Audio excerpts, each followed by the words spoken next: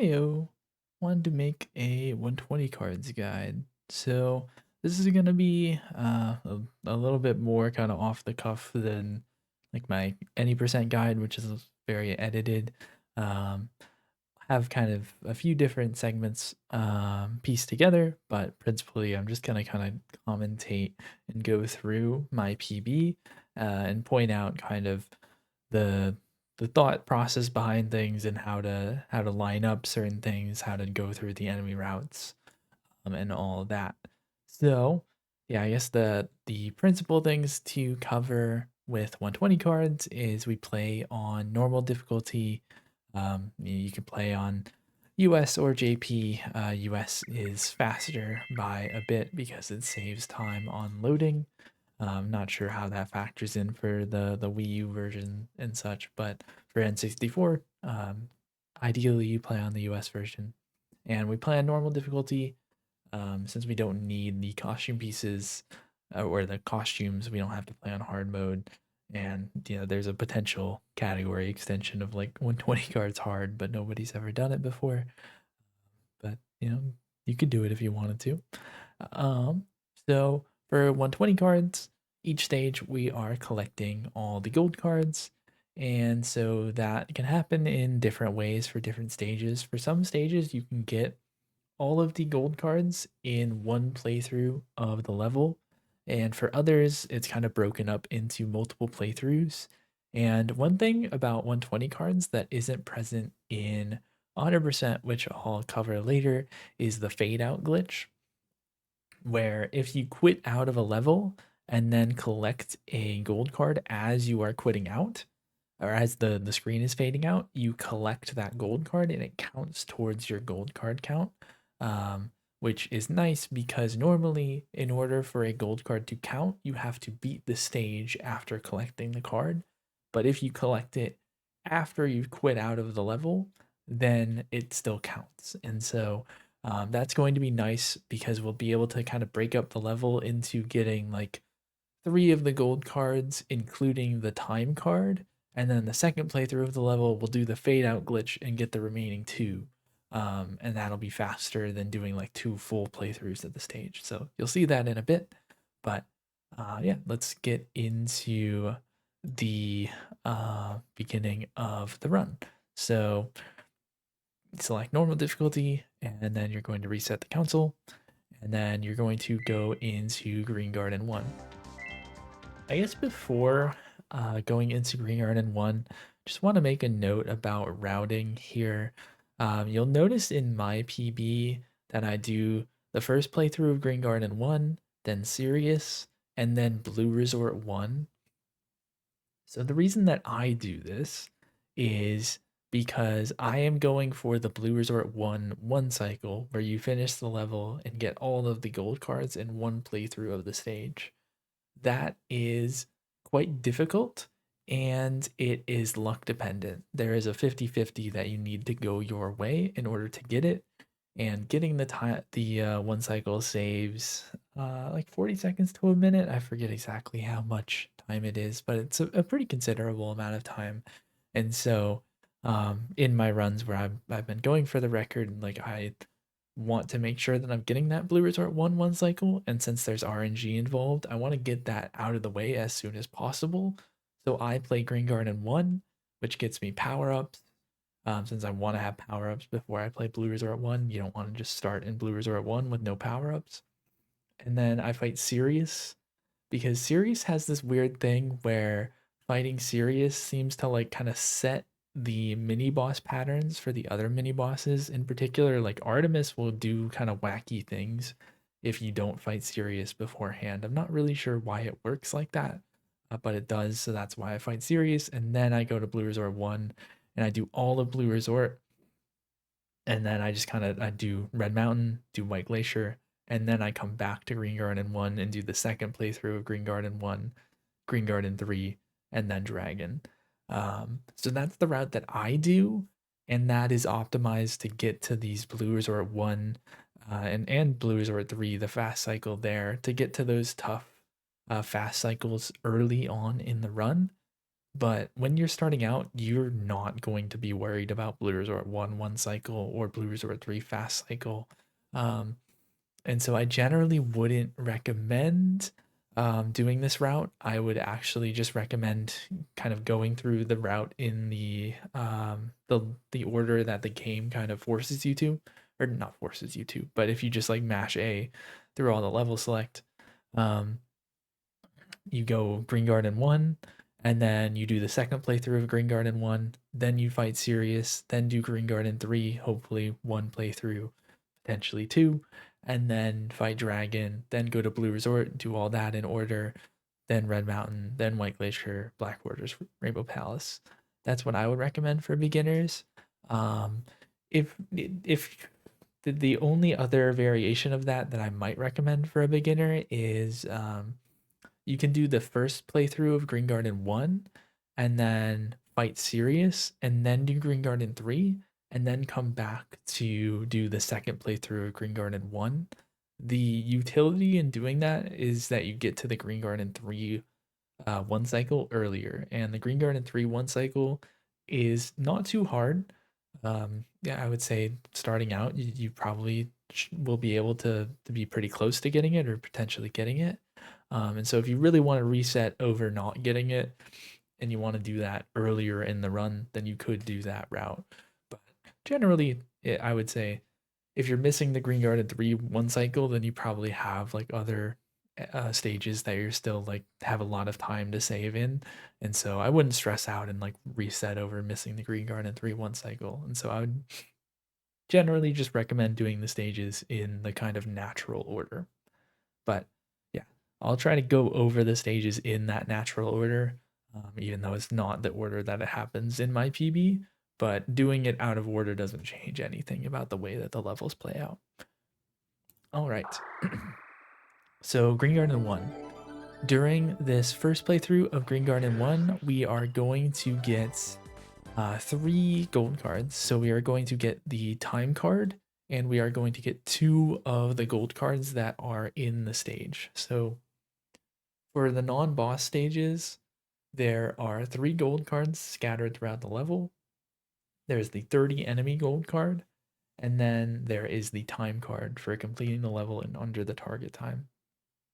For Green Garden 1, the target time is 120 seconds, and in this route where we're going to get 2 of the gold cards and then finish the stage, we'll be able to finish with like 20 to 30 seconds remaining before the target time. So this is pretty lenient.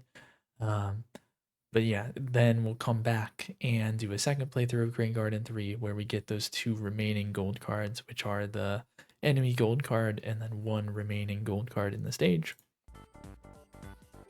So at the start of the run, mash through the Sirius text with B, and then we want to destroy these pots and get some upgrades at the very start. So I kick a bomb towards this one, and then come back over here, plant a bomb. Then once that bomb explodes, plant a bomb there, and then get that. I generally only go for those pots, but you could just plant a bomb over here in this top left one as well to get one more additional upgrade. Generally from here, you want to have it, you need at least 1 bomb, and you want to have 2 firepower ideally. Yeah, the ideal drop would be to get 2 firepower and then everything else to be bombs. But here, like I got 2 additional bombs and 2 additional firepower, which is perfectly acceptable. And then kick the bombs to destroy those pillars. That should be pretty easy compared to like any percent because you have firepower upgrades. And then hit that first switch. And then you're just gonna run over here and kick a bomb. And then hit the second switch. And then onto the next screen. And here there is a remote bomb upgrade kind of at the top of this little section here. And so normally, like I guess the kind of intended way, quote unquote, is like there's some stairs that you can kind of bomb hop up to get to this pot that's at the top here. But we can actually just get this with a little bomb tower. So what you're going to want to do is pick up a bomb and then go up against the section, throw that bomb, and then after throwing, hit A to plant the bomb under it, and then walk away. Just walk back like a couple steps, and then pick up another bomb in your hands, and then walk forwards. And then you're going to want to kick this bomb, which isn't all the way up against the wall quite yet. You're going to want to kick it so that it gets all the way up against here. And then you're going to want to take another few steps to kind of get all the way up against that bomb. So you can see there, did the bomb kick, and you can see the bomb moving towards the wall. And then there's a little bit of space between Bomberman and the bomb. So you want to just take a couple steps forward to close that distance and then throw the bomb into the stack. And doing so, it should make it so that you're not going to get stunned by the bomb bouncing if you just walk away afterwards. So like you could try to just throw the bomb.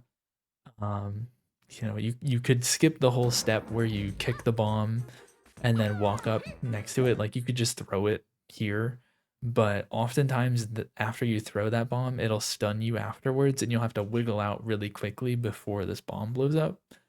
And so doing this method where you kind of kick the bomb and then walk forwards before you throw into the stack, that makes it so that you're more protected against getting stunned, and so you won't die to this explosion.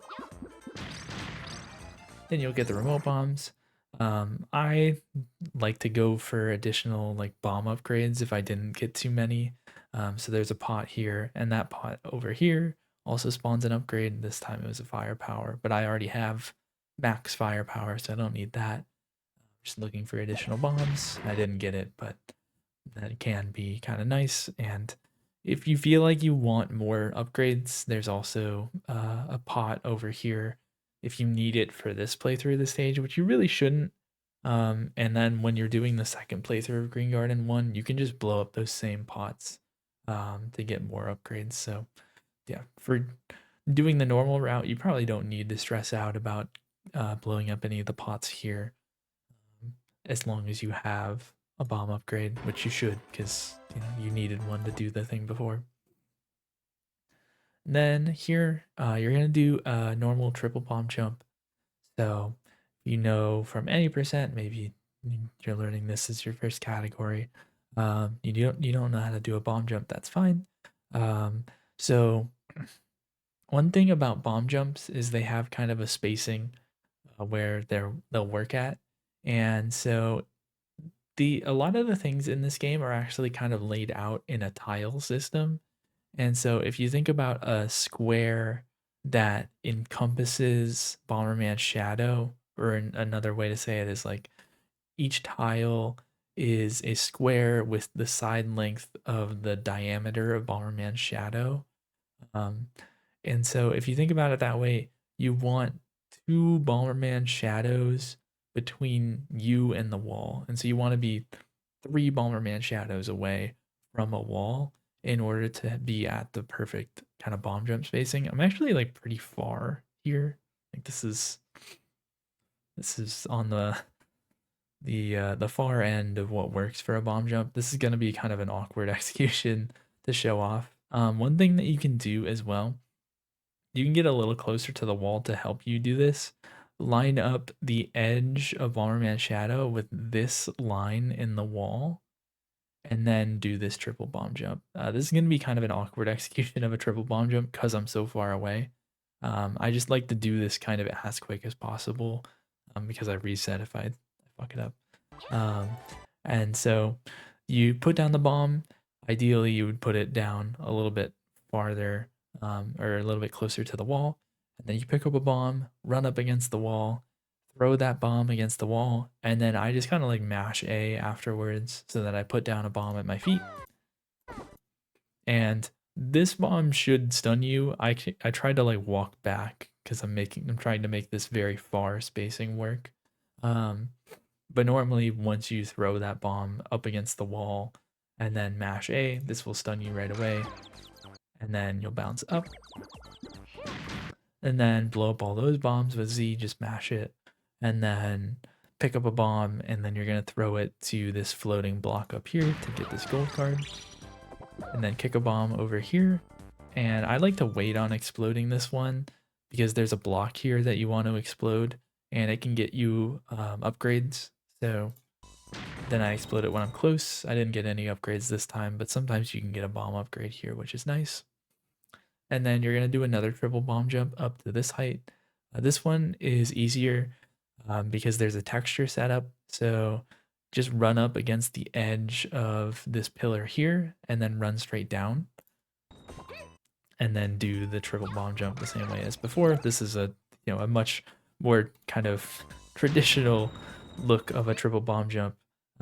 If you kind of can imagine Bomberman shadow, like oops, you can see that like there's two Bomberman shadows that fit in between where I am and the wall.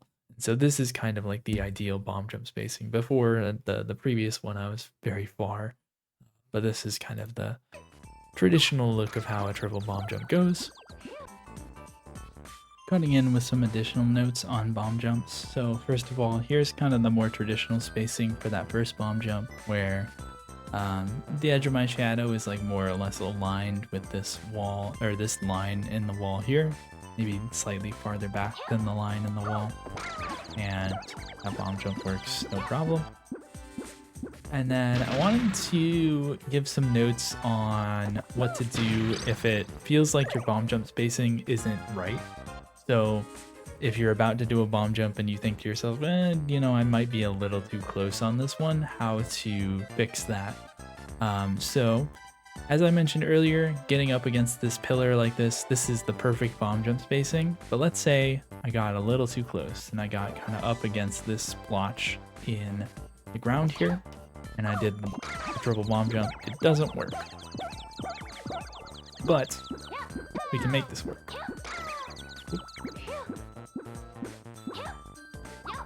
We can make it work.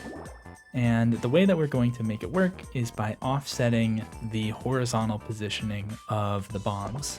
So, as we mentioned, this isn't going to work, but I walk over to the left a little bit, or you could walk to the right. In this instance, I don't have room to the right, but you just offset in whatever direction, and then you do the bomb jump. That will get you up. So this is a scenario where the bombs were too close for the bomb jump to work usually, but you can make it work by offsetting the horizontal positioning. And I would say it's generally easier to make a bomb jump that's too close work than one that's too far. The thing that you can do if you're too far, like let's say I'm kind of like halfway onto this splotch on the ground. If I do a triple bomb jump, it doesn't work. And we can just keep that bomb there, honestly. And the thing you would want to try if you think that your bomb is too far is don't go all the way up against the wall. So stop like a little short. So maybe here, I'd even maybe go a little bit farther back like this, and then you make that work, right? And so that's the method to try if your bomb is too far away, is that you just, instead of going all the way up against the wall where the shadow is touching the wall, what I was doing earlier is I was throwing it from like here-ish. And it really only works on triple bomb jumps with like a big wall, because sometimes with a double bomb jump, you'll actually just end up throwing it over the top if you're not quite all the way up against the wall. But that's the general idea. If you're too close, then offset the horizontal positioning. And if you're too far, that's a little bit harder, but something you could try is throwing the bomb while not being all the way up against the wall. And then you walk over here and teleport. There's like a micro optimization there where you can put down a bomb to hit you on the head as you fall down, and it like activates the teleporter a little bit earlier, but it's a very small thing. I actually missed it in this run. So, and here once you get to this section, you want to kick a bomb upwards. And if this totem is in your way, then you just want to blow it up. Sometimes this totem will actually be like a lot farther. And so I would say like kick that bomb, and then if it just kind of happens to run into the totem, then hit Z and blow up the totem. But if it like hasn't hit anything and it gets to here, then just blow it up with Z, just in case the totem kind of spawns anywhere in this area. And then hold right into this loading zone and keep holding right as you load into the screen so that you fall into this area here, and then go down right into the switch. And then walk up here and go up the stairs to the next switch.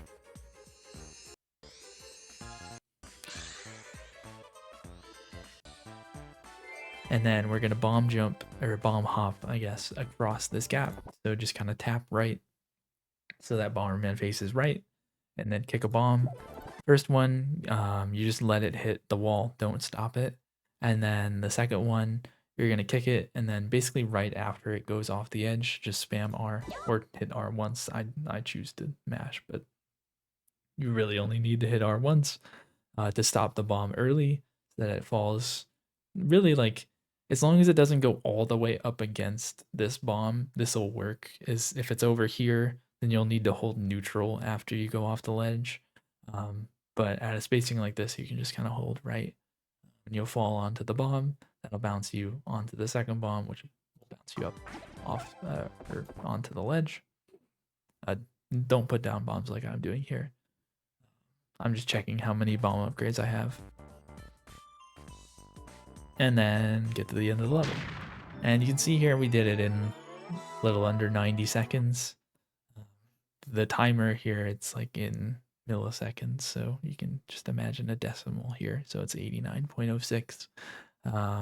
And as I said earlier, the target time is 120 seconds, so we had a lot of time to spare there.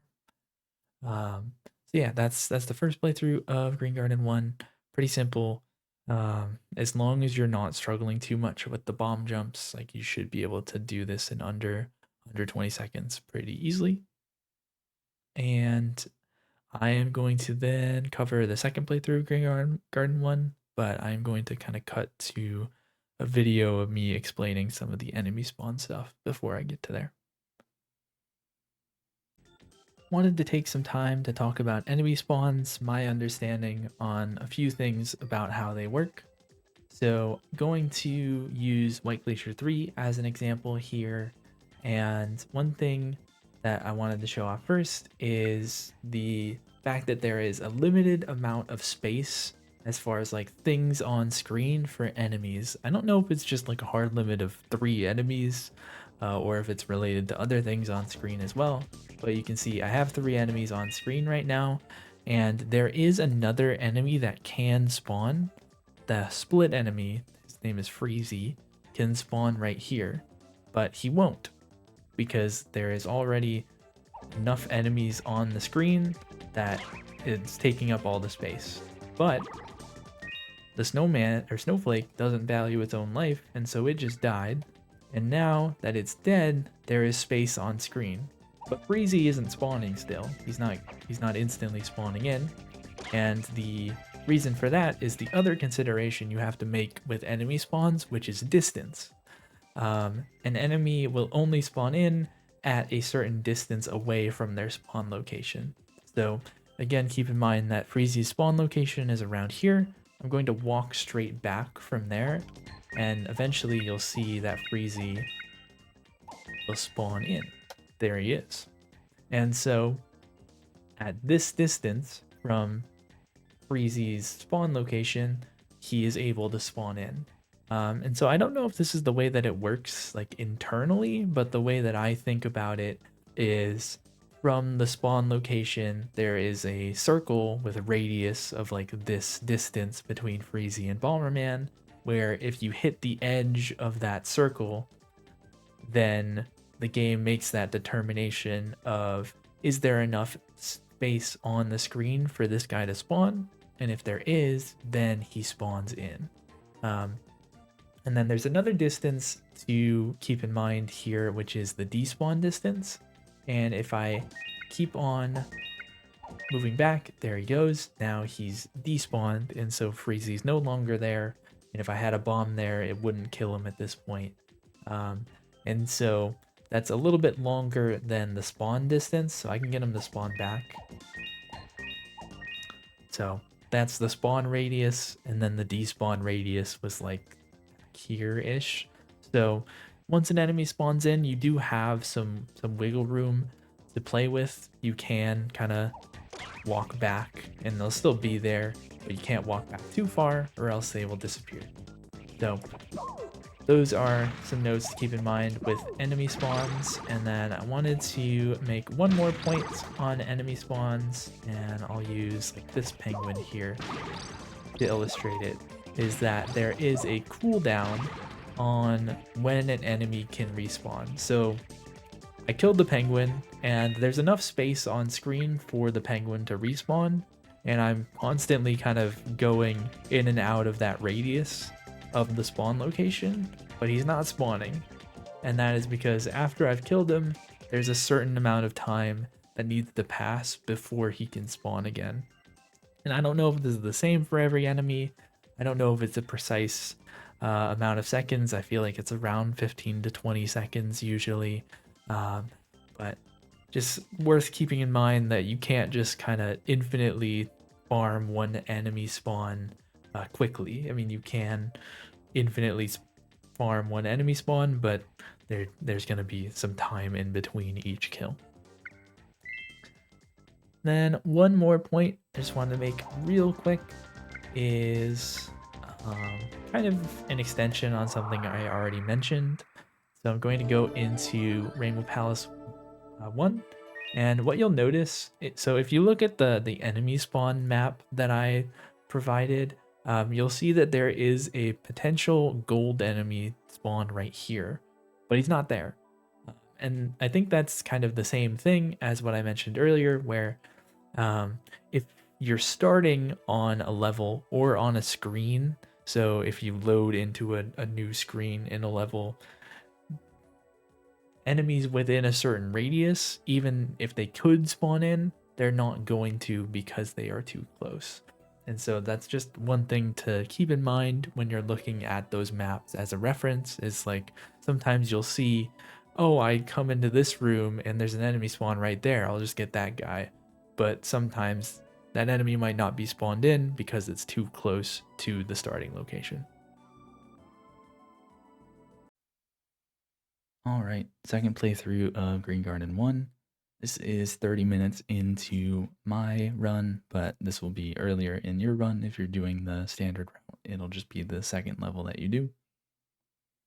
So in this run through of the level, we are going to get the card for 30 enemy kills, and we are going to get the one remaining gold card in the stage that we didn't get in the first playthrough. So one thing to mention, I didn't mention this before, when you're playing on the N64 version, I generally recommend to be zoomed in as much as you can. So at the start of the level, zoom in once with C up to get to the highest zoom level. And then you can zoom out, it's totally fine, and I do it relatively often. If you like need to see an enemy and make sure that it's spawned or see where it is so you can kick a bomb at it, you can zoom out. I would just recommend zooming out for a little bit, like zoom out just for the moment that you need to see the enemy and kick a bomb into it, and then once you don't need to see it anymore, then zoom back in. So just reducing the amount of time that you're zoomed out, just for lag reduction reasons. Alright, so kick a bomb into that totem, then once you're around this pillar here, just kick a bomb forwards, and then pump up a bomb and throw it onto Mash. Not gonna kill the little guys from Mash, takes a little bit too much time.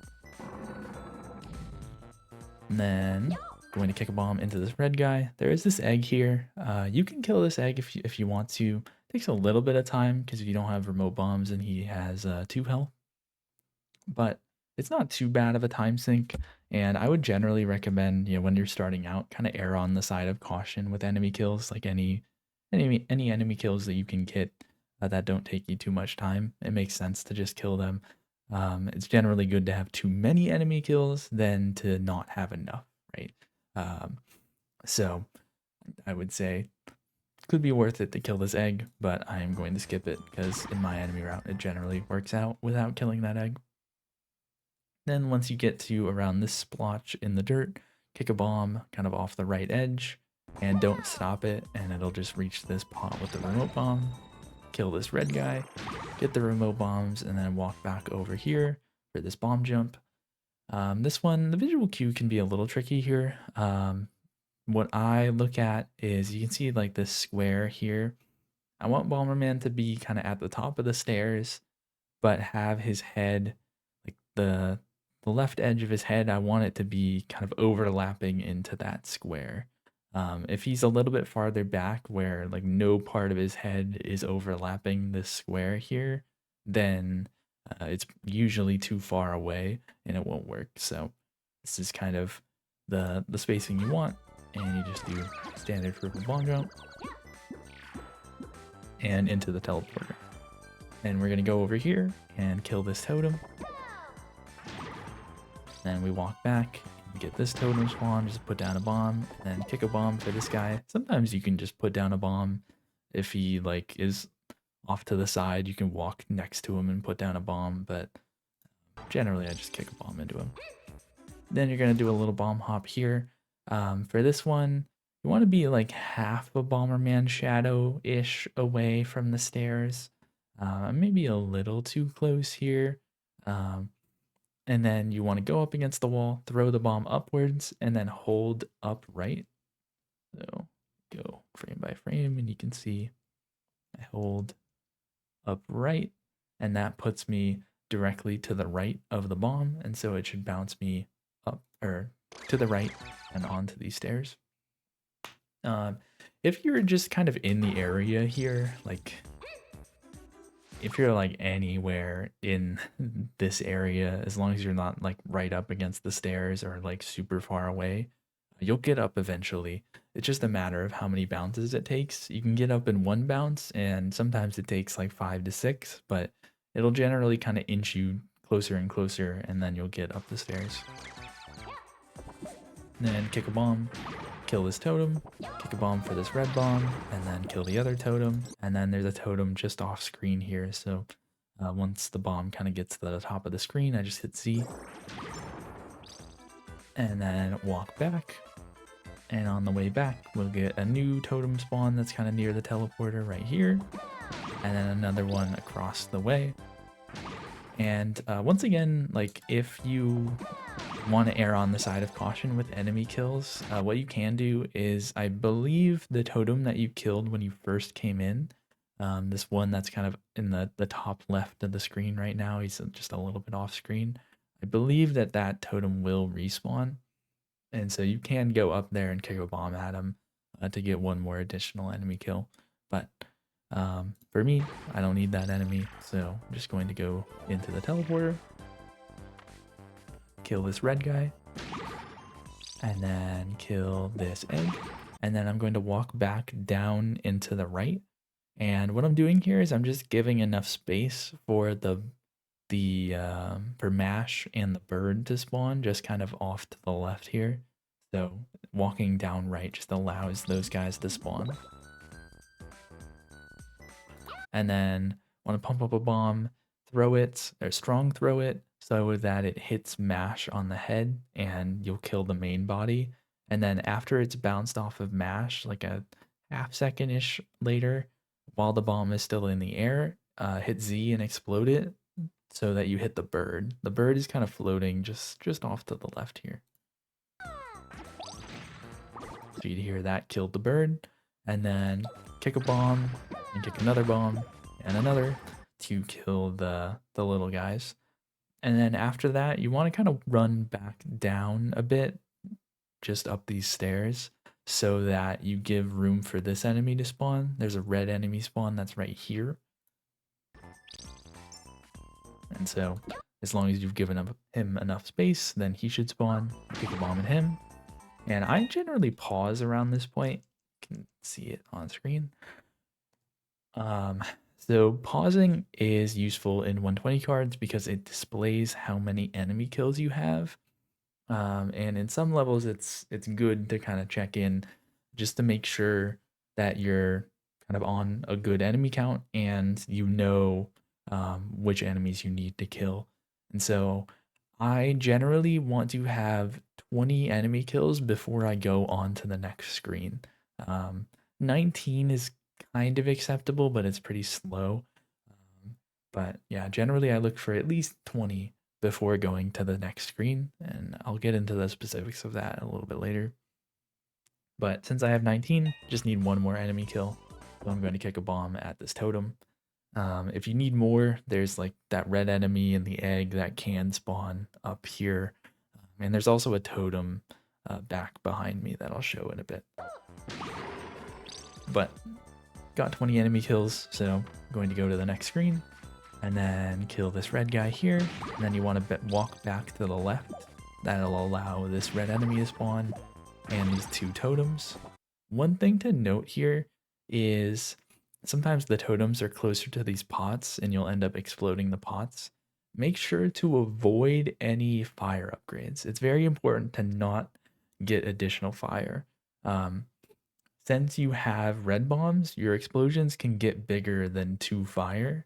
And so if you get additional firepower, then your explosions are going to get bigger.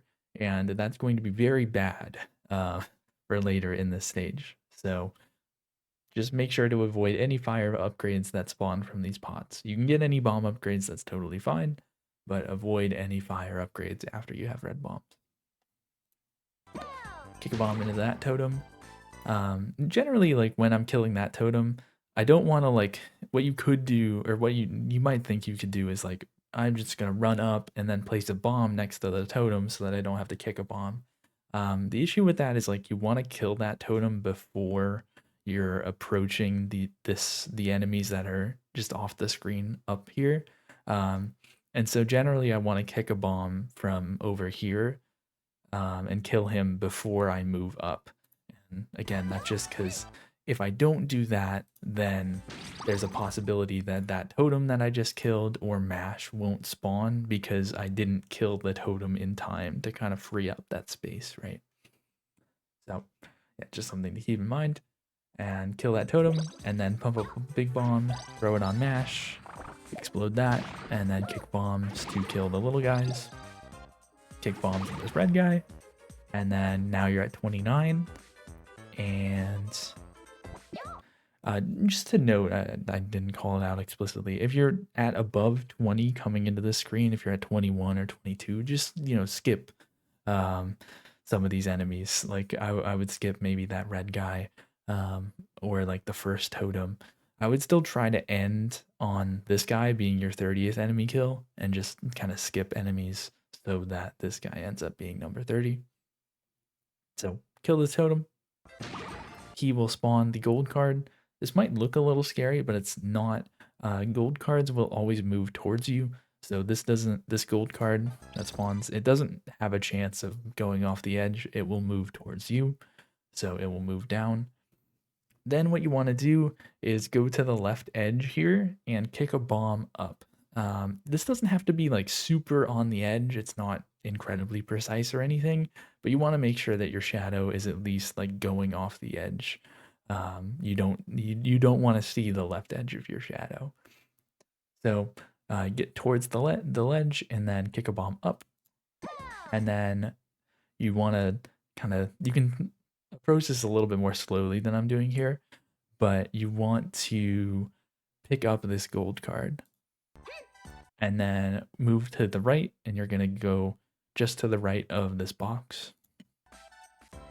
And then once you're to the right, you're going to hit Z to blow up the box, and then you are going to throw the gold card against the wall. And so blowing up the box spawns this gold card, and it's moving to the right because again it moves towards you. And then you're going to throw the throw the gold card that you had in your hands up against the wall. And then once you are out of the throwing animation, then you're able to exit the level. So pause. There we go. And then you want to menu down to exit and hit exit.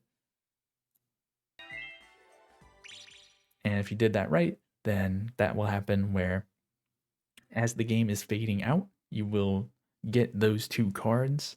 And so normally when you exit a level, the game takes away any gold cards that you've collected up to that point. So if I had collected those 2 gold cards and then quit, it wouldn't count.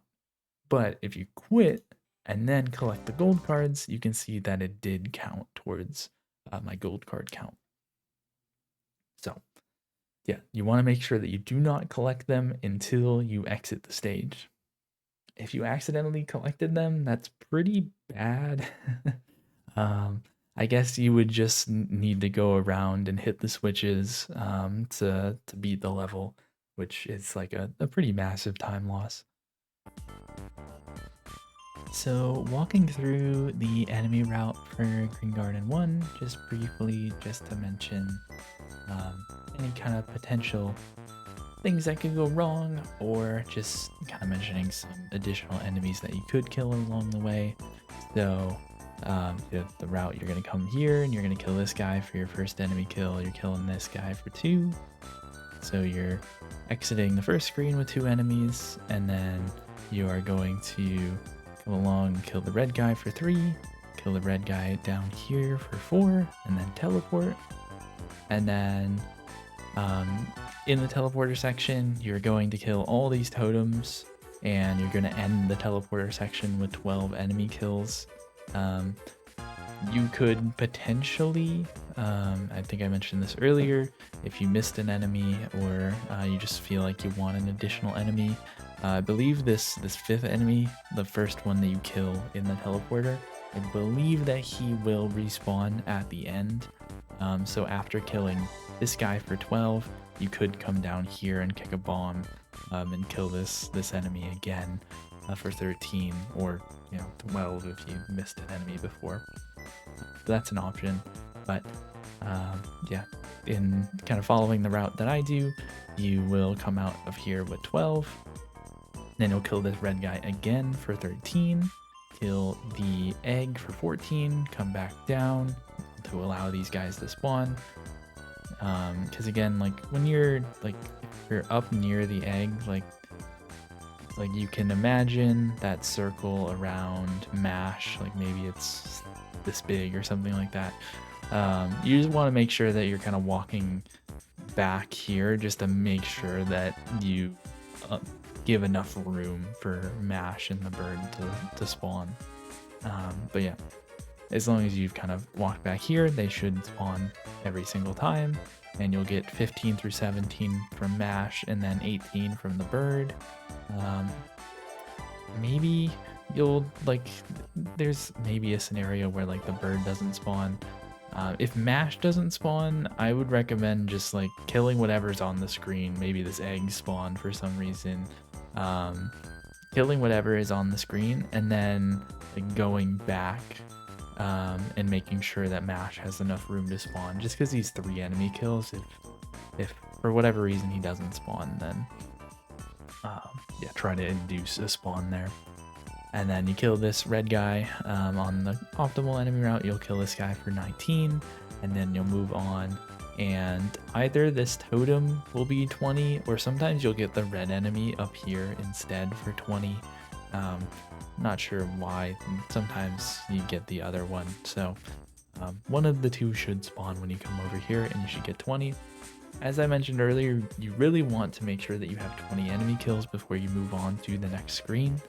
And that is because there really isn't that many enemy kills or enemies on the screen.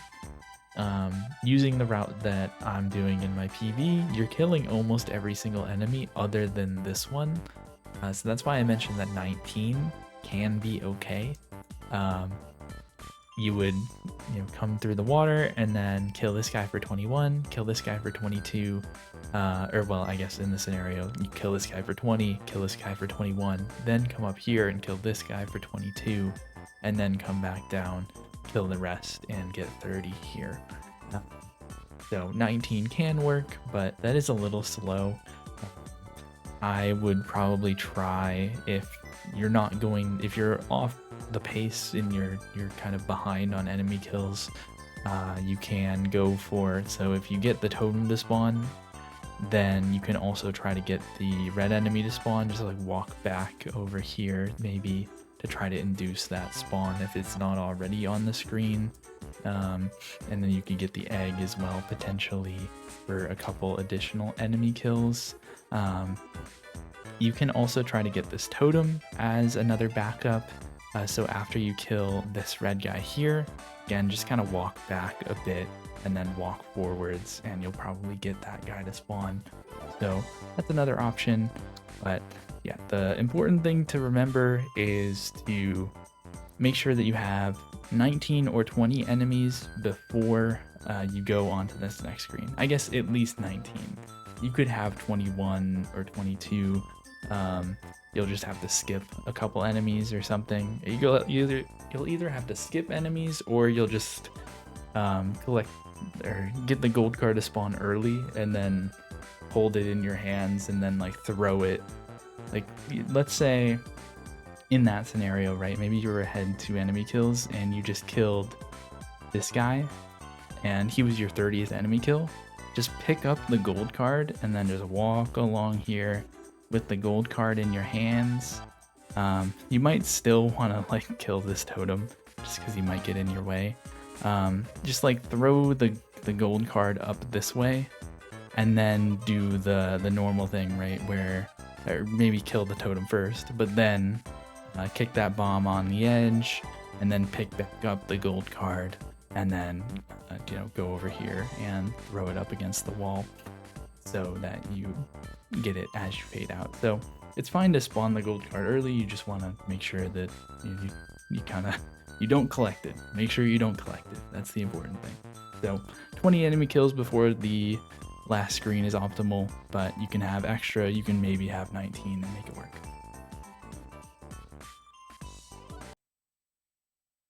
So Sirius is a pretty simple mini boss fight. For mini bosses, there are 4 standardized gold cards, and then there is 1 mini boss specific gold card. So the standard ones are hitting him on the head with a big bomb, hitting him with the explosion of a big bomb, and then killing him without throwing him off the edge, and then the time card. So the mini boss specific one for Sirius is like hitting him with an explosion within a certain amount of time. You basically get it automatically as long as you're not asleep. So you don't really have to worry about it. At the start of the fight, Sirius won't move until you move, so you're going to just stand still and pump up a bomb. And then once you have pumped it up, you are going to strong throw it forwards at him, and it should hit him on the head for that first gold card. And then you're going to walk up next to him, and I am going to try to kick a bomb into him and stun him and send him back into the explosion of the big bomb. So I actually mistimed this in this run. You'll see in a second. He actually avoids the big bomb. And this kind of lets me talk about one other thing with mini bosses. This is actually true for Bomberman and mini bosses. When you wake up at a stun, you have a small period of invulnerability where you can't get hit. And so when you are like kicking a bomb into a mini boss, you want to make sure that the explosion that you're trying to get them hit by is going to go off while they are stunned, not when they wake up from stun. Because if it goes off when they wake up from stun, then they'll just invuln through it. So here, just kick this bomb a little too early. I needed to wait just a half second more so that this big bomb explosion would have hit him. But either way, after you kick that bomb, you want to move to kind of the bottom left corner and start cooking a bomb. And then after cooking it for a bit, kick it upright and stop it when it's right next to him. And if you didn't miss the big bomb explosion like I did, you would just do that again. Just you walk slightly more down left, cook another bomb, and then kick it at him upright. But for me, I needed to get this big bomb explosion And so that's how I finished him off.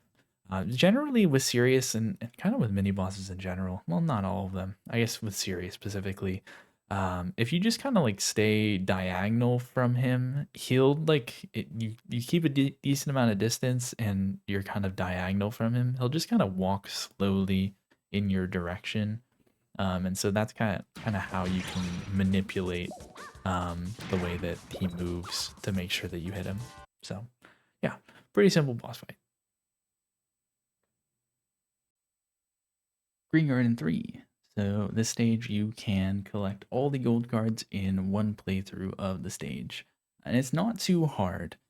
Generally I have like 20 to 30 seconds to spare at the end of this. So you have a decent amount of wiggle room. There's a lot of enemies in this stage that you can get. Even if you miss some, there are kind of backups that you can get. So this is doable. You might not be able to get it right away, but with some practice, I think that you can get this pretty consistent pretty quickly. So at the start, just hold up, get the crystal. Then you're gonna walk to the right. You're gonna walk to the right after kicking that bomb. And then you are going to kick a bomb at the remote bombs and then kick a bomb up left to hit the red guy that's up there. You don't even need to stop that bomb, just let it go and it should kill him. And if it doesn't, then just kick a bomb after you get remote bombs. Then after that, come back over here, kick a bomb at the totem, kick a bomb at the blue guy, kick a bomb at this totem. There is also a red guy, he's like off screen up there that you could kill, but I choose not to. And so you move over here, kind of go into this right crevice a little bit to give space for this enemy, and then kick a bomb to the left, and that blue guy should have spawned, and then you kill him. And then there's one more enemy that you're going to try to get here, and it's kind of at the bottom of the screen, off screen.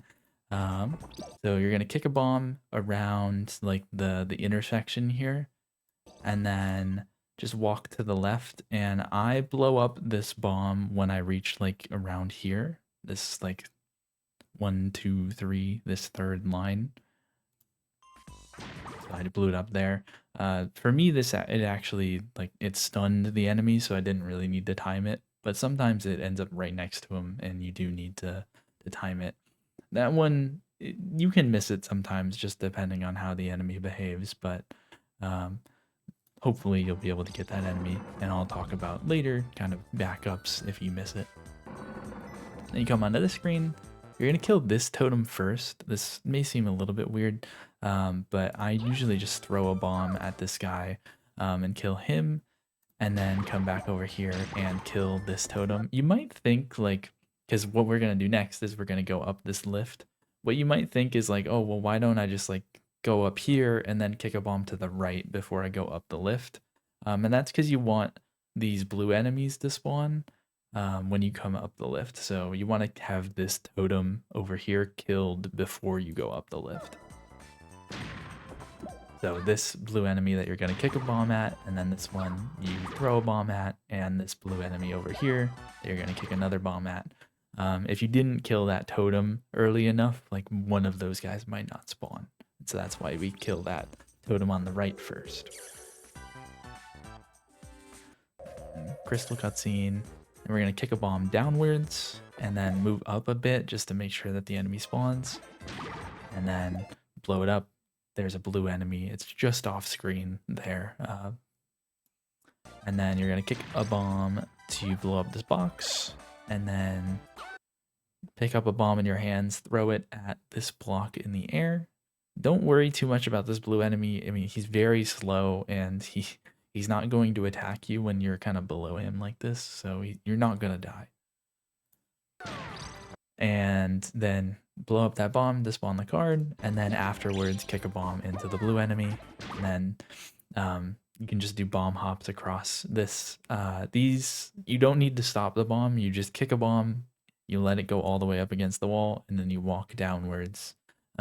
Easy peasy, you get across the gap. Do not blow up these bombs right away, or this bomb in particular, don't blow it up right away, because we're going to use it to kill an enemy. I actually zoom out to see this one, and you can see as I walk down to this corner here, this enemy respawns, and my bomb is right here, so I just mash Z, and I get that enemy kill. And then you come down here, kill this blue enemy, and then I walk over here and kill this guy and open up the dragon head. There is a potential another spawn. Sometimes you get a totem that's like here-ish, and you can kick a bomb this way. I found it to be kind of inconsistent, and so I don't even go for it anymore. But you could try to kick a bomb that way and hope for a totem, or after killing this totem, you could just like walk over here if you needed an additional enemy spawn, and that totem that's on the right should be there at the very least.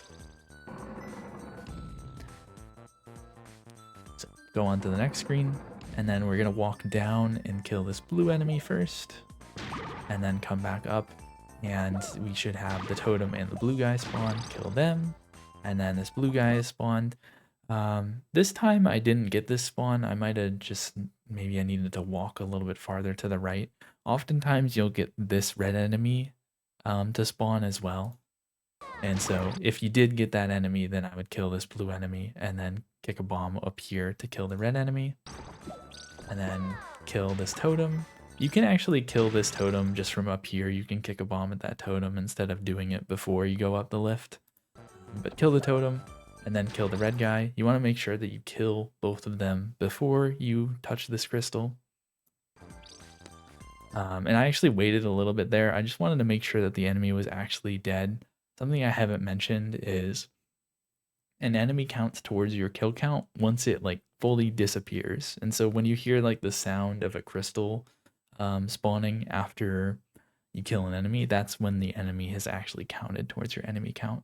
And so just wanted to make sure that that happened before I touch this crystal. The cutscene happens and you pump up a bomb, blow up the bridge from above, and then make sure that you kind of walk down to this bottom section. And afterwards you should see the totem and the red enemy. Sometimes you'll only see the red enemy, and you'll kill the red enemy, and then I would recommend still going for the totem. You can just kick a bomb kind of down, and the totem will be just like barely off screen most of the time. But in this instance, I didn't even have to worry about that because he was right on screen. Then I go to the left in the last screen and kill this red enemy.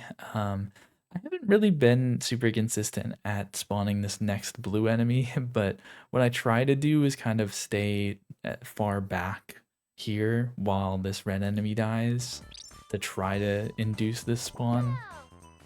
This guy, sometimes I don't get him to spawn for whatever reason, but I did get him this time. And then I go up the lift and there should be a red enemy, but I get a little unlucky here.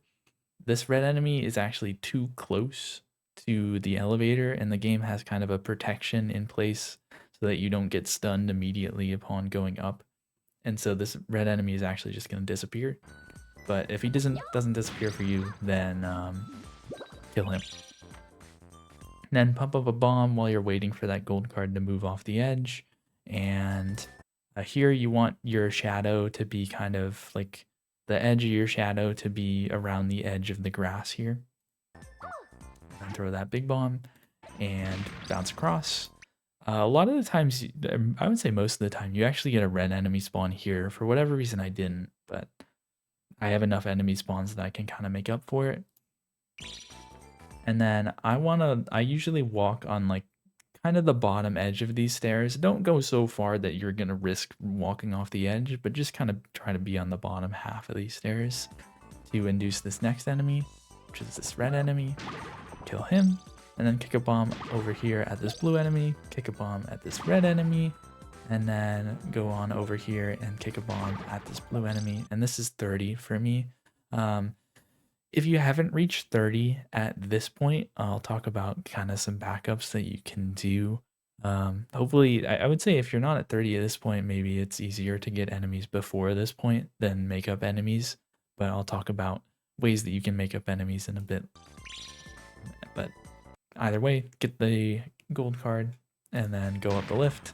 You can actually see there was a red enemy here. It just disappeared because it got too close. That happens quite often with this red enemy. I'd pretty rarely rely on this red enemy for my enemy kills. go up the lift again, and then finish the level. And you can see here, I finished it at 127, and the target time is 130, or not, sorry, not 130, 150. So had 23 seconds to spare. So yeah, there's a lot of enemy kills to get in this level, and you have a decent amount of wiggle room to play with. And so I'll go over a little bit more about the enemy route. So covering some Green Garden 3 enemy route stuff, just kind of going through this. There is a decent amount of leeway here as far as enemy kills, so I've tried to highlight like even some extra enemies than the 30 that you need. But I've kind of also counted just like the way that it goes if everything goes well.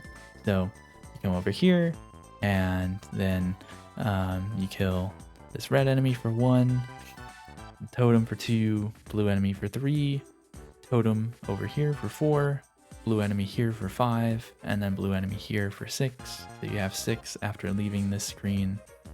And you come over here, kill the totem for 7, totem for 8, then blue guys 9, 10, 11, and then you get the crystal, kill this guy again for 12, and then come over here and kill this guy for 13, kill this guy as he spawns in again for 14, kill this guy for 15, and move over here and kill this totem for 16. And again, I mentioned this earlier, these totems might spawn in again, or I would say this totem up here like almost certainly spawns in again if you like walk over here. So those are potential backups if you want extra enemy kills, is those totems. You can walk back over here or try to kick a bomb here.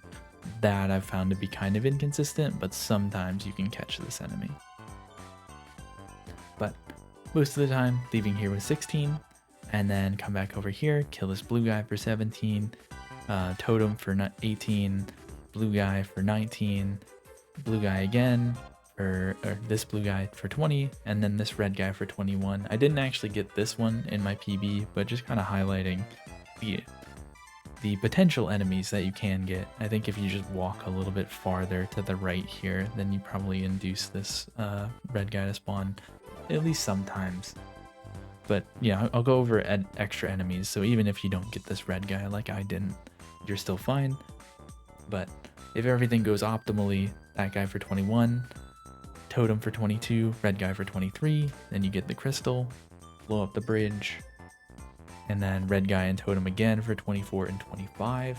You enter the screen with 25, and that's on the higher side of entering this next screen. I would say you want at least maybe 22.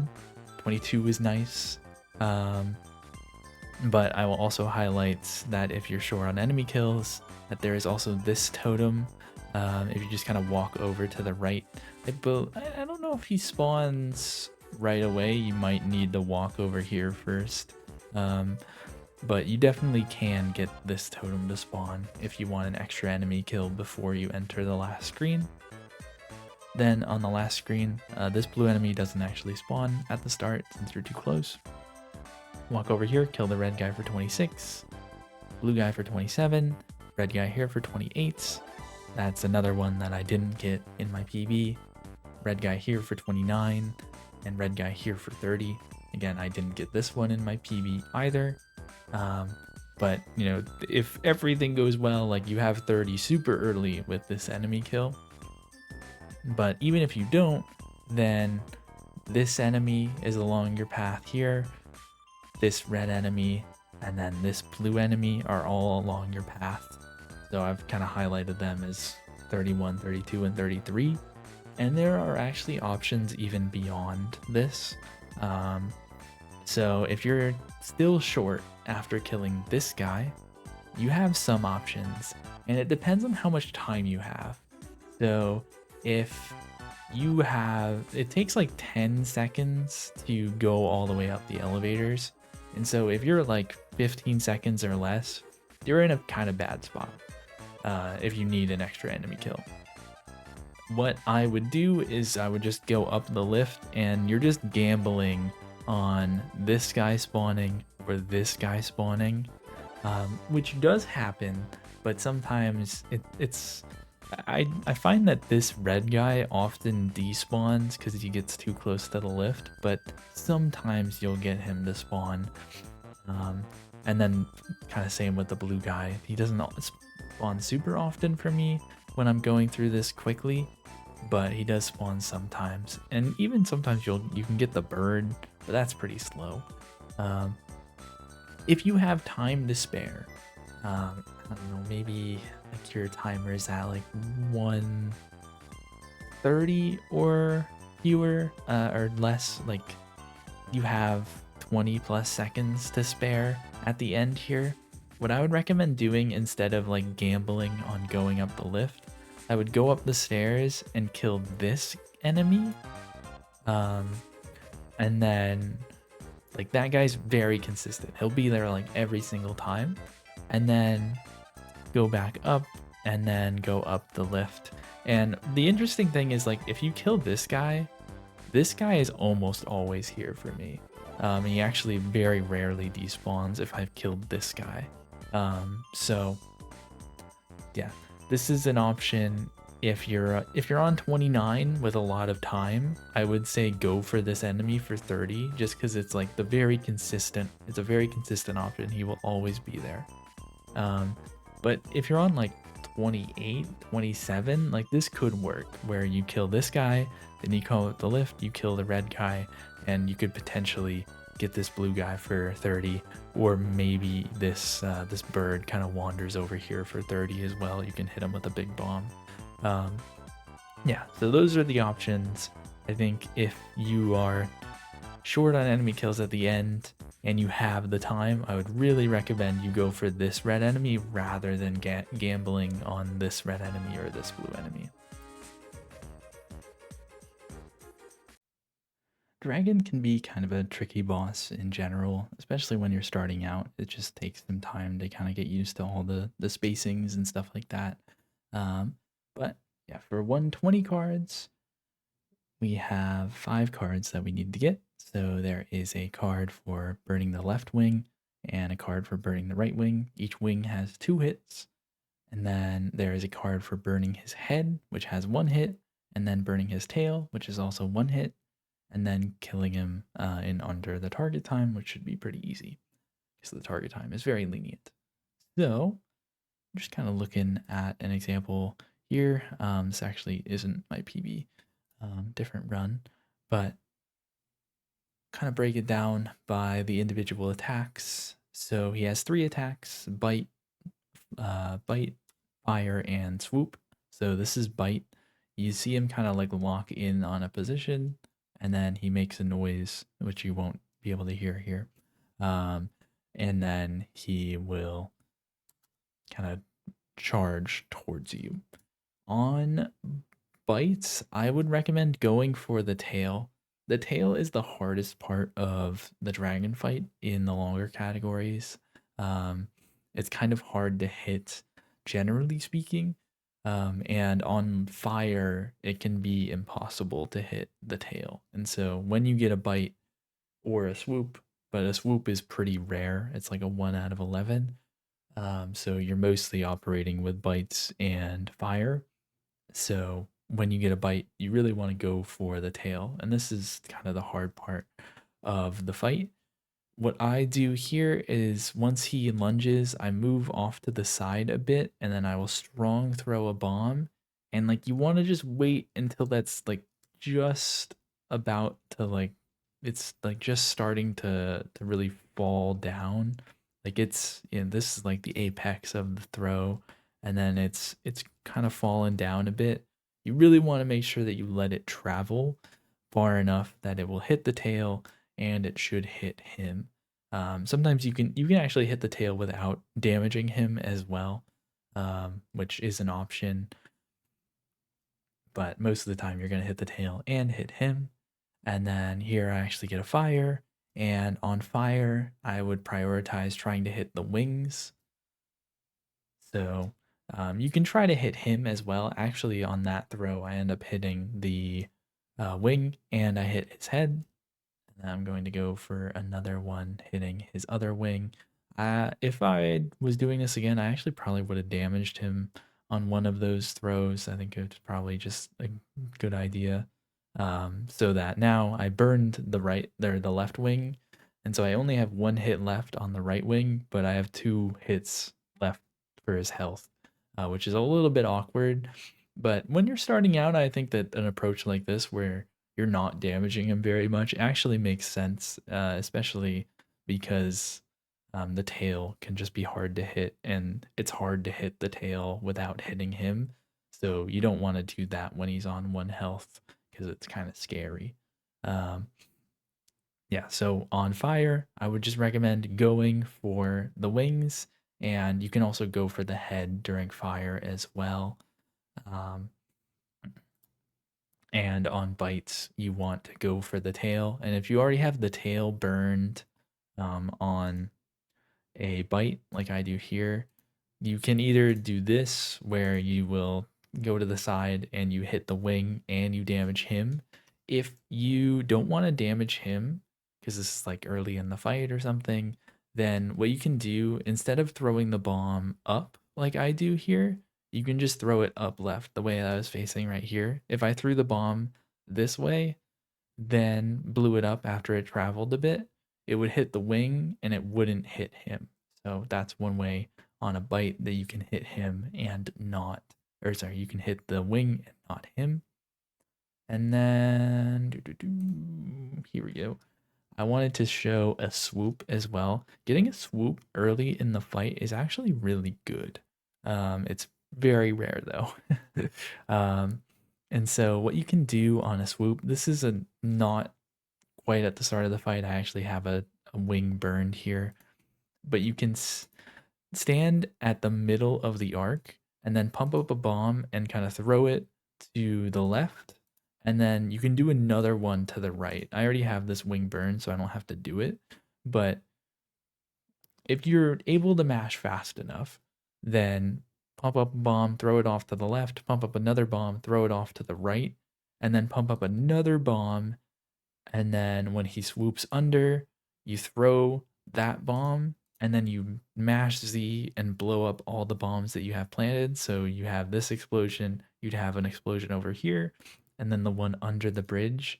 And if you do this all at the right timing, which can be kind of hard, you can hit every single part of Dragon. So your left or your right bomb will hit the wing, the left bomb will hit the wing, and then your bomb that you throw under can hit the head and the tail. I would say the tail is the most important one to try to make sure, like, if you don't think your mashing is fast enough, I would really just go for one bomb on the side to hit the wing and make sure that you get that bomb under the arc at the right timing to hit the tail, because again, the tail is the hardest thing to hit. But yeah, early on, if you get a swoop, you can hit every single component of dragon, and that can lead to like a very fast dragon fight. So yeah, here at the end, showing that same thing where he is at 1 health. All I need is the wing, so I'm just going to damage him and the wing, and that's the end of the fight. In that same kind of realm on this, if you blow up the bomb a little bit earlier than I did here, you can hit the head and the wing, I believe, on a bite. So just something to keep in mind. That's another option. So yeah, what I would say generally when you're starting out with Dragon, don't damage him too much, especially on like fire. When you're going for the wings on fire, try not to damage him too much just to save his health for when you're attempting to hit his tail. And on bite, you really want to prioritize trying to hit the tail. And then if you get a swoop, you can try to hit every single component of him, ideally. But at least make sure that you're hitting the tail and maybe get a hit on a wing as well. So, yeah, that's Dragon. Blue Resort 1 is a level that can be completed all in one playthrough of the stage, getting all the cards, but it is very difficult. So starting out you know, I mean, you can kind of do the same thing that I'm doing, um, and you know, maybe you'll get there. But you're starting out, I would say that most of the time you're probably going to two cycle this level, which isn't too bad. The time card is pretty fast. All right, getting into it. So we're gonna walk over here and we're gonna kill this red guy to the left. Sometimes this guy moves a bit differently, just to note.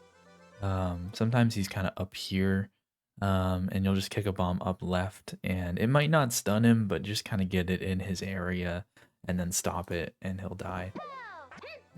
You know, the red guy doesn't move too much, so as long as you kind of get it close. And we're gonna throw a bomb here while we're waiting for this big bomb to explode. I would just throw a small bomb into the water. I get 2 enemies here, which is extremely lucky. It's very rare that you get 2 fish kills from this. It's pretty rare that you even get a kill. But since you're waiting for the big bomb to explode anyways, I would recommend just throwing this, you know, just see what you can get. But oftentimes you're going to get nothing. This guy, I generally just pump up a bomb and then try to kind of react to where he is and then weak throw it. And you're going to come up here, kill this blue guy, and then kick a bomb kind of so that it goes off the right edge of this tree, then start pumping up a bomb, pick up the remote bomb upgrade, hit this on his head, and that also lowers the bridge, kick this over to the red guy, and then kill this green guy as well.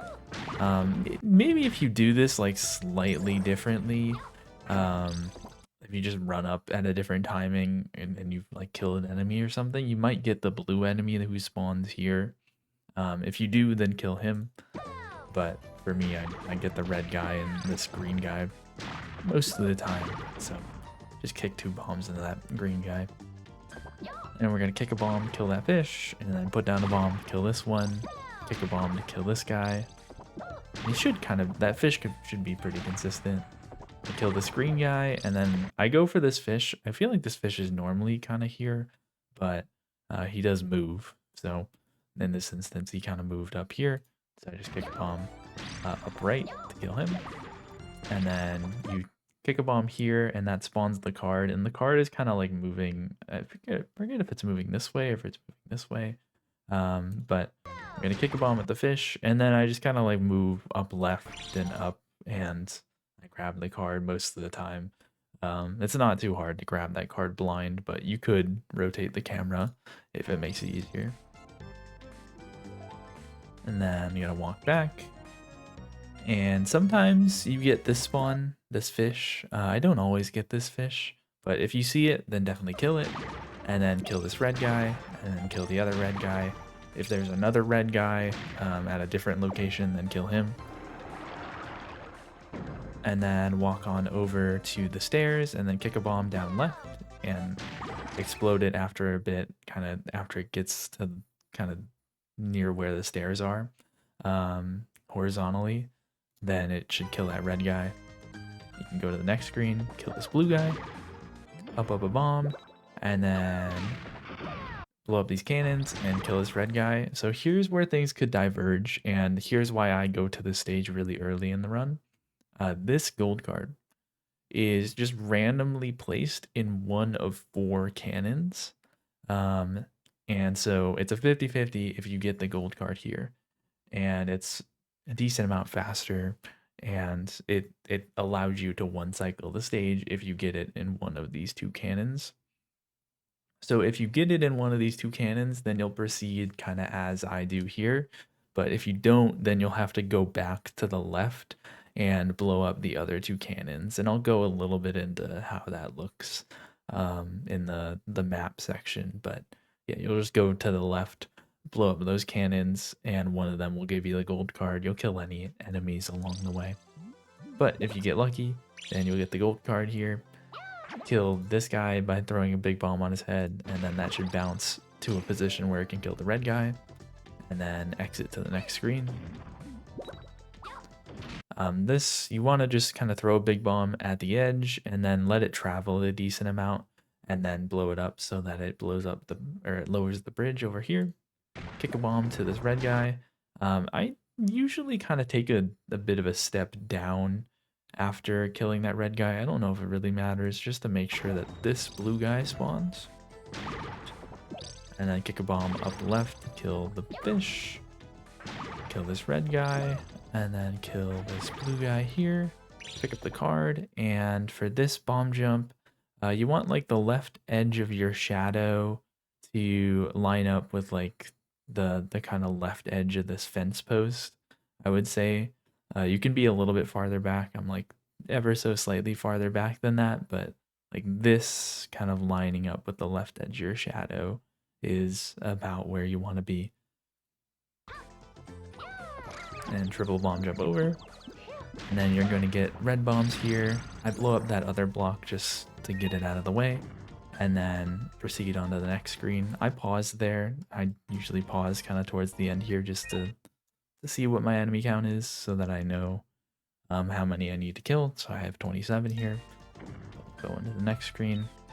And I'm going to kill this red guy here. Because I have 28 after killing that red guy, I go for one of these fish just because he's pretty close. There's two fish, and sometimes they swim kind of close, and so you can kick a bomb and hit them. And if you're on 29, do not do that.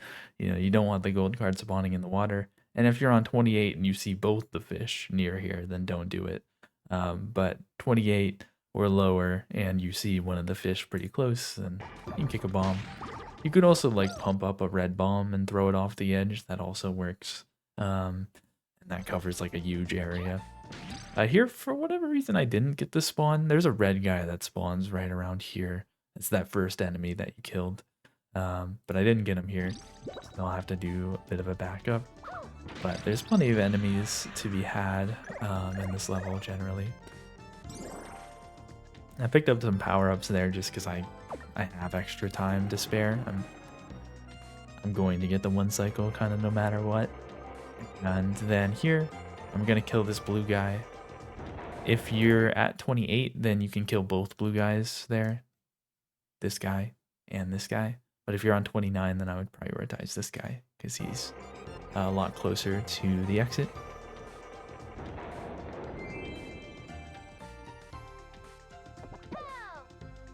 Kill that blue guy, get the gold card, and finish the level. And I finished it in 127 seconds, so I was able to get all the gold cards in just one playthrough of the stage. If you didn't do that, that's fine. It's not too big of a time loss. You're just going to do the any percent strat for Blue Resort 1. So you're just going to do the bomb jump off of like the box, or you set up off of the box, and then you set up off of like the little half wall. You just do 2 quick bomb jumps, and it's like a 20-second stage. Pretty simple. So it's not too bad of a time loss if you don't get the one cycle, and I would say when you're starting out, don't worry about the one cycle. It's totally fine to take this stage relatively slow. Blue Resort 1 Enemy Route. So, one thing to mention, I don't know if I explicitly mentioned it before, like, enemy routes aren't super rigid necessarily, not all of them are, and so, even though I have things labeled 1, 2, 3, and so on, like, you don't have to kill the enemies in that order, and you don't have to kill all the enemies that are labeled. So, you know, even though this fish is labeled 2, like, don't go out of your way to kill the fish if it's just not happening. A lot of the time, if you're struggling to kill an enemy, it makes more sense to just kind of move on than, you know, waste a bunch of time trying to kill one enemy that's eluding you. But anyways, into the enemy route. So at the start, you move on up here and kill this red guy. You move over here, drop the bridge, and then kill this guy. Hopefully you kill one of the 2 fish, but if you don't, that's fine. I have it kind of labeled as 2, so we'll assume 1 fish killed, but I'll go over additional enemy kills that make it you don't have to kill this fish. If you miss, then just keep moving. Then you squish this guy for 3, come over here and kill the blue enemy for 4, and then kill the green enemy for 5, red enemy for 6, and green enemy here for 7. You might get this spawn, as I mentioned earlier. If you do see this guy, then just kill him. And then you move on to the next screen, and you kill the fish here. You move along, kill this fish, and kill that fish, and then kill the blue guy, and then kill one of the green troopers by kicking bombs, and then kill the fish here. Move over here, and kill the fish here, and then go back. And then as you're going back, as you're going back, you might see a fish over here. I would really recommend against going for him. And for me, like, it's so enticing sometimes. You see a fish that's like just off here, and for whatever reason, it just feels so impossible. It feels like the fish pretty often like go this way, and so they avoid your bombs. Like, this fish is really easy to kill at the start when you're coming up here, because I feel like it generally kind of just like moves up and down and doesn't really dodge your bombs too much. But yeah, when you're coming back, I don't know if it's this fish or if it's this fish spawning again. They're so enticing, but I really would recommend against going for it unless you're really desperate for enemy kills. But anyways, coming back, you might get this guy. If you see him, then definitely kill him. And then kill any red guys that you see. It's interesting, like, this red guy, I'm pretty sure he exists, but I don't see him in my PB video. So yeah, as you're coming back, just kill any of the red guys that you see if you see this guy. And then there's probably 2 red guys, maybe 3. You kill all them, and then you hit the switch, and then you move your way back. And then as you're going back, you kick a bomb over here and you kill this guy. One thing that can happen, I don't know if a lot of the time you don't stick on the screen long enough for it to happen, but an interesting thing that can happen is after you've raised the water, this fish, sometimes he moves this way and goes off the edge, and that counts as an enemy kill.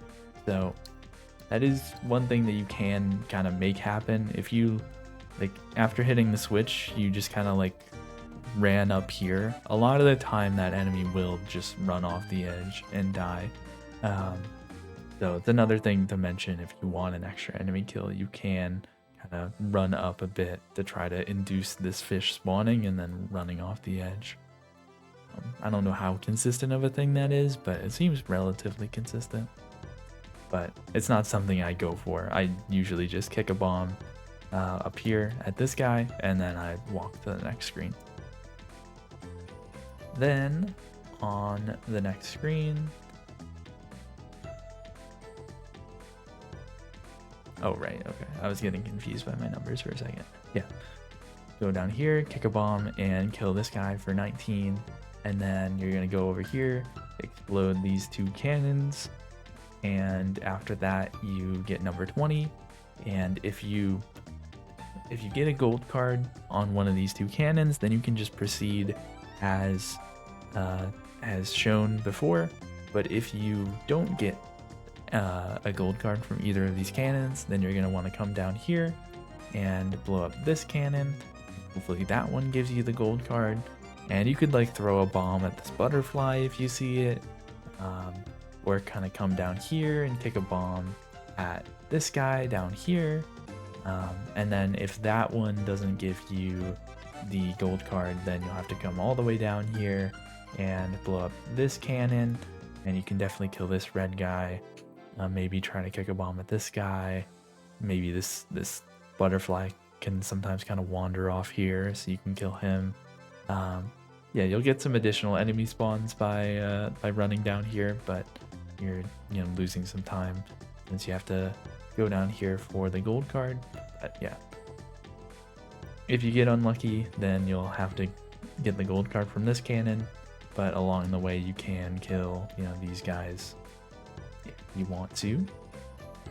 And then you can come back over here, and even after you killed this cannon for the gold card, you just come back over here.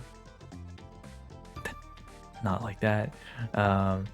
And then you can kill whatever spawns here, blue guy, red guy, potentially the green guy. Okay, So that's the scenario if you get unlucky. But if you got lucky, then you walk on over here and throw the big bomb onto this green guy, kill him, kill the red guy.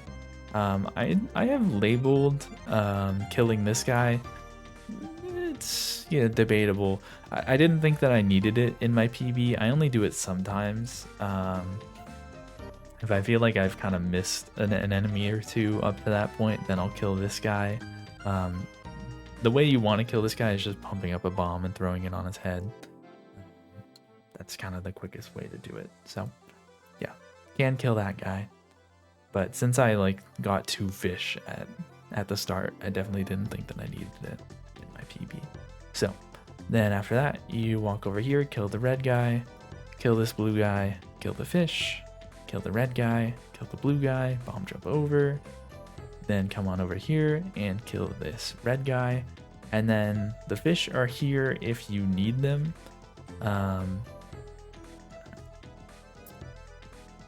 Yeah, like in this instance, I was kind of documenting a case where, you know, you have 29 here, you don't really need the fish, and so you can just kill this red guy for 30.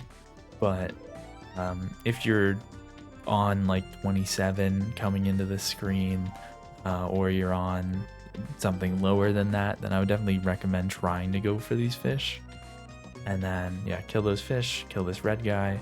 I wouldn't really recommend trying to kill the green guy, but you could. Then kill this guy, and you come into the house, and I feel like oftentimes when you kill this guy, you'll get this guy to spawn. So he's another option. You just kick a bomb at him since you have red bombs. He dies.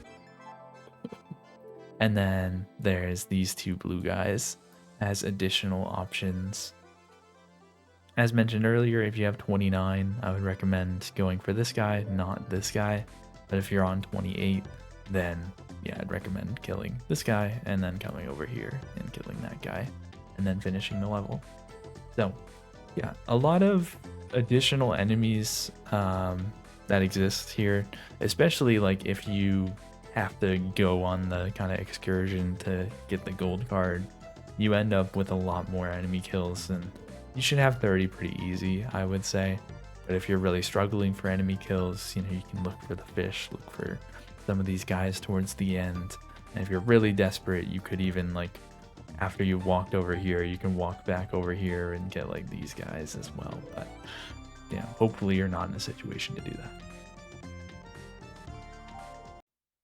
Going into Artemis. Artemis is usually pretty easy, but sometimes things go wrong and it can be kind of hard to recover. Get into the fight. She should always move the same way at the very start of the fight. She should move straight down, and so you're going to move left and then kick a bomb down right at the start. So you move left, kick a bomb down right, and then you're just going to kind of form a fortress of bombs around her so that she like kind of doesn't escape this area. Just like that. And then after you've done that, just kind of run over to this corner over here. And then don't kick a bomb like that. That was an accident. You want to pick up a bomb and start pumping it up. And then as she moves left, then you can kind of move out of your crevice and start moving towards her. And she should do this attack somewhere on this left side. And so you'll walk up and to the right of where she is, and you want to throw the bomb. You want to weak throw the bomb left and onto her head. Then after it hits her, you want to pick her up. Don't move. Just don't input anything right here. And then she'll jump out of your hands, bounce on this bomb, and then she'll get hit by the big bomb. So there we go. So the cards I forgot to mention. You got the card for hitting her on the head with a big bomb. That also got you the card for interrupting her attack. That's her mini boss specific card. And then you just hit her with the explosion of a big bomb, and now you just need to kill her. So you're gonna just walk down here, and when you kind of get into this position, she just walks like straight up this way. So you can just kick a bomb straight up after cooking it a little bit and stop it under her when she does her attack, and pretty easy kill there. Things can go wrong here. And when things go wrong, it is a bit difficult to recover. Sometimes she just like somehow escapes this, or like she goes all the way up here when she does her attack. And that kind of makes it so that the strat that you were doing before, where you were running to the right and throwing the big bomb, it doesn't really work. Honestly do not have a great way of recovering. I really struggle when the strat doesn't go well. Especially hitting her with the explosion of a big bomb, I find very difficult. But I just kind of try to do the same-ish thing as this strat, where you like pump up a bomb and wait for her attack, and then kind of like let her jump on top of the big bomb. And then if this is happening outside of the start of the fight, I'll probably like go to one side and try to stun her with a bomb so she gets hit by the explosion of the big bomb. But yeah, it can be pretty difficult to recover if things go well, or if things don't go well. But if things go the way that they should, then you should have like a pretty easy 15-second fight.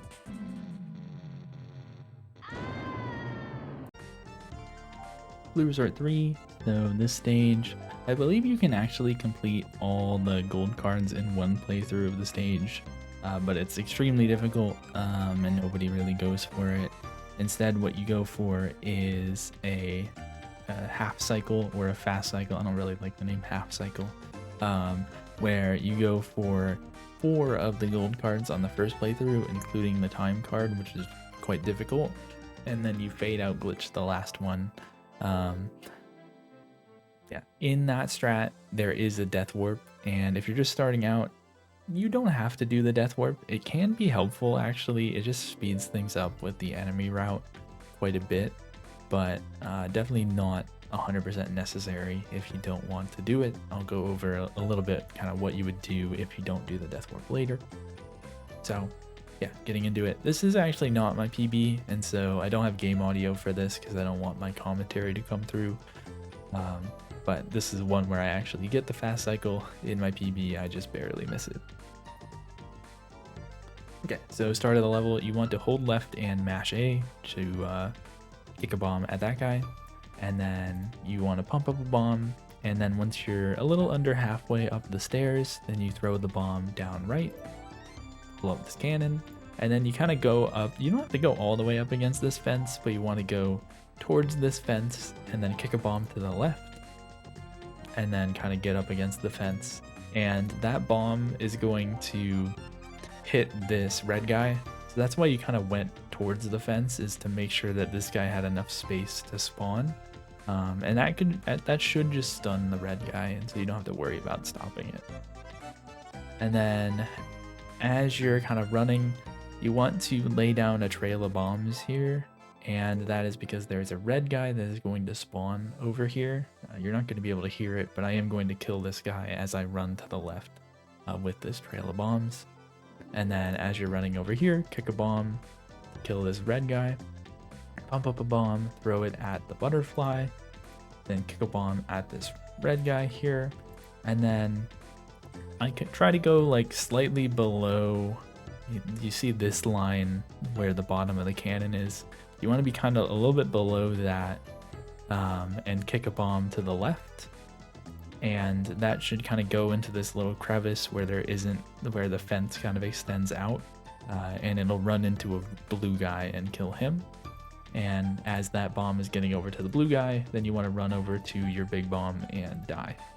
And that blue guy will die as you're dead, and it'll count towards your enemy count. And then you'll respawn, and then you're going to do basically the exact same thing.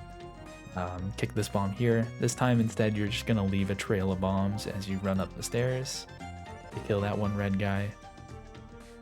And then you're going to leave a trail of bombs for the next red guy, kick a bomb at this guy, kill the butterfly, and this time you're going to pick up the heart, or I pick up the heart most of the time. And then I mess this up a little bit.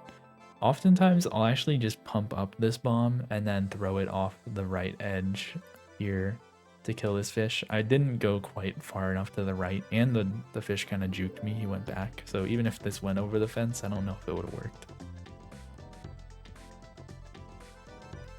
Then here, you want to pump up a bomb, throw it at the fence, and then kick a bomb at this red guy. And then you're going to kick a bomb to the left and kind of stop it at like at this kind of point here. And there's a butterfly that's going to spawn that you're going to kill on respawn, and so you're just going to walk over to the right over here, and the butterfly should spawn and die to that bomb. And then kick a bomb to the right, pump up a bomb. I threw it the wrong way there, but you want to throw it so that it kills this fish. And then you've hit this green guy once with your first bomb, and then with another one. If for whatever reason you missed, you could just like throw a big bomb at this guy, like hit him on the head with a big bomb. You just want to make sure that it doesn't like bounce up onto the stairs and block your path. And then once you're towards the top of the stairs, kick a bomb to the left, and there's a fish that spawns over here, and you want to kill it. And you're gonna notice like I wait a little bit, like I just kind of stand there. That's because I want to wait until the fish is dead and counts towards my enemy count, and then go to the next screen. Then you're going to lower this bridge, pump up another bomb, and throw it on the head of the green guy, and then kick a bomb at the red guy to kill both of them. And then you're going to want to pick up this green guy after stunning him and throw him off the edge, kick a bomb at this red guy, which should also hit this pot. If he's like farther forwards and you're worried about your bomb not hitting the pot, then just like put down another bomb so it chains with your previous one to blow out the pot. And then I'm gonna pick up a bomb here, but I would normally recommend just kicking a bomb. This fish is either gonna be like here, or a lot of the times he's like right here, and so you can just kick a bomb off the edge to kill him. It's a little bit slower to do what I did here, where I pick up a bomb and then pick up and pump another bomb, and there should be a fish over here. Kill him, and then go down the stairs. Then you're gonna walk like down left from this camera angle onto this flower pot, and you should see this fish here, and you'll kick a bomb at him. One thing to mention here, I don't normally go for this because I've kind of had trouble with it being consistent, but you can kick a bomb at this fish and then throw a bomb straight up. There's that fish that we killed earlier, and he is kind of in that area, and so if you need the enemy kill, sometimes what you can do is throw a bomb straight up and you'll kill that other fish there. But definitely go for that fish, and then pick up and pump up a bomb, and then once you're kind of like a quarter of the way maybe on the left of the fence, then throw the bomb to the right, and then you're gonna want to walk like to the edge of the bridge and kind of wait for a bit, like wait for your bomb to explode, because you don't want to walk so far that the soldier despawns. So just kind of hang out around the left of the bridge and you'll kill the soldier, and then you can kind of move to the left, kill the red guy, kill the butterfly here, and then if you need to, which I do here, pump up a bomb, throw it on the head of the soldier. And now here's gonna be something, it's gonna look a little wonky and it's gonna look harder than it really is. Walk up straight up against the bottom side of this tree, and then once you've lined yourself up vertically with that, then walk straight right off the edge, and then once you're off the edge, put down a bomb, and then I pause after putting down a bomb, and then I'm going to hold down left for a bit, hold down left, then unpause, then pause again, then hold up left and unpause, and then kick the bomb, and once you've kicked the bomb, then pause again and hold up right and then unpause. Okay, so the reason that you're doing all of this is to make sure that you're inputting just those diagonal directions without getting even a single frame of something else. Because if you did if you tried to manually input this and go up left, up right, or sorry, down left, up right, you're probably going to hit your like left or right or up at some point, kind of in transitioning between those directions. And so the pause, it's not like frame perfect or anything, like it's actually very easy to do this. You are just ensuring that the only directions that you are hitting are, once you go off the edge, then you're hitting down left. Then once you've gotten far enough that you can kick the bomb, then you pause again and make sure that you're only inputting up left, and then pause again once you kick the bomb, and then make sure that you're only inputting up right, and you should clip. This is faster by in-game time, but is slower in real time, I believe, than just doing a bomb jump. And the reason for that is like the in-game timer is very strict here. The target time is 120 seconds, so if you're going for this fast cycle, I would definitely recommend going for that clip. But if not, then just do a bomb jump here. It's just like you line the right edge of your shadow up with the right edge here and do a double bomb jump up here. Then you want to kick a bomb over here. I actually messed this up. What you normally want to do is you want to be slightly farther down and you kick a bomb up right so that it goes into the water and explodes instantly, and then it will blow up this pot. But I actually kind of messed it up. And so instead I just used that bomb to kill this red guy and then put down another bomb to blow up the pot. And for me, that's my 30th enemy kill. There's also a green soldier that's just off to the right here that you can kill as well if you need an additional enemy kill. And then here, this bomb jump can be kind of tricky sometimes, but you want the right edge of your shadow to align with the kind of, I guess it's the fourth line here in the tiles here. And then do a double bomb jump up.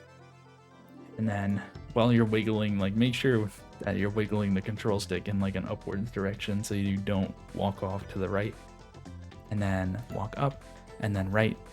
You can fall into this hole, so be careful. And then you want Bomberman, like his body, to be aligned with the edge of this square here. And then triple bomb jump up. And for me, I did that in under 120 seconds. So I don't have to play the level another time. Instead, what I'm going to do is I'm just going to come over here, kick a bomb at this box, and then fade out glitch to get the remaining card. So a couple ways you could do this differently. You could just get this card during your first playthrough of the stage if you wanted to, or if you tried to do kind of a similar strat that I did and you didn't get the fast cycle, what you do is you just blow up that box and then you collect the card as part of a triple bomb jump. You're just going to triple bomb jump up here, and the lineup for that is like the left edge of your shadow should be on the edge here, and then you just triple bomb jump up while collecting the card, and then beat the level as normal. Just follow kind of any percent strats to do that. So yeah, it can be a hard level. This is probably one of, if not the hardest level in 120 cards because you don't have remote bombs or red bombs, so it's just hard to hit the enemies a lot of the time.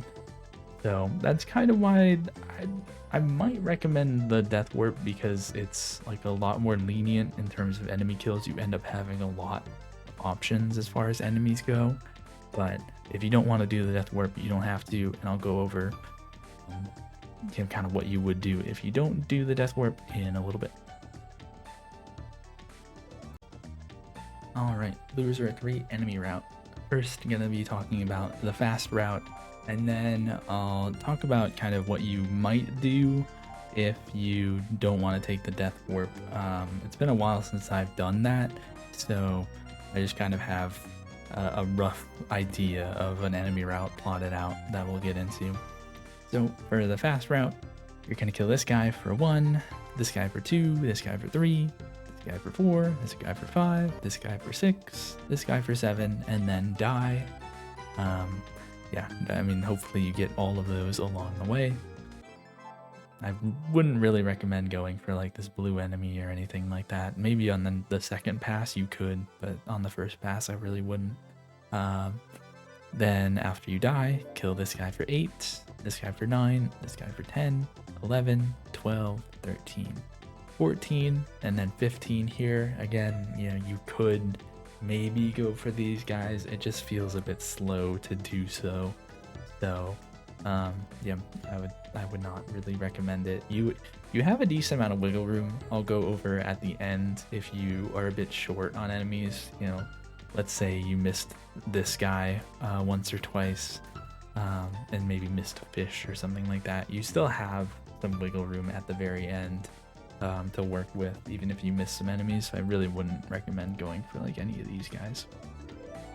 So going on to the next screen at 15, kill the red enemy for 16, kill the butterfly as it spawns for 17, kill the green guy and kill the fish here for 19, and then kick a bomb off the edge, kill the fish, and make sure that you kind of wait so that his enemy or his kill actually counts towards your kill count before you transition onto the next screen. And then kill these two guys for 21 and 22, throw this guy off the edge for 23, kick a bomb into this guy for 24, kick a bomb off the edge for 25, pump up a bomb and throw it to this guy for 26. And then I'm going to first operate on the assumption that you're on 26 at the end. You're coming into the last screen, and then I'll go into other scenarios. So if everything went well, then you're on 26 right now. In that scenario, you're going to kick a bomb to the left off the edge and kill, I think it's this fish again. The spawn location maybe isn't quite precise here. Kick a bomb off the edge, you kill the fish for 27, kill the green guy as he spawns for 28. Then this is a slight variation from the video that I saw, or from that I showed, where you actually have like I think 1 or 2 more additional enemy kills than I did in that video. And so in this scenario where you're coming in with 26, I would recommend 27, 28, 29, and then I would actually just do the bomb jump in this scenario. You can just like run up against the fence here, and that puts you in the perfect bomb jump spacing. Because like I think the clip, I don't know if the clip even saves in-game time if you have to divert off to the left, right? Because you're coming just straight this way, and so you just do the bomb jump. But normally if you have to kill either of these guys, then you're already off to the left, so it kind of makes sense to do the clip setup. But in this scenario where you came in with 26, you did 27, 28, 29, I would probably just do the bomb jump here and then kill this guy for 30. You know, kick the bomb off the edge so that it lands here and gives you that card right away, and then kick a bomb into this guy for 30 and then do the bomb jump and beat the level. So that's if everything goes really well. If you're not on that scenario, so let's step through a few different scenarios. So if you're on 25 coming into this last screen, then I would kill this guy for 26, 27, 28, and then I would probably kill this guy for 29 and then do the clip. You would just like throw a big bomb from here at this guy, kill him, and then do the clip and kill this guy for 30. You could instead kill the butterfly and do the same thing. I don't know if there's really too much of a time difference between the two, but kill one of those two as your additional enemy kill. And then scenario where you come in here with 24, and you know, just for what it's worth, if you like miss this fish or something like that, then you know, you're just doing the route assuming you have 1 fewer enemy kill coming into this screen. But I'm just going to keep assuming that you're hitting this fish because it's relatively consistent from my experience. So if you're on 24, it honestly works out pretty well. You kill this guy for 25, 26, 27, 28, 29, and then 30.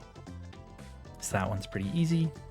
if you come on to this screen with 23, then I would kill this guy, 24, 25, 26, 27, 28, and I'd probably just do like 29, 30. You could try to kill this guy first and then come back to the red guy, but sometimes the enemy spawns don't really work out like that. So you just kick a bomb at the red guy to kill him and collect the card, and then you're running over here with a big bomb in your hands, and you throw a big bomb on this guy's head for 30. Is how that would pay out. So that was I forgot, shit. That was what, 22, I think, or was that 23? I think that was 23. So let's operate on the assumption you're coming in with 22, I think.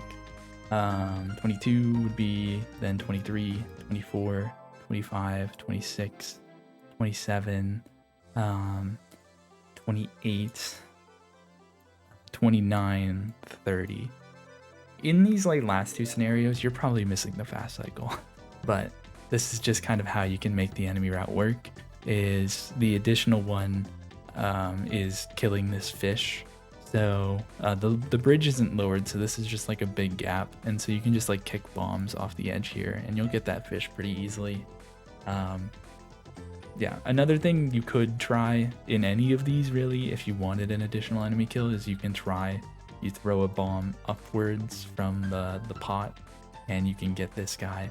But I found that to be kind of difficult, so I just haven't really gone for it generally. But you could do that, and that would put you on an additional enemy kill.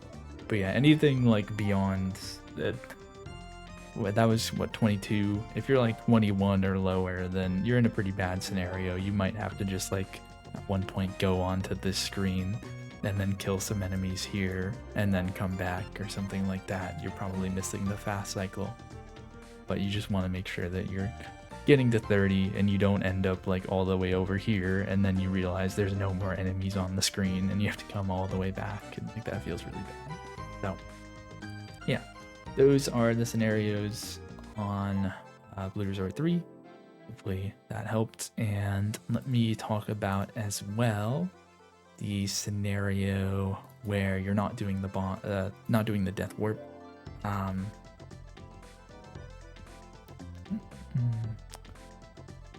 It's good. Yeah, okay. So I mentioned this earlier, like I haven't done this very much in a while. So this is just kind of my broad idea of what this would look like. Definitely kind of play around with different ideas, but you'd come over here, you'd kill this guy for 1, 2, 3, 4, 5, 6. You could do this kind of the exact same way that I did it in the first path of the video, but you could also one thing that you can do that might get you additional enemy kills is you can kill this guy, make that red again, kill this guy, and then you come over here and you get the card, and then you bomb jump up, and then you would have like this guy, this guy, this guy, this guy, and you'd kill like all of this, like basically everything over here, and then you would loop back and then kill this guy and kill this guy.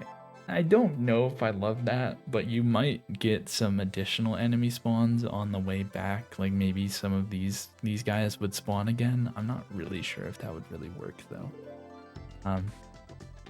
So I'm kind of assuming that you're not doing that in this this route here. You're just killing this guy for 1, 2, 3, 4, 5, 6. And so this is kind of similar to the one that I showed, is you're killing these guys, then you're killing the blue guy. You just kind of like kick a bomb over there, kill him as he spawns, and then kick a bomb and kill this blue guy over here. And then ideally you kill both of these fish. For the numbering here, I'm actually just assuming that you only killed one, but I feel like you can get both pretty consistently. From my experience, they should be kind of like grouped up around here. Sometimes like this one will kind of linger over here, but I think most of the time you can get one, and a decent amount of the time you can get two. But kill at least one of those guys and then kill this fish as well, and then come up to the next screen, kill this guy for 11, kill this guy for 12. If you're doing this and you're like struggling for enemy kills, you could even come back up here and kill this guy for 13 before you move on. But in this I just have highlighted, like you come over here and you kill this guy for 13, or you kill this guy for 13. The order doesn't matter. You kill both of these two guys for 13, 14. Pick a bomb off the edge. This fish isn't labeled in this one for whatever reason, but the fish that spawns here, you kick a bomb at him and kill him for 15. Come up here and then kill the green and red guy for 16 and 17. Throw this guy off the edge for 18. Kill the red guy for 19. Kick a bomb off the edge and kill this guy for 20. And throw a bomb off the edge to kill this guy for 21. And this is where I kind of diverge a little bit. Honestly, I think that if you're not doing the death warp, you probably should drain the water. So you come up here and you hit this button. And the nice thing about like hitting a button, like triggering a cutscene like this, is it oftentimes respawns enemies. And so after hitting that button, you can kill these two guys again. This takes a little bit of extra time, but I might even recommend just coming up and killing this guy again, and you might get one of the fish to respawn again, and you could kill them as well. I'm not sure kind of how consistently that works out, but yeah, that is another option, is like after you kill this fish, you hit the switch, and then you can walk back here and kill this red guy, and then maybe kill the fish. Walk back here and maybe one of these two guys will have spawned as well. You can kill them and then walk over here and you can definitely get these two guys again. So there's even, I didn't quite label them, but like even like all of these guys are probably additional enemies that you could get along the way if you choose to kind of walk back this way. Then you go down here. And I only realize this now. I have this labeled as 24. That might be a bit difficult now that the water is drained. It's just a little bit harder to kill that guy because your bombs don't explode instantly. You definitely still could get him though if you kicked a bomb into him and stunned him. But that's why you might want to do the thing where you walk back over here, is to get some additional enemies to make sure that you don't have to kill these guys. But they are kind of additional insurance, because now you can just walk down in there and kill both of these guys and this guy, if you needed to do that. But yeah, kill this guy if you can, then definitely kill this guy on spawn. Kill this guy, this guy, this guy, this guy, and then as I mentioned earlier, so this water doesn't drain, I don't think. So you kick a bomb off the edge and you can kill this guy and this guy, and hopefully that all gets you to 30, and then you can do the bomb jump up and then the other bomb jump to the end of the level. So yeah, that's kind of my broad idea of how an enemy route would work while skipping the death warp. I don't know how well or how fast these enemy routes would work out because it's been a while, but yeah, that's kind of the broad idea. Now for Blue Resort's boss, Fish. Fish's gold cards are blowing up the tentacle that dangles in front of his face, throwing a bomb into his mouth, blowing up the tail, and reducing your raft to 1 log, as well as the time card. So at the start of the fights, he kind of just like moves around up here in kind of a random pattern. I think it's like 1 of 3 patterns, but at the start, what I try to do is I just try to hit him. I'm not trying to hit the tentacle, I'm just trying to damage Fish so that he goes into an attack. So I do that pretty early here. And then what I do here depends on which attack he gives me. This one I get bubbles, and so what I'm going to do is pump up a bomb and go kind of towards the middle of the raft, but not quite all the way. and throw this small bomb. I just kind of weak throw it, and you just want it kind of towards the edge here. It doesn't have to be like dangling off the edge or anything, but it just needs to kind of get pretty close to the edge. So put that, or throw that one down, and then pump another one and stand kind of towards the bottom edge of the raft. And then when you hear the sound of fish emerging from the water, that's when you want to hit the Z button on this first bomb. So that actually happened right before that. You're gonna hear it here in just a second. That sound. Once you hear that, then you want to hit Z, and then shortly after, strong throw the bomb that's in your hand straight up. And so what should happen is that first bomb will have hit his tail, and then you've thrown another big bomb on the edge, ready to hit his tail. Don't blow this one up right away because there's kind of a cooldown, so kind of just like wait on it a bit. I usually pump up a bomb in the meantime. I'm not actually going to throw this, it's just to protect me from the bubbles. And then after waiting a bit, then I hit Z. That hits the tail for the second hit, and that blows up the tail. And then I throw that big bomb away. And then I'll hit him with a small bomb, just so that he goes into another attack. After each attack, he does that same thing where he will just kind of like move around here. So you want to just hit him so that he goes into his next attack. And this time he does the attack where he's going to swing his club and he opens his mouth. And so you're just going to stand on like the white part here. And once he opens his mouth, you're going to strong throw the bomb. There, that's a gold card. Then start pumping up a bomb.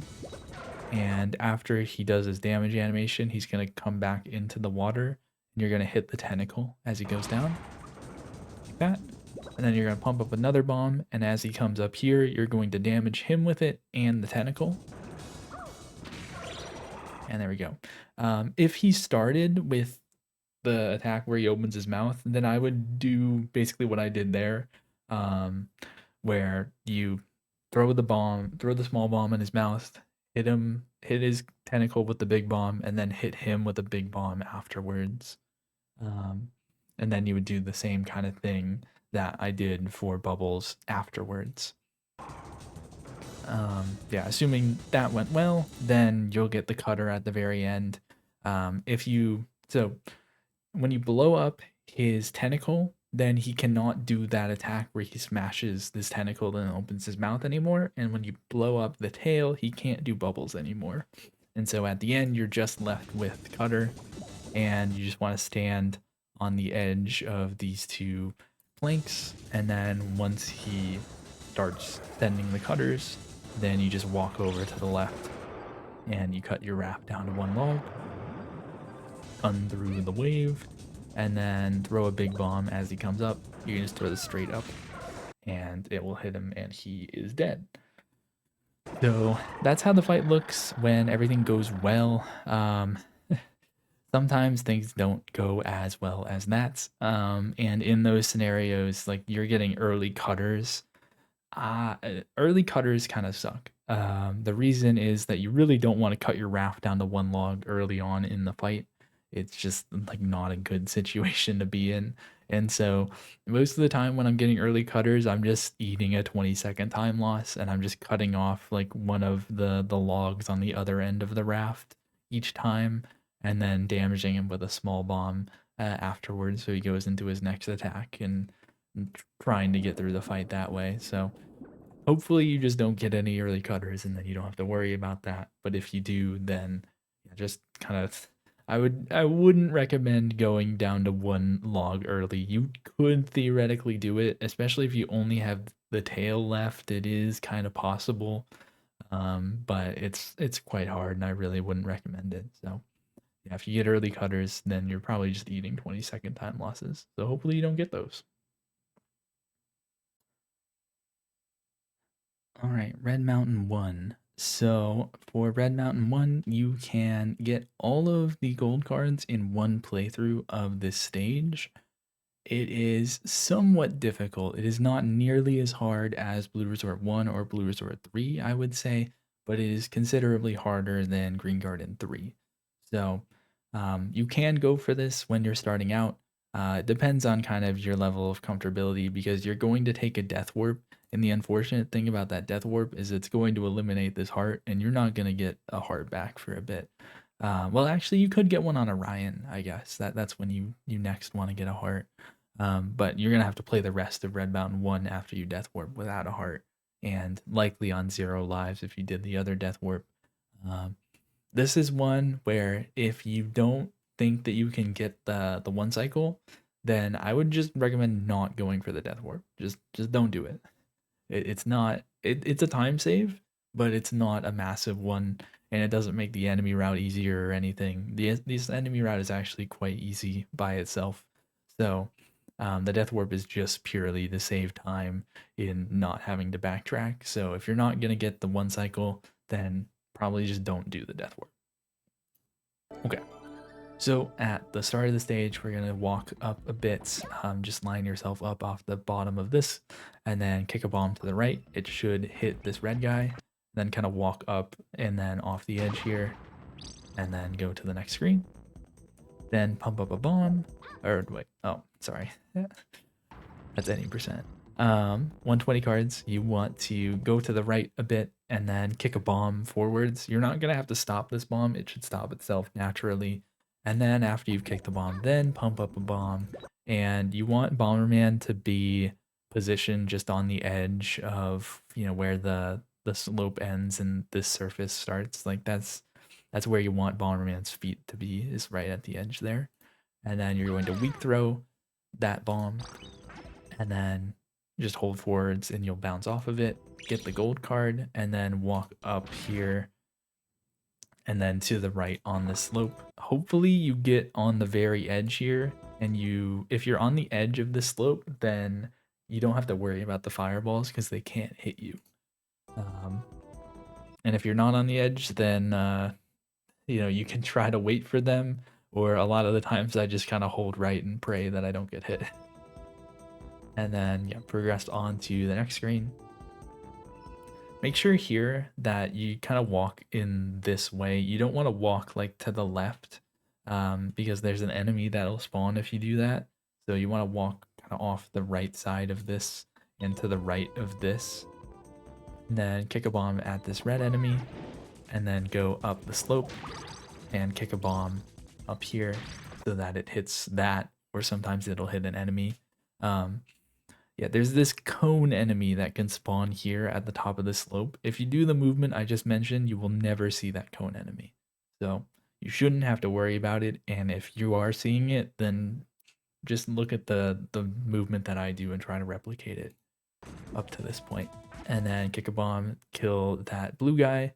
And if this guy's like farther up, you want to make sure that you're chaining the bomb so that this bomb will hit the pillar here so that it will spawn the red bombs. And then kick a bomb with the red guy, pick up red bombs, and run off the edge. Again, if you're not doing the one cycle, don't run off the edge. Just run back. You can just run back this way and go over here. And if you're going for the one cycle, take the death and walk back. Then you're going to kick a bomb at this guy at like when you're kind of lined up with the right side of this, or you don't want to be lined up with it. You want to be like to the right of this block or this like pillar thing here, and kick a bomb upwards. And then you're going to stop it when it gets around there. You have to stop this one with R most of the time. Sometimes it'll hit the enemy that's around here, but you want to kick that bomb and then stop it once it gets around there. And then come up here, walk up, and then you're going to walk up right off of this. And you want to make sure that you're holding up right here so that you fall onto this surface. And then you collect the remote bomb, put down a bomb to kill that guy if he's not already dead, and then you can just walk up this slope. Assuming you did everything right, I don't think you're like ever at a timing where the fireballs will hit you, so you don't have to really worry about being on the edge there. Then walk to the next screen and walk up right, and you should see a red guy here. Sometimes he's just like right along your path. This time he was farther down, so I'm gonna kick a bomb down at him, kick a bomb over here, kill the blue enemy, and then kick another bomb if this wasn't already exploded and blow up the metal cover here. Come into here, kick a bomb straight forwards, or straight down, I guess. And that should get to this guy, and you blow it up to kill him, and it will spawn a card. There's this like one of these that's here that has a card in it. So pick up the card, and then put down another bomb to blow up the two guys that spawned from that one. Kick a bomb at this guy, then kick another bomb, kill both of those, and then kill this, and then kind of walk down. I usually zoom in the camera and kind of walk down walk down and hit the edge of the screen here. You just want to make sure that you're giving enough spawn for, or enough space for all the enemies to spawn, and then walk back up, and you should see a couple of these guys. So kill this one, kill this guy, and then there should be another one off to the left, and so you want to kill that one as well. And after all that, you should be generally you're on 26 enemy kills if you followed that route to a T, which is pretty easy. Like this is one of the levels where following a pretty strict enemy route is pretty darn easy. A lot of the time I pause just to make sure. So there it is, 26. And then go up the slope, and there should be 2 or 3 enemies here. This time I only got 2, but oftentimes you'll get a third red enemy that's kind of off to the left. So you want to kill all the red enemies that you can see there, and then kick a bomb and lower this bridge. Then kick a bomb straight in the direction that the screen starts you at. Over here, kill this blue guy, and then start blowing up these pillars to clear the way to lower this bridge. And sometimes that last enemy is 30 if you got 3 red enemy kills, but for this one, I only got 2 red enemy spawns, so that was my 29th enemy. And so go on to this next screen, just hold up right here, and you'll cut this corner naturally, and then go to the right, kick a bomb at this blue guy, get the gold card if that was 30. If you're already at 30, then just don't worry about killing him. Pump up a bomb here, and then once you reach the third kind of step from the top here, right here, then you want to throw a bomb up right, and then kind of let it travel a bit, because what you're aiming for is this pillar here. And then get the gold card. As you're passing by, put down a bomb and explode it as you're coming back, and that just makes sure that this guy isn't going to attack when you walk past. And then come over here, I kick a bomb up, and then I stop it like pretty quickly with R after it goes off the edge, and then get onto this little ledge here. You can also kick the bomb from this ledge instead of from the very top. I just like to do it from the very top. And then pick up a bomb, throw it at this switch, pick up another one and throw it at this switch, lower the bridge, and then walk to the end. And you'll see here, I completed the level in 138 seconds-ish, and the target time is 140 seconds. So, cutting it pretty close. I feel like that makes it seem scarier than it really is. Like, I'm not doing anything crazy fancy or like crazy optimized in this. I would say it's not too hard to replicate. When you're first starting out, you probably won't be able to get this, but with a decent amount of practice, like this is, as I said earlier, it's definitely not nearly as hard as like Blue Resort 1. So yeah, if you get it, that's awesome. And if you don't get the one cycle, you complete the level in over 140 seconds, that's fine. Then you just do another playthrough of the stage, just doing any percent strats. All right, RM1 Enemy Route. This is super simple, so this is gonna be really quick. Yeah, you start the screen here, or you start the level there, and you kill this guy for 1. Come over here, and then you're killing this red enemy for 2. And then killing these 2 guys for 3 and 4, and then you're death warping or you're running back.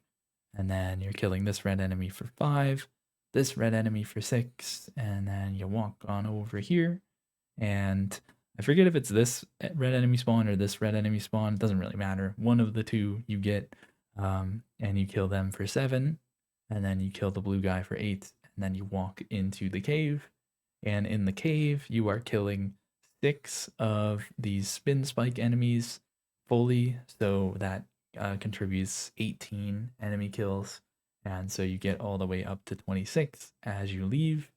There is potential, like these guys kind of spawned infinitely, like if you walk back you might get an additional one sometimes, but most of the time, yeah, you're leaving here on 26, and then you're walking up here killing these 3 enemies. If you get all 3, you should get at least 2. I don't know if I've ever seen less than 2. Sometimes there's one that's like hiding here. He's kind of hiding behind like this little pillar here. So if it seems like you only got 1, that guy is probably there. Just like rotate your camera and you'll probably see him. Yeah, 27, 28, 29. And then ideally you just kill this guy for 30. But if you only got 2 red enemy spawns, then you kill this guy for 30 instead. One thing to note, I mean, this is a potential, like you could get this guy for 30 if you were lacking, or if you're lacking enemy kills. He's not very reliable though. As you can see, like he spawned in that area of a bunch of fireballs, and he can die to those fireballs. And so if you're on 29 after killing this guy can over here can just die to the fireballs for 30, and the gold card will disappear before you have a chance to get over there. So I wouldn't rely on that, but it is another potential enemy kill. But yeah, this is a pretty simple enemy route because Red Mountain enemy routes are pretty simple because they are pretty heavily reliant on these caves where you get a bunch of enemy kills for free. So for Orion, his like mini boss specific gold card is getting hit by his green attack where it stuns you. So it's a bit awkward, but at some point you have to get hit by that. And then there's just the mini boss standard cards, which are hitting him on the head with a big bomb, the explosion of a big bomb, killing him without throwing him off the edge, and the time card. So at the start of the fight, I pick up a bomb in my hands and start pumping it up. I kind of like wait a half second before I do it. I don't know if I need to do that, but yeah. Pick up a bomb, then start walking down and pump up that bomb. And then you want to turn around and weak throw it on his head. I actually did this too early here. You want to wait a little bit longer, and like when he's kind of a little bit farther down than he is now, to throw this. And then you'll stun him, and then you pick him up and you let him jump out of your hands onto the big bomb. And here's where you can see I did it too early, so he's still invulnerable when my big bomb is going off, and so this doesn't hit him. So now I'm in kind of an awkward spot, but this is still kind of fine to explain what you need to do. So this is his green attack. So at some point during the fight, you need to get hit by one of these. And so when you get hit by this, you really want to make sure either one of 2 things, or maybe both of them are true. You either want to have a bomb between you and him that's on the ground, or you just want to be kind of towards the middle of the stage, because once he stuns you, he's going to run towards you and try to pick you up. And if you're like right here and you get stunned and there's no bomb between you and him, then he's going to pick you up and you're going to go off the edge. So I'm just going to get hit by this one since I'm towards the middle of the stage. And then again, because I missed earlier, I'm just trying to hit him on the head, or I'm trying to hit him with the explosion of a big bomb. And one thing about Orion is like, if you stand diagonally from him and a kind of a ways away, then generally he just kind of walks towards you, and so you can use that to your advantage. And so I tried to get him stuck on that big bomb, but he doesn't quite, kind of escapes. But again, you see here, like I was just diagonal from him, and so he just kind of moves diagonally. And so this time I stun him and then pick him up. And this is kind of how it should look at the start of the fight, where he jumps on top of that bomb and then you're able to hit him. Also, if you took the death warp, it is good to get a heart here. And then at the end of the fight, when you have all the cards and you're just trying to kill him, then I would recommend generally just again, stand diagonal at a bit of a distance, start cooking a bomb at your feet, and then kick it towards him, and that should hit him, and he should die. Make sure you stand away from him. This can kill you if you're too close, and that's the end of the fight. All right, Red Mountain 3. So this level broken up into 2 playthroughs where you're getting 4 out of the 5 cards in one, and then you are fade out glitching to get the last one at the end. The first playthrough, you have a decent amount of leeway. I forget exactly kind of what time I finished this level at. I finished at 140, and it's a 150 target time. So there's a decent amount of wiggle room, and this level isn't too hard. So hopefully you should be able to complete the first playthrough in under the target time. And if not, then you might have to do like 3 playthroughs of this stage, and it'll be a bit awkward. But yeah, walking into how we do this. So at the start of the level, hold up left, and as you're kind of falling off the edge, start pumping up start holding a bomb and then pump it up. Keep holding up left. You'll just cut this corner naturally if you've been holding up left the whole time. And then walk on over here, throw this bomb at this corner so that it hits the minecart enemy and also hits the pick enemy. And then I kind of walk up with a big bomb in my hands, and then once I get towards the edge of this wall, then I throw it up, and it should hit this guy on the head and land here. And then you just run to the right in this corner, and then pick up the robot bombs after it blows up. Then have a big bomb in your hands, and once you hear the sound of this minecart enemy approaching, then you want to throw the bomb and then blow it up. And here you want to drop down to this pathway, kick a bomb over here to blow up the bottom barrel, and then get towards the left edge. This, you do not have to be like on the edge. You just, again, it's like you want your shadow to be off the edge, but you don't need to be like one slight step to the left will walk you into the lava. It's not that precise.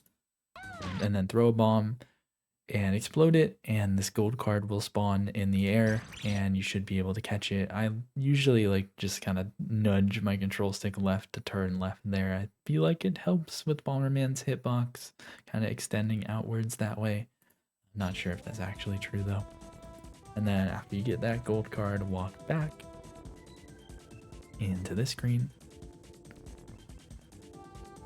And then here, you're gonna walk up here, and I like kick a bomb at this edge of this thing, and then walk up to the other edge of it and kick a bomb there, and then walk across, then kick a bomb at this, explode it, get the gold card, and then once you get past this enemy, you're gonna kick a bomb up left.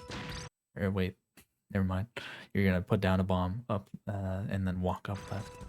And then get the red bombs, line yourself up off of this edge. So you just want to make sure that you've run up against the right edge here, and then walk down and do a triple bomb jump against this barrel.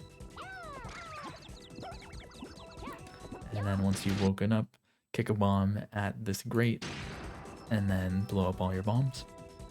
And then here's where you're going to be getting a lot of your enemy kills. Kick a bomb down, kill this guy, kill this one, and there should be another one to the right. Kill it, and then walk against the wall here so that you spawn extra enemies. And then you should have a few more. Kill all of those, and yeah, again, you're killing 6 of them just like you did in Red Mountain 1.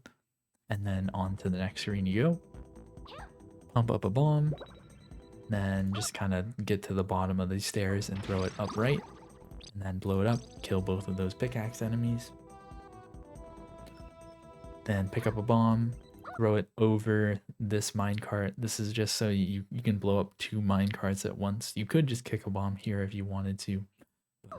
Throw a bomb at this, at the, yeah, between these kind of rails here. and then kick a bomb at the other minecart, kick a bomb at the 2 pickaxe enemies, and go to the next screen. I like the pause here just to double check my enemy count. It should be like 26, I think. Yep, 26. Again, this is pretty consistent. Like, you'll have 22 coming out of that cave basically every time, but I like to double check just to make sure that I know what my enemy count is. Go on to the next screen and then walk up, and I kill this pickaxe enemy as I walk by. You could kill that red enemy on the right as well if you wanted to, but I generally don't need to. Then walk up here and then kill this guy, and then put down another bomb to kill the next minecart enemy as he spawns, and that will be 29. There we go, 29. And now I have 29 enemy kills, and I'm going to walk over here with this big bomb in my hands, throw it, and blow up all the pillars. And ideally, that big bomb will just kill one of these blue enemies. Sometimes it doesn't, and then you have to kick a bomb at a blue enemy. But this time it did kill that blue enemy. So this 30th enemy card is going to spawn afterwards, and then end the level in 140 seconds. And so, like, if you needed more enemy kills, there is the other blue guy, and there's also another minecart enemy that's coming along the way. And if you needed like a lot more enemy kills, or maybe like a few more enemy kills, maybe a couple more enemy kills, I should say, you could just put down more bombs at like the start of the track to kill more of those minecart enemies as they spawned. And that's another way to get additional enemy kills if you've missed enemies up to this point. But yeah, that's the first playthrough of the stage. Pretty easy. Yeah, as long as you don't kind of mess up anything, then you should be able to end that level around 140 seconds. Then I'll go over the second playthrough as well. It's pretty simple. You're gonna walk down left and start here, and then walk onto the track. And you're going to go through that same exit that you did before. Then we're just going to keep on walking down to the next screen with the boulders. And then I like to kind of rotate my camera like this. And then I like to wait here quite a bit. You can see I actually got impatient. But what I usually wait for is I wait for this boulder and the second boulder to pass through. Once I've seen both of them pass through, then I walk over here and then hit that switch. If you need to, then I would wait for these 2 boulders once you get up here. I was late enough that I didn't have to wait. Hit that switch and then walk down left to the next switch and walk up. Hit the last switch here. And then that will activate this switch, hit this switch, and then kind of walk. This gold card is going to go up, and then it's going to go to the left. And so you kind of just walk over to the side, walk around it, and then walk to the left of it. And then you don't have to get near it, you don't have to get that close. Then you are going to pause and exit. And you can see I was very close, but you can give a little bit more space than that. You have a bit more time before the fade out happens. But you want to get to the left of it, then quit out, and the gold card should get collected as you fade out, and that should count as the last gold card. If you unfortunately missed the time card during the first playthrough of the stage, then you'll probably just have to play through the stage a 3rd time is what I would recommend. You still do that fade out glitch and then just play through the stage doing the any percent strat for the last playthrough. Alright, Red Mountain 3 Enemy Route. Again, this is pretty simple. Like the Red Mountain 1 Enemy Route, a lot of it is in the one cave. So first screen, there's these 2 minecart enemies. I think this is their starting positions, and they kind of go around the track. There is just the 2. They don't spawn infinitely on this screen. So yeah, start out, you're going to throw that big bomb, and that should kill one of the minecart enemies and the green enemy. And then you kill the other pickaxe enemy there, come around, and then your 4th enemy kill is killing the other minecart enemy. Come on over here, and then you get the gold card there, come back, and you go into the cave after getting the other gold card. And in the cave is where you get it was 18 additional enemy kills, so you get enemy kills 5 through 22. Every once in a while, I don't know exactly what enemy it is. It's like a red enemy or something, maybe that I don't have documented, or maybe one of these bats just like dies while you're on this screen and you get an additional enemy kill. So sometimes you leave this cave with 22 or with 23 instead of 22. But most of the time what's going to happen is, again, you're going to kill 6 of these spin spike enemies and you're going to leave this screen with 22 enemy kills. And then you're going to come on out and kill both of the pickaxe enemies here, kill both the pickaxe enemies here, kill 26, and then kill this green enemy as you're walking past, and then walk on up and you're going to kill 2 of these minecart enemies. So you're going to lay down a bomb right as you get here. That's going to kill one of them, and then you're going to lay down another one to kill one as it spawns and kind of comes across there. And then you're going to kill one of these red enemies, or the blue enemies, for 30. Yeah, if you ended up a bit short, maybe you missed, yeah, I guess in the scenario where like maybe you missed a spin spike and you came out of this with 19, then it would be like 20, 21, 22, 23, and I would probably try to get like 24 here, 25, and then come on up.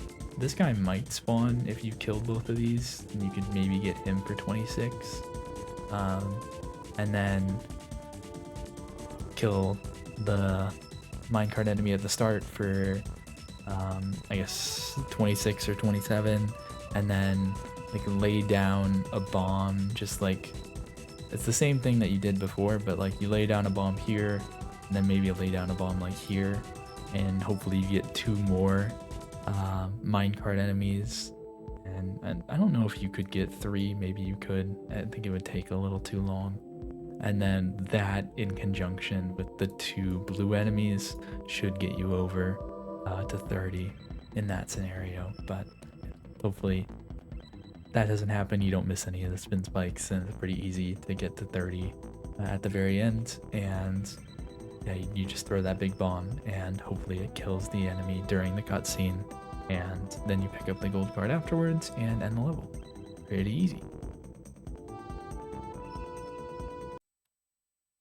Getting into Hades, the boss for Red Mountain. The gold cards for Hades are, there is 1 card each for blowing up his right hand, and then 1 for blowing up his left hand, and then the card for blowing up his hat, and then 1 card for putting a bomb in his compartment. So at the start of the fight, what you're going to want to do is pump up a bomb and throw it up left at the hand so that it hits that hand, and then as he's kind of turning, it will hit the right hand as well. So you can see that hit both hands and did 1 damage to them. They have 2 health. And then if you get the spin, that's good. That's what you want. Throw a bomb up left or up right if he spun the other way, and hit the hat. And then after that, you want to take out the hands. And as you're taking out the hands, if you already like took out the hat, then generally recommend like trying to hit him and the hand. So you see I let this bomb travel a decent amount, so it damages him and it hits that hand. Then this bomb hits him and hits the hand. And then he goes under, because that's the only attack he has left, and stun him with a bomb. And then that allows me to throw a bomb into the compartment. Since he's at 1 health, I could probably just throw a small bomb in his compartment. Throwing a small bomb in his compartment does not damage him at all. Unless you've already done it, then it'll kill him. But if you throw a big bomb into the compartment, then he just dies instantly in normal mode. So I just do that here. This is like especially beneficial if this is the only gold card you have left and you have like a few hearts left still. throwing a big bomb in the compartment can be pretty clutch to quickly kill him after you get all the cards. So that's what you do in the situation where you get a spin, which is pretty nice, but you don't always get a spin. So just quickly go through kind of a more typical example of when you don't get a spin. So the fight starts out the same way, but then you get punched. And so you just walk out and then start pumping up a bomb and just make sure you run horizontally, and that will avoid that. And then start hitting the hands again. I'm actually pretty surprised I hit this right hand with this one. I don't normally do that, but yeah, try to blow up both of the hands. Just kind of keep damaging him. And then he'll either go under, or he has this other attack that he can do that's kind of annoying, where he shoots meteors out of his hat. If he does that, then just stun him with the big bomb and blow it up to damage him, and then throw a small bomb in the compartment. And then hopefully the next time he will go under. And then when he goes under, just throw a big bomb, and instead of stunning him, just try to hit the hat. And then you're going to have to wait for this. I mean, you could damage him in the meantime here. You're going to wait for him to go under again and then stun him, throw the small bomb in his compartment, or you can throw a big bomb if you wanted to. It's about the same when you have 1 health left, and then you kill him when he comes up. So that's what you do when you don't get a spin, but hopefully you get a spin, because a spin is quite a bit quicker. Getting into White Glacier 1. So this stage, you have 2 playthroughs. First playthrough, you are going to get 3 of the gold cards, and then including the time card. And then the second playthrough, you are going to fade out glitch, get the enemy card, and 1 additional gold card. So getting into first playthrough of the stage, just going to go off to the right here. Walk on up here towards where the avalanche happens, and then you're going to do a bomb jump. You want to line up Bomberman with this line here in the wall, and then put down a bomb and kind of do a bomb jump just like normal. But once you get hit here, start holding this direction.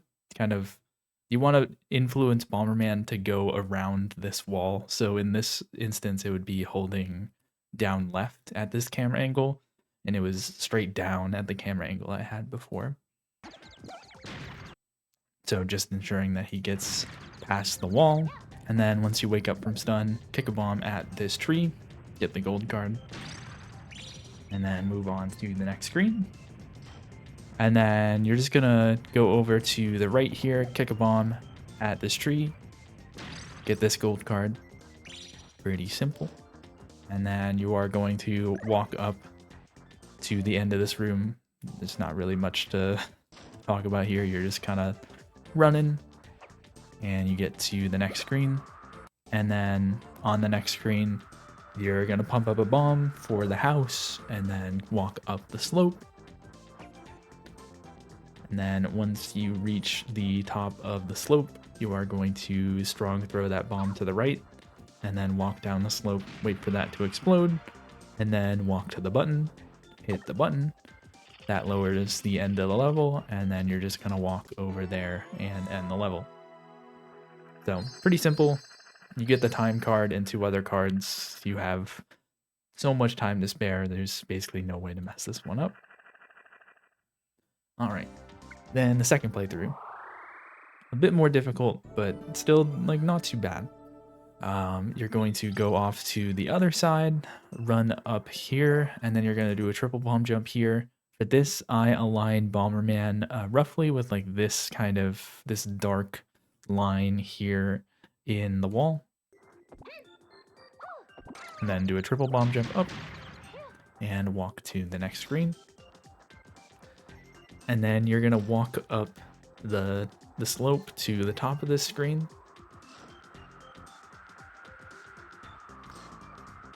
The wind pushes you, but if you just hold like you hold up, it won't push you too much. You can kind of counteract the wind here. Then once you get over here, put down a bomb and the wind will push it towards the tree. If you messed up and for whatever reason, like the wind isn't happening right now, then kick this bomb instead. And then that will blow up and hit the tree, and it'll spawn the red bombs. One thing ideally, like, you can put this kind of at the very middle of this slope, and it won't even go past the tree like it did here. It just gets stuck on this part. But if you time it well, then that doesn't matter because it'll blow up. Get the red bomb upgrade, that's very important, and then come down here. If you can, try to kill this bunny. Sometimes he's a bit of a scoundrel, but this time it's pretty easy. And then you're just going to start farming these enemies. So they spawn in groups of 3 every few seconds. And also, you don't have to kill this enemy if you don't want to, but you can get some extra enemy kills by killing this enemy a few times. So when you're at a point where the wind isn't really actively going and you have a moment before the next spawn, kick a bomb over there and you can kill him, and then resume killing the snowboarders.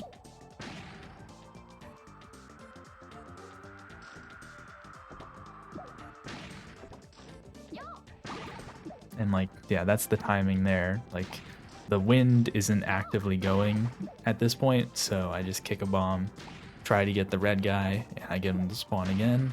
So I kill him, and then resume spawning the snowboarders.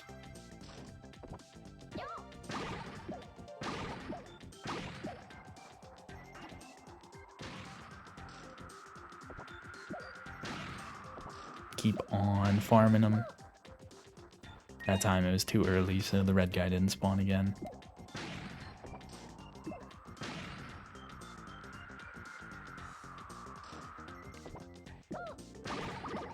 Just a note that, like, the wind affects your bomb and it kind of blows it down, so it does change the timing of your bomb kicks based on whether or not the wind is active.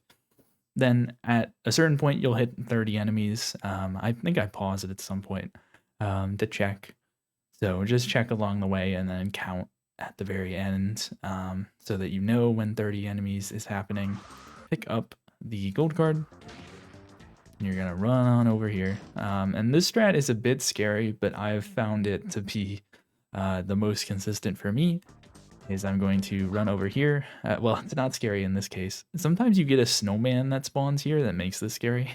But what I do is I kind of get a decent amount into the kind of cavern here, and then I strong throw the bomb, kick a bomb over here, and then pick up the card, and then avoid the explosion, and then strong throw the card, and then pick up both cards as you exit the stage.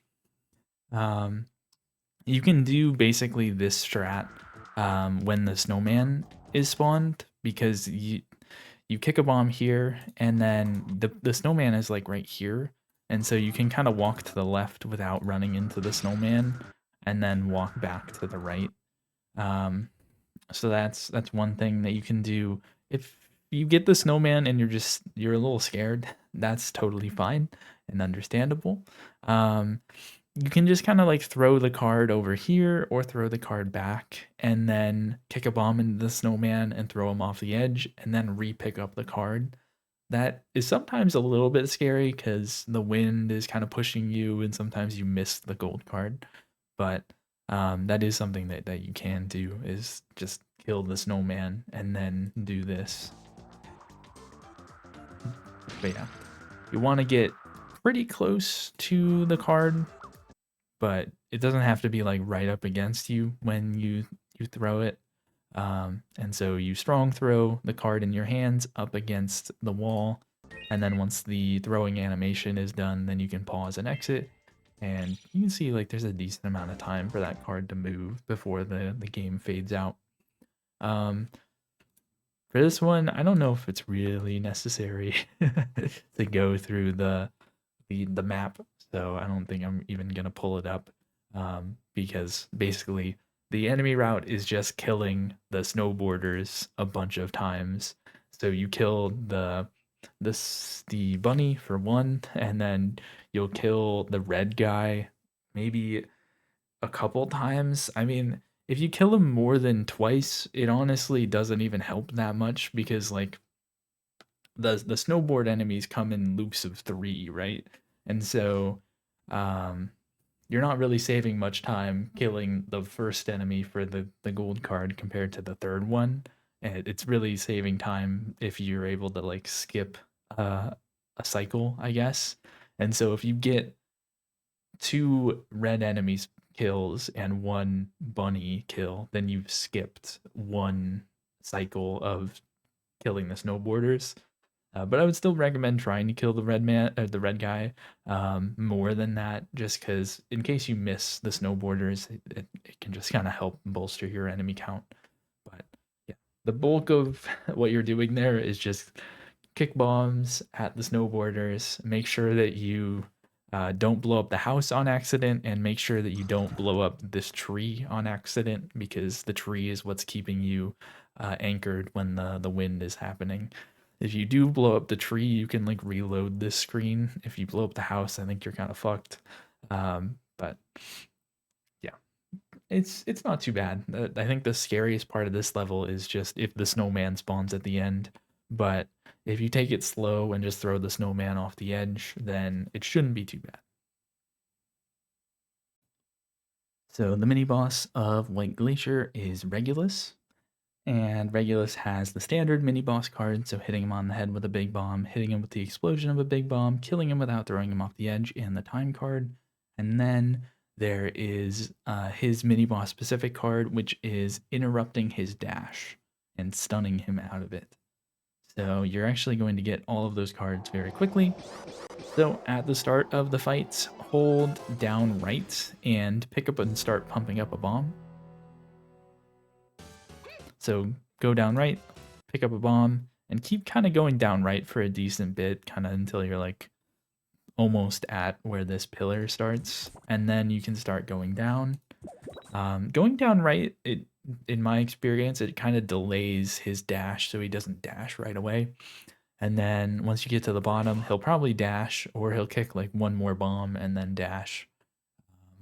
Just wait for the dash to happen. And then once he dashes, he's going to dash at your current location. He comes straight down. And then you're going to walk to the right, turn to the left, throw the big bomb. And you want to make sure that you're throwing it pretty early because you want it to count as interrupting his dash. He's going to get stunned and hit into your hands.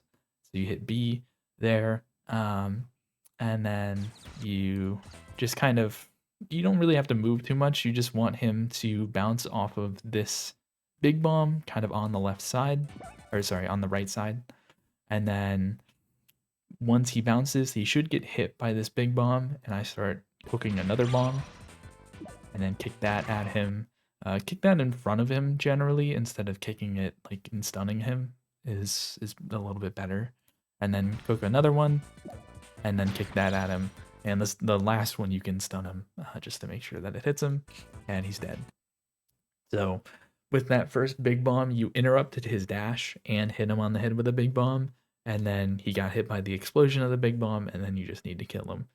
If you threw the big bomb a little too late, then it might not count towards interrupting his dash. And if that's the case, just kind of run to like the right edge and wait for another dash, and then just kick a bomb at him to interrupt it, and then just cook and kick bombs at him to kill him. White Glacier 3, you are going to do 2 playthroughs of this stage. First playthrough, you get 4 out of the 5 gold cards, including the time card. And then second playthrough of the stage, you're just killing enemies and getting the enemy card and then doing the fade out glitch to collect it. So first playthrough of the stage is pretty easy. You're just going to walk to the next screen, make sure to avoid the penguin, and then you're going to walk over here and kick a bomb at this little spike thing here. Blow that up and get the gold card, and then move to the other end of the screen. And then make sure you kind of walk a little bit upright so that you end up on this part of the path here. You don't want to slide down the ice at the start. Then you're just going to walk past the split enemy. And then I kind of take care of the snowman just because he gets in the way sometimes. But you don't really have to do this. You can just walk over here instead. Walk past the snowman and then kick a bomb at this. But I kick a bomb at the snowman. Oh, it got all fucked up. So here's what you could do instead of dealing with the snowman, is you just kick a bomb over here and then wait for it to blow up and then get the gold card. What I was trying to do here is, what I normally do is I kick this bomb into the snowman and I pick up the snowman for whatever reason I couldn't here. And then I throw him off to upright and then I just kick the bomb that's already kind of cooking up and then go onto this platform. But you can just kick the bomb over there, get the gold card, and then you're going to run off the edge and then start holding down and kind of take note of around the time that you're landing here. So I'm landing at around 33 seconds. And then keep holding down and kind of angle yourself into Sirius. So hold down right just like slightly, just kind of nudge yourself in that direction. And then you want to be stuck up against Sirius like this and running downwards. And what's happening is you are building up momentum that will launch you up this slope without having to go around or taking a death. And so I usually build up speed for around 10 to 11 seconds. If you want to be on the safe side, again, note the time that you fell, which was about 33 seconds for me, and wait like 12 seconds and go at like 45-ish. Don't remember what time I went at this point.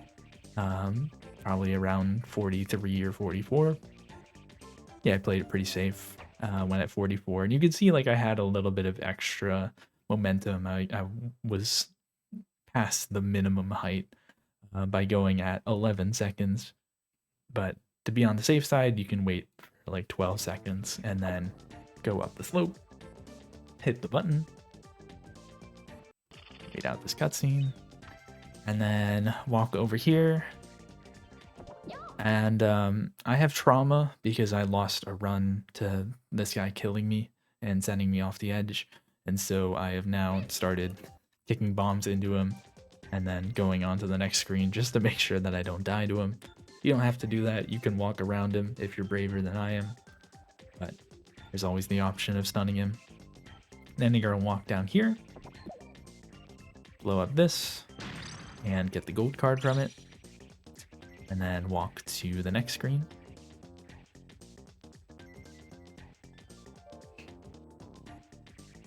And then just walk to the exit. Pretty simple. Sometimes this penguin can get in your way. You can just like kick a bomb at him and kill him.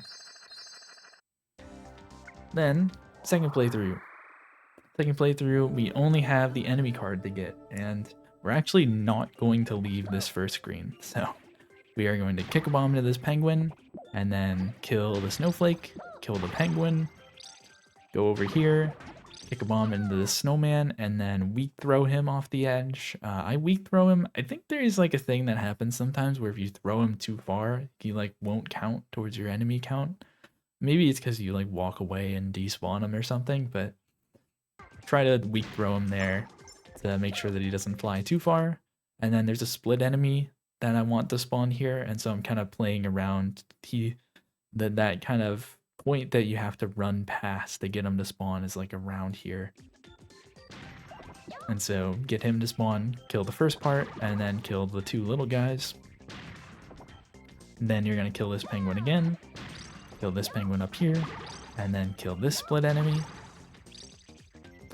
Kill the first part, kick a bomb to kill the next two guys, and then again, weak throw that guy off the edge. And if you missed one of these guys, then kill him on the way back. And you should get the snowflake, the penguin, and the snowman again. And then you're going to kill the split enemy again. That might miss. It sure did. Kill the last one and move on. Kill this penguin for a third time. This penguin, the split enemy, and then the snowman. So it's just, you know, doing this loop of enemy kills until you get to 30. Come back over. I pause at this point just to see. You could, if you were smarter than me, then you would know what the enemy count is at this point, but I am often thinking about too many things. So I just pause to check 25. And for whatever reason, I didn't get the snowflake or the penguin here. So that's fine. I'll just kill the split enemy and kill the snowman. Almost got hit there. Struggling a bit, but killed him eventually. And I think I actually missed one of the split enemies. So kill the penguins and get to 30 and then get near this gold card. I would probably recommend doing a camera angle, like doing C left twice from this camera angle so you have a better perspective of how close this gold card is. And just wait till it's relatively close to you and then quit out. And then you get it on fade out. And that's White Glacier 3. So it's pretty simple. It's just that really pretty easy gameplay loop of just going back and forth on that screen, killing the same enemies over and over and over again until you get to 30. So I won't even cut for this one. Here's the enemy routes. Again, this is like just kind of a basic idea of what the enemy route should look like. Sometimes you'll miss an enemy spawn along the way, and that's totally fine. You know, you just kind of proceed as normal, right? So you kill this penguin for 1, and then you kill the snowflake, you kill the penguin, you kill the snowman, and then you kind of go over here and kill this guy as he spawns, and then you go back here, you kill the penguin again, you kill the penguin over here, you kill the split enemy, you kill the snowman, and then you go back, and then at this point the snowflake is spawned again, the penguin, and then the split enemy, the snowman, and you know, you just do this a few times, and after like 3 loops of this, then you're at the point where you're probably at 30. Once you come back here for the 3rd time is around the point where you're going to be at 30. And if everything goes perfectly, then you can kill this guy for 26, 27, and then get 28 through 30 on this enemy. As you saw in that PB video, I didn't get these 2 to spawn at the very end, and so I just killed these guys and then killed the penguin for 30 instead. So, you know, it's relatively fluid, but the idea is that you're just, or it's really not very fluid at all. You're just doing the same loop until you get to 30, and it's going to happen around the 3rd time that you come over here. So the main boss of White Glacier is Mantis, sometimes referred to as Spider. And the gold cards for Mantis are, you get 1 each for burning his left claw, burning its right claw, and then 1 card for burning its face mask, 1 card for it breaking the ice, and then the time card. So at the start of the fight, you are going to pump up bombs, pump up a bomb, and kind of walk forwards, and then he's going to slash, and it's random. He might slash with both claws or just one of them. And regardless, I just throw the bomb kind of straight down, and it'll hit the claw that he slashes with. And then I just do that again. And then once I've burned one of the claws, then I'll just throw a bomb at the other one. And then once you burn the claws, then you're just going to try to damage him. And by damaging him, you will burn the mask. And then once he's at 1 life, then he will always break the ice. And you just kill him as he's breaking the ice. Towards the end of the fight, I often just kind of walk towards the middle. Sometimes this will lose you time because Mantis will do this like question mark animation. But I would much rather be safe in the middle of the web than risk falling into the cracks and chancing Sirius killing me. So yeah, it's a pretty simple fight. One thing I don't do this because I found it kind of difficult to do in a way that you can like react to.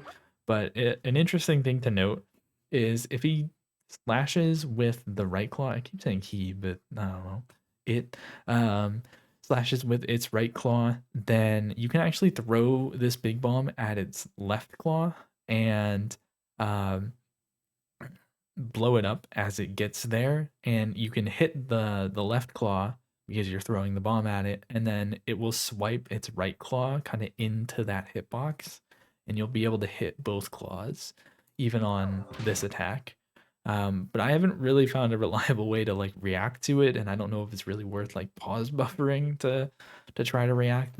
That's an idea, but instead, what I've done is I just kind of go back and forth and throw bombs at the middle and hope that it slashes with both claws like that.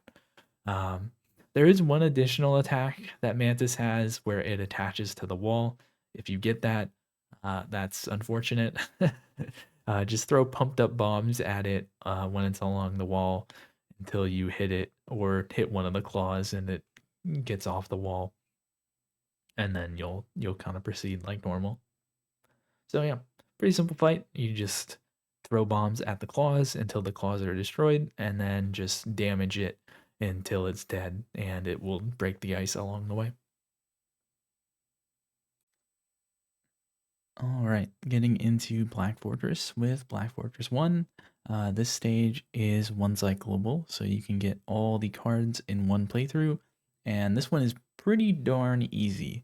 At the very end, there's maybe like a slightly spooky kind of gold card grab, but you have a lot of time to spare here.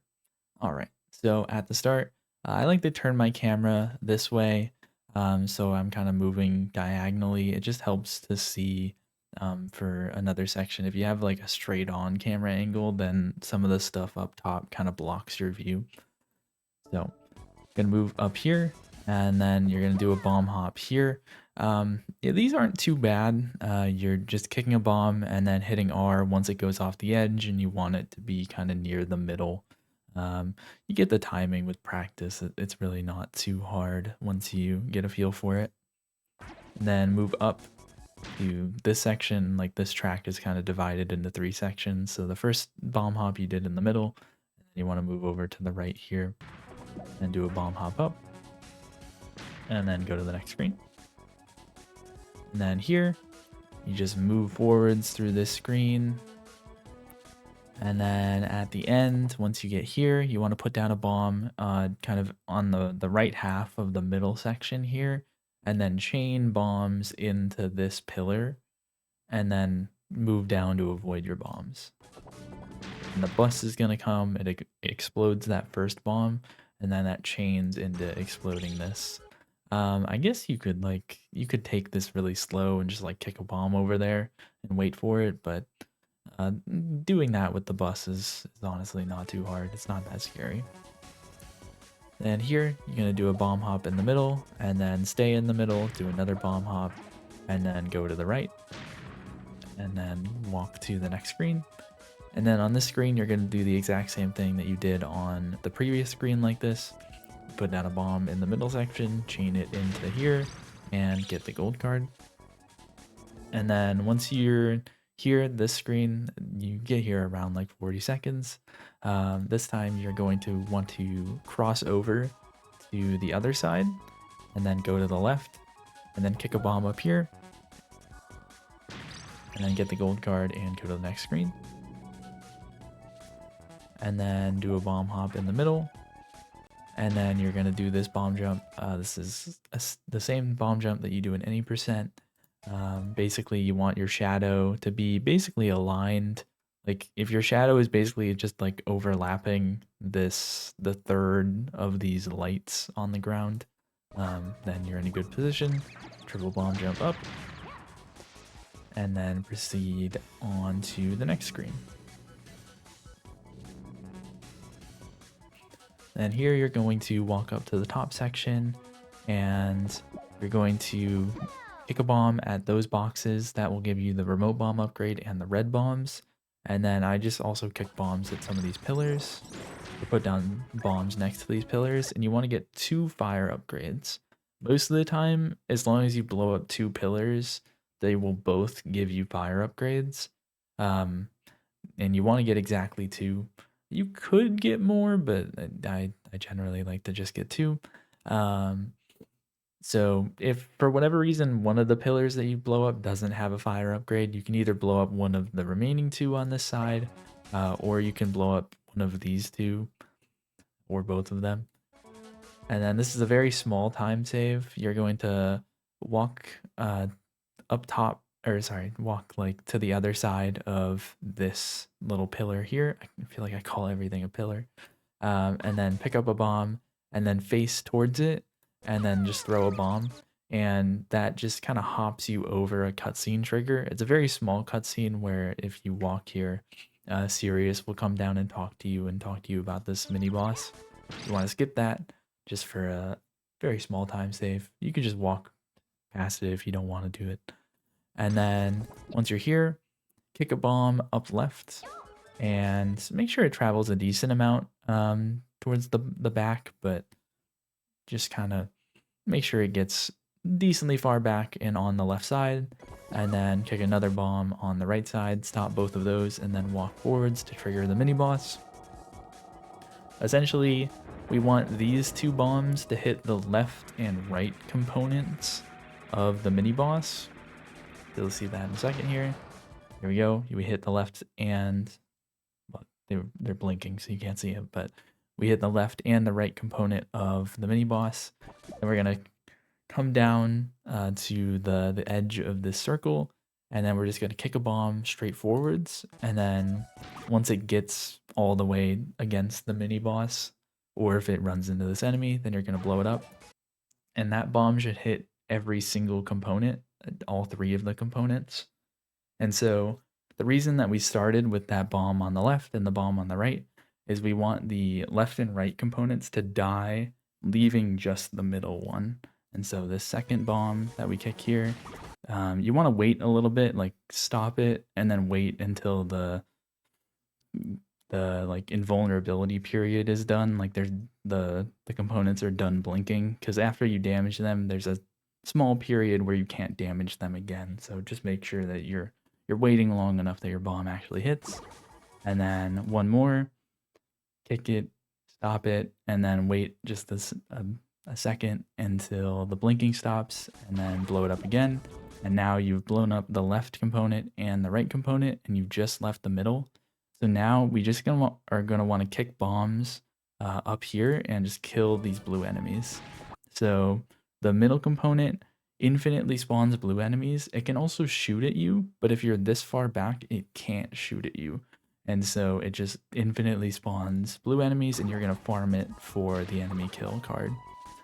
So essentially, just like every couple seconds, you are kicking a bomb, and then I usually stop it around like this little mark in the ground here is where I stop it at, and then blow it up, and just keep farming enemies like that. And this is going to be the source of all of our enemy kills, and we're just going to do this until we get to 30. Let me skip ahead a bit. You're not missing anything. Okay. Then at some point, you know, once you get to like 140 something seconds or so, once you feel like you've killed a lot of enemies, pause, or you could be counting this whole time if you're not lazy like I am, and check how many enemy kills you have. And then I'm not actually sure how many I have right now. Okay, I imagine I'm near 30 because I'm zooming out. So this was probably 29.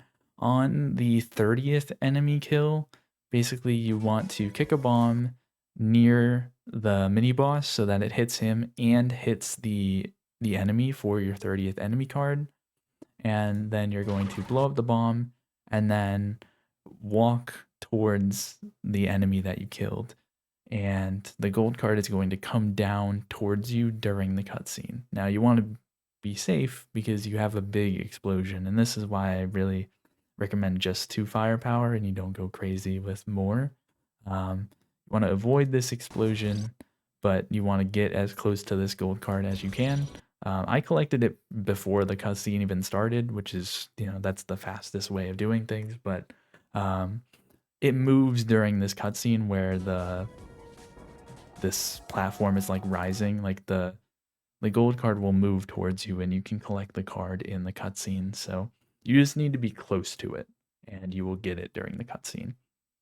If that is a little scary for you, what you could do instead is just you could actually wait on the 30th enemy spawn. Just wait a little bit, and the blue enemy should kind of move down towards you, and then kick a bomb at the blue enemy, and then kick a bomb at the mini boss and kill it, and collect the card as you're killing the mini boss. So that would be the safer way to do things compared to what I'm doing here. But once you get the gold card and kill the mini boss, then you just are gonna walk on forwards and end the level. Target time is like 200 seconds, and we completed it in 153 with all the gold cards. So, yeah, not too bad of a one cycle, and not gonna do the enemy route breakdown because every single enemy route or every single enemy kill is just from the mini boss. So for Harvester, the gold cards for him are for burning his right arm, one for burning his left arm, one for burning his faceplate, and then one for destroying the orb when he sends it out, and then the time card. One thing to note, let me start with the front plate has the same amount of health as Harvester does. So in this case, it's 8 small bombs worth of damage will blow up the front plate. And then the arms each have half of that. So 4 small bombs worth of damage will blow up each arm. And when one of the arms is blown off, then he cannot do the orb anymore. So you don't have to necessarily like count how many times you've hit each component. It could help. I used to try to do it and I was pretty bad at keeping track. But you just want to make sure that like you're not hitting the arms too many times before you see the orb. You should see the orb generally pretty early in the fight a lot of the time, but if you don't, you just want to be cautious to not blow up the arms early. So during the fight, basically you're going to try to kick bombs at him to try to damage him, hit the front plate, and to damage one of the arms at least, maybe even both of the arms. And I do that mostly by kicking bombs. You could try to use big bombs, but I generally don't recommend it outside of one attack. When he does missiles like this, it sucks. You want to just kind of stand still for a second and then put down a bomb and then walk forwards and then destroy the bomb, and it should kind of pick up all the missiles. He's being kind of unruly here. I'm just trying to get hits on the arm as I can. There, I hit the front plate and the arm, and I damaged him. And so this is one part where I think I kind of misplay this. These are high arcing rockets, and during this attack is when I would recommend you try to use a big bomb. Once you recognize that he's doing it, he has to stand still while he does this attack. So you can pump up a bomb and then throw it and hit at least like the front plate and one of the arms. You can even hit both of the arms. I'll talk about how you can kind of manipulate his positioning to get that to work, but I don't do it here for whatever reason. So I'm just trying to hit the arms and try to destroy the arms while hitting him. And then towards the end of the fight, if I don't know what the front plate HP is, which often I am just bad at keeping track of, then I will start trying to kick bombs just in front of him, but not trying to damage him, to try to just hit the front plate. This one's gonna miss, but this one, it hits just the front plate and doesn't damage him. Then I'm gonna do that one more time just to make sure. That blows up the front plate and that kills him. You can do this differently. I think the smart way to do this, this is even kind of hard to keep track of though, and it's high risk. Like you don't want to kill him without killing the front plate, and if you do, it's just a massive time loss. And so that's why I end up playing it safe by kicking bombs in front of him and making sure the front plate is destroyed. But what you could do is just like each time you hit him, just make sure that the front plate is also getting hit and keep note of any time that that doesn't happen. And I can show you the time when it doesn't happen here. It's not on this hit. It's on that one. So let me rewind a little bit. So you see on this hit, like a lot of him is sparking, including the front of his face and kind of the back. On this hit, you'll notice that there's no sparks here on his face. There's just sparks on this arm and there's sparks in the back. And so that's signifying that I did not hit the front plate on this hit. So now and for the rest of the fight, the front plate has 1 more HP than he does. And so I had to do at least one of those bomb kicks where I hit the front plate and not him. So if you're better about tracking that, then you can just confidently kick a bomb and hit him and the front plate at the very end of the fight, and save kind of kicking those bombs that just hit the front plate. But I would generally recommend just kill the front plate before you kill him. It's just safe, and you won't end up losing like a minute or two to killing him on accident. And so I mentioned earlier the idea of hitting all 3 parts with 1 bomb and how you can do that. You can actually do it with just a small bomb. You can do the same kind of technique with a big bomb as well. Basically, what you want to do is kick a bomb towards the middle, but like leaning to one side. And so this one is going to be kind of towards the middle, but it's leaning slightly kind of to the left side. And what you like, it's hard to describe exactly the way that you do this, but Harvester is kind of he faces you, and so he kind of turns with you, and so you can kind of take advantage of that. If this bomb is like to the left even more than this, then what you do is like you blow up the bomb, and the bomb hits this arm and it hits his front plate, and it damages him, and you just move to the left, and then he'll turn, and him turning will make it so that this arm turns into the big bomb explosion. And so sometimes I do more of like a committed like move in one direction. There I kind of just like wiggled back and forth to try to get him to turn in both directions, and it ended up working out. This one, see, this is like more to the left, and so what I'm going to do is I'm going to move to the left, and he turns with me, and that bomb ends up hitting the arm over here, the middle, and the arm over here. So that's how you can damage all 3 components at once, and that's just an optimization that can lead you to a faster harvester. But yeah, in general, you just want to kick bombs. You could pump up bombs if you're crazy, and try to hit the front, damage him, and hit one of the arms each time. But just make sure that you don't blow up the arms before he does the orb, then blow up the orb when he does that, and then finish blowing up the orbs, then blow up the front plate, then kill him. Maybe at the same time, but if you're just a little bit scared of, making sure that you're keeping track of the health accurately, then yeah, I'd recommend making sure you have each component destroyed and then kicking a bomb to kill him at the end. Now for Black Fortress 3, Trap Tower, the stage is very long and very big. First playthrough, we are going to get 4 of the 5 gold cards, including the time card, and then we're going to fade out glitch to get the last one. So let's get into it. This first playthrough is like, it can be a little tough at times. There's only like 20 seconds of wiggle room or so. You're gonna want to put down bombs near that guy, kill him, and then I look for the green guy here and I just kick a bomb towards him. Sometimes he just runs off the edge like he did there. Kick a bomb at that blue guy, and then here you're gonna bomb jump up.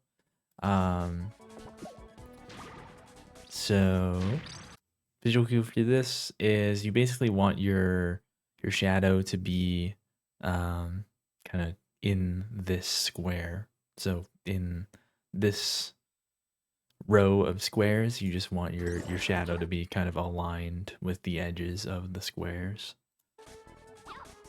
And then do a single bomb jump. Do not do a triple bomb jump. Do not do a triple bomb jump or you will go off the edge. Then come back over here towards the right, and if you see the green guy, then kill him. Yeah, better to probably kick a bomb off the edge instead of trying to kick it along the edge. Then kick a bomb here. You don't have to stop that one, you can just let it go all the way. Kick a bomb towards this box, and then kick a bomb to the right. And there's a cannon enemy that spawns near that box. Sometimes you'll see him, and sometimes it's just kind of blind. You just let the bomb go past the box and then blow it up. And then there's a purple enemy off to the left. You barely saw him. There he is. So you kick a bomb over there, kill him, and then kill the blue guy again. And go to the next screen. Here we're gonna pump up a bomb, and we're gonna try to let these two flying enemies kind of group up and get closer to the purple enemy here. And you're gonna try to kill all three in one big bomb. And I did get it there. And then kick a bomb at this guy. I was holding that in my hands because I wasn't sure if I was gonna kill all three there. But yeah, kick a bomb at that guy, then go over to the other side, and this guy should have spawned. Then get the gold card, pump up another bomb, and there should be a UFO right around this intersection. And then kick a bomb at this guy, hit the switch, and then one thing to mention here is, went back a little far. When you kind of run up against this, you see how that kind of, it shifted me horizontally.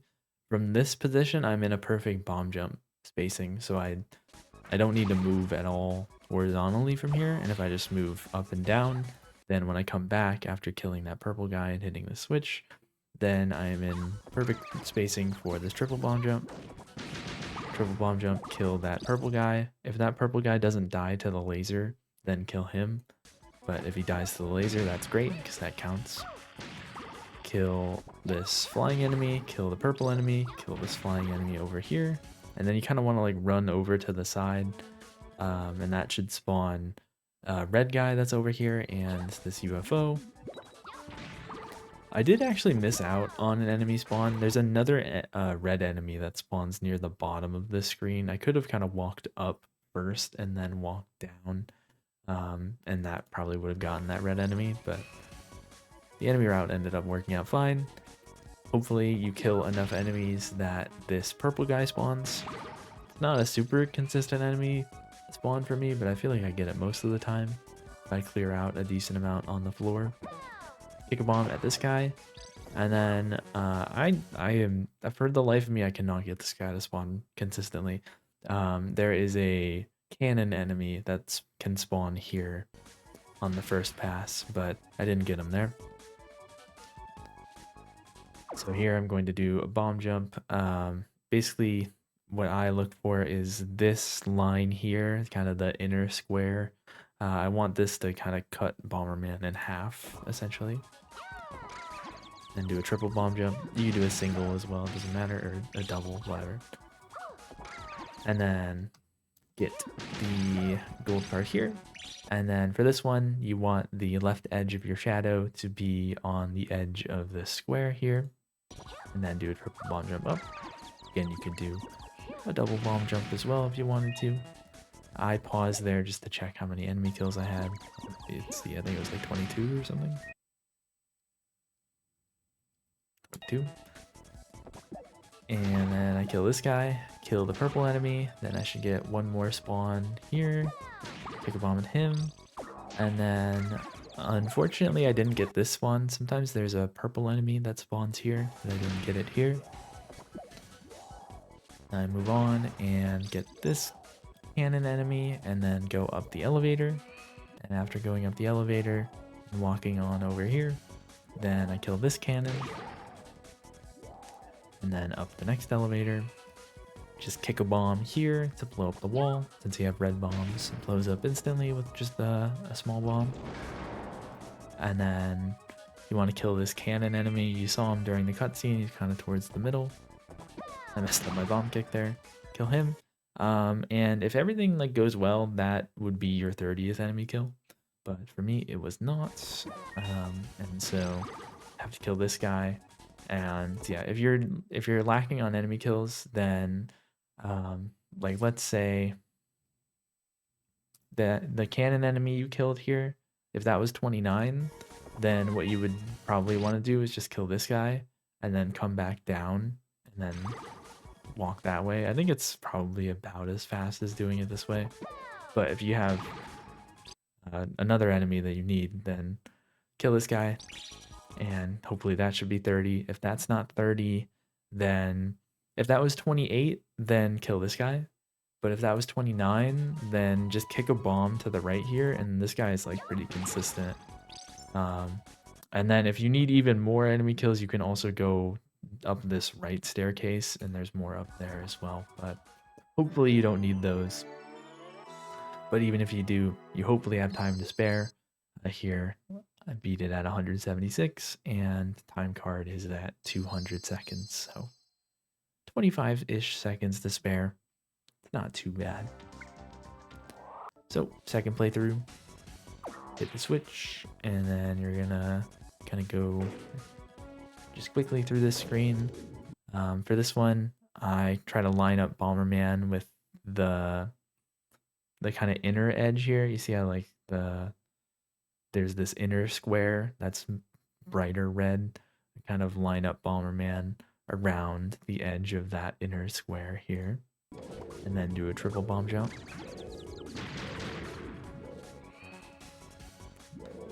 Go on up. And then you're just going to walk forwards on this screen. And if you only walk forwards and then back, then you're at the perfect bomb jump spacing. And you can just do a triple bomb jump. Make sure when you do this triple bomb jump, you go down the stairs a bit. If you do the triple bomb jump from like here, your bomb is going to explode and kill you. So, or take away your heart. So you want to go down the stairs a bit before you do the triple bomb jump. Then go up this elevator. And go around this path. And then go up the elevator to the right. Then we're going to go straight forwards. We don't need to kill any enemies. If they're in your way, then you can kick bombs at them. If they're not, then just keep on moving. Get onto this elevator, and then get onto the elevator to the left. And now you're on the screen that you need to be. This bomb jump can be kind of hard to set up visually for me. And so the easy visual cue is the left edge of your shadow should align with this left edge here, which is all well and good until like this enemy gets in the way. And then that can be kind of annoying. But yeah, generally like line up off of that left edge. You can also use like I've tried Bomberman's head kind of like is colliding with like the edge of this square here. That's kind of another visual cue you could use, but I generally just use this left edge to kind of line myself up, and then do a bomb jump. Just a normal bomb jump, not a triple. And then kick a bomb here, and you're gonna blow up this box and then get to the left of it before this bomb explodes. You could kick that bomb later if you wanted to. That's just kind of the faster way to do it, is to kick it early. And then you're gonna wait for this, or you can kind of move towards it if you're impatient, and then exit. And just for me, I just barely got it, but I did get it. Yeah, you can wait a little bit longer if you're a little bit more cautious than I was there. But yeah, you just wait for the card to move towards you and then quit out and get it as it fades out. Alright, so enemy route for Black Fortress 3. Yeah, it's a bit hard to kind of map this out just because of the way that the map is like, you know, you kind of have to tilt it like this, and then it's hard to map out the exact locations of the enemy spawns, and then it gets a little crowded here. But yeah, I'll try to walk on through it. Yeah, so at the start, you kill this enemy with a bunch of bombs, you bomb jump up, and then kick a bomb at this guy, or a lot of the time he will just run off the edge. Either way works, you just want to kill him. And then as you're coming up here, you want to make sure that you kill the blue guy here, and then come over here, get the remote bombs, bomb jump across, come over here, and as you're walking this way, kill the green guy if you see him again, and then jump over here, kill this guy. I don't think, maybe you could go like to the side and kill this guy. I've never done that before, so I'm not really sure how consistently this guy spawns. But yeah, generally just recommend kicking a bomb towards the box here, and once it gets like here, if you blow it up, it should kill this cannon enemy, and then you jump back, and then on your way back you kill the purple enemy, and then the blue enemy again right before the elevator. And then coming up on this screen for the first time, or yeah, the first pass, you kill these two guys and that purple enemy with the pumped up red bomb, and then you come on over here and kill these two guys and then the UFO, and then you walk up and you should get this purple guy, bomb jump up, you should get this purple guy, and then as you're coming back and jumping across this gap, this guy often just naturally dies to the lasers, but if he doesn't naturally die to the laser, then you can kick a bomb at him. I don't often see this guy a second time, I feel like, in 120 cards. I think there's maybe potential if you like moved back or something. You could maybe induce him to spawn, and maybe you could get this guy as well. I don't think it's really worth it though. And so instead, you come over here on the right side, and immediately you should be able to kill like the dive enemy, at least one of them, maybe both of them, and then the purple guy, and maybe the UFO. The UFO might not have spawned yet. I forgot the thing, but there's a UFO. It's like here-ish. Location not super important, but yeah, you come over here, you kill dive enemy, purple guy, UFO possibly. You might get this red guy right away, you might not, but then you kind of want to walk, like come over here, kill everything that's on the screen that you can see, and then walk down here, and then come back, and you should see the UFO if you haven't already, and you should get this red guy, and then if you haven't, then kick a bomb down at there. You would want to be like farther away, like over here, and kick a bomb at this red guy over here and kill him, and then you can proceed. So the important thing to know is just kind of knowing the enemies that can spawn in this area once you get here, and you want to kill, ideally you want to kill each of them once, but you could potentially skip a red guy. I skipped a red guy in that video that I showed, so that can work out. There's a decent amount of flexibility with this enemy route, but you want to kill everything that you can around here and then proceed up the elevator, and then hopefully you get this purple enemy and you can kill him. And then once you come up here, then you're going to kill this purple enemy, and if you can get him, kill this guy. What I try to do is try to kick bombs from far away to this purple enemy and kill him, and then like kind of walk back a little bit and then walk forwards to try to induce this spawn. But even doing that, I've still found it to be kind of inconsistent. And so in the numbering here, I've only assumed that you kill this guy once. But if you get the spawn when you first come this way, then you can kill this guy twice and get an additional enemy kill. So definitely kill the purple guy. Hopefully you get the green guy or the cannon enemy, and then you go over here, you bomb jump and get this gold card and then come back. And on your way back, you should definitely get the purple guy and the cannon enemy, whether that's the first cannon enemy you killed or the second.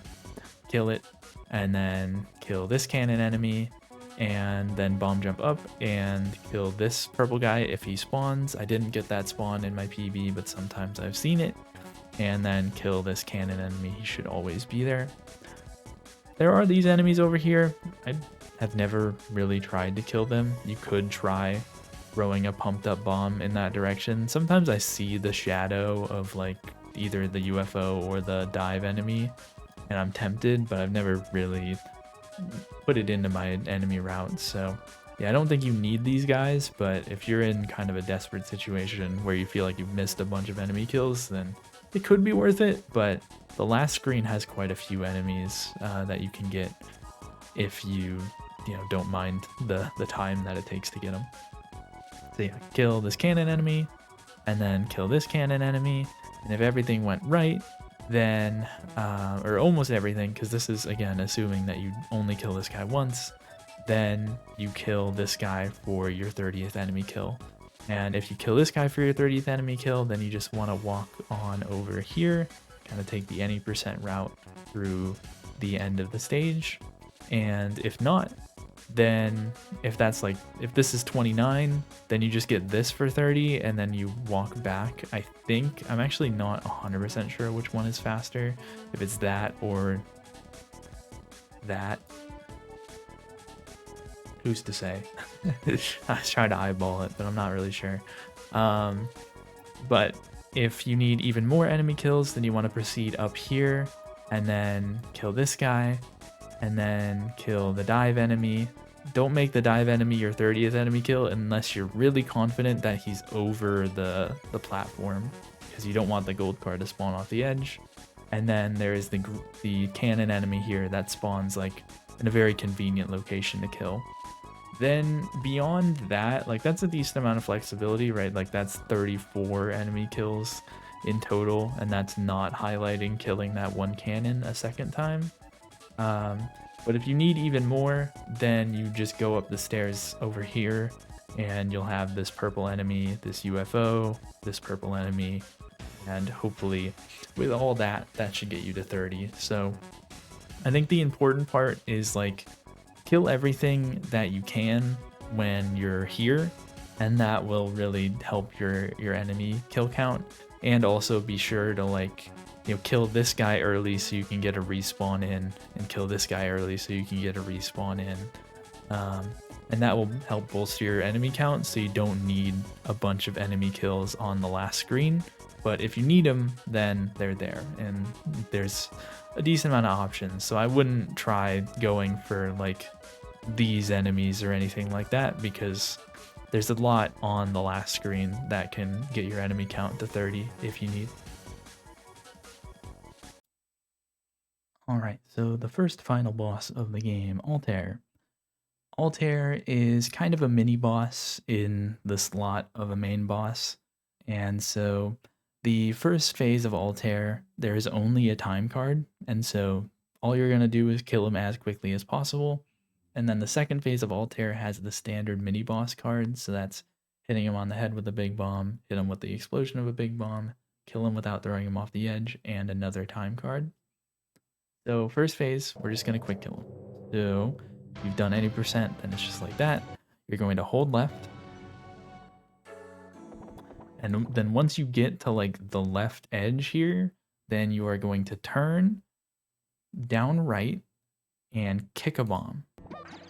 And if that goes well, then he should just bounce off the edge. Sometimes, I think if you're a little late, then he will instead bounce and end up right here, stunned.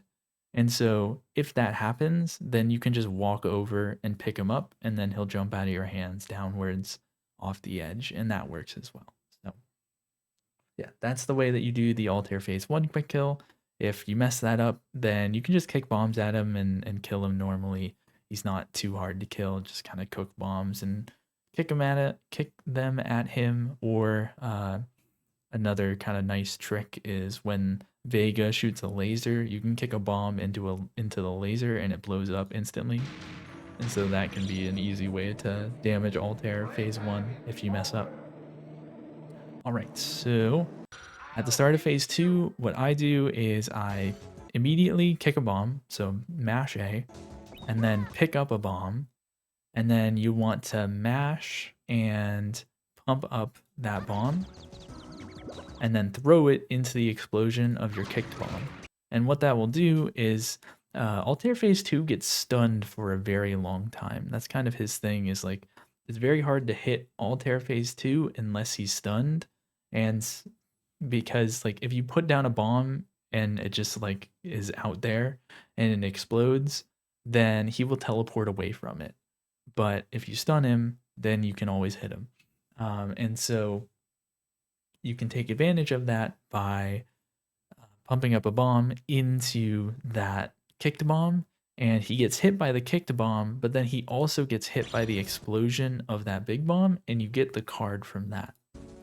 Then you need to hit him on the head with a big bomb, and this is where a lot of trouble comes. And this is an example of when it goes very poorly.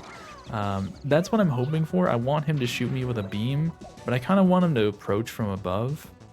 And so I'm just waiting until he runs down and shoots a beam, and then I'm gonna strong throw the bomb on his head.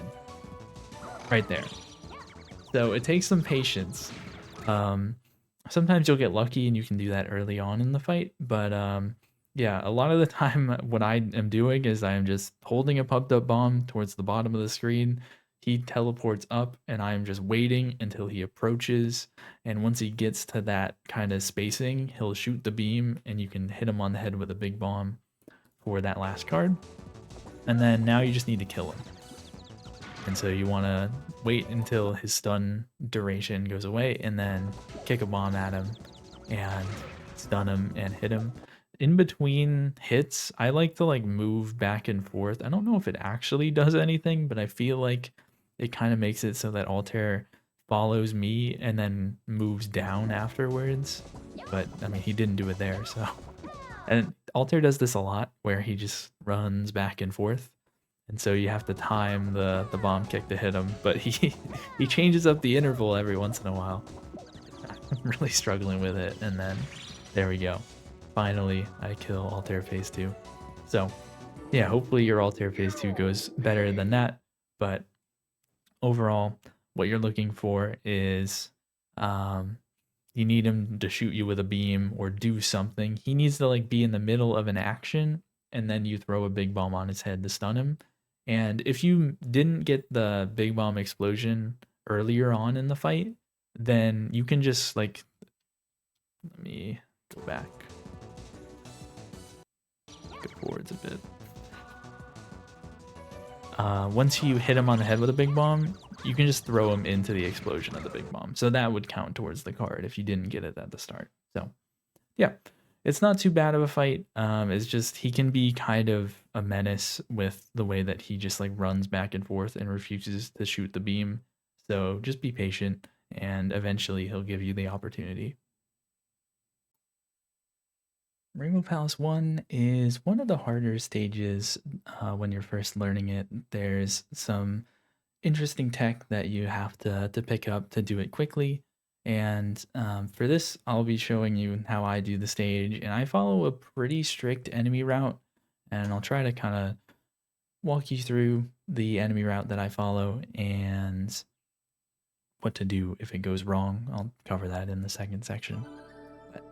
At the start here, you want to walk up, and then you're going to kick a bomb into this guy, and then you're going to do a bomb jump here.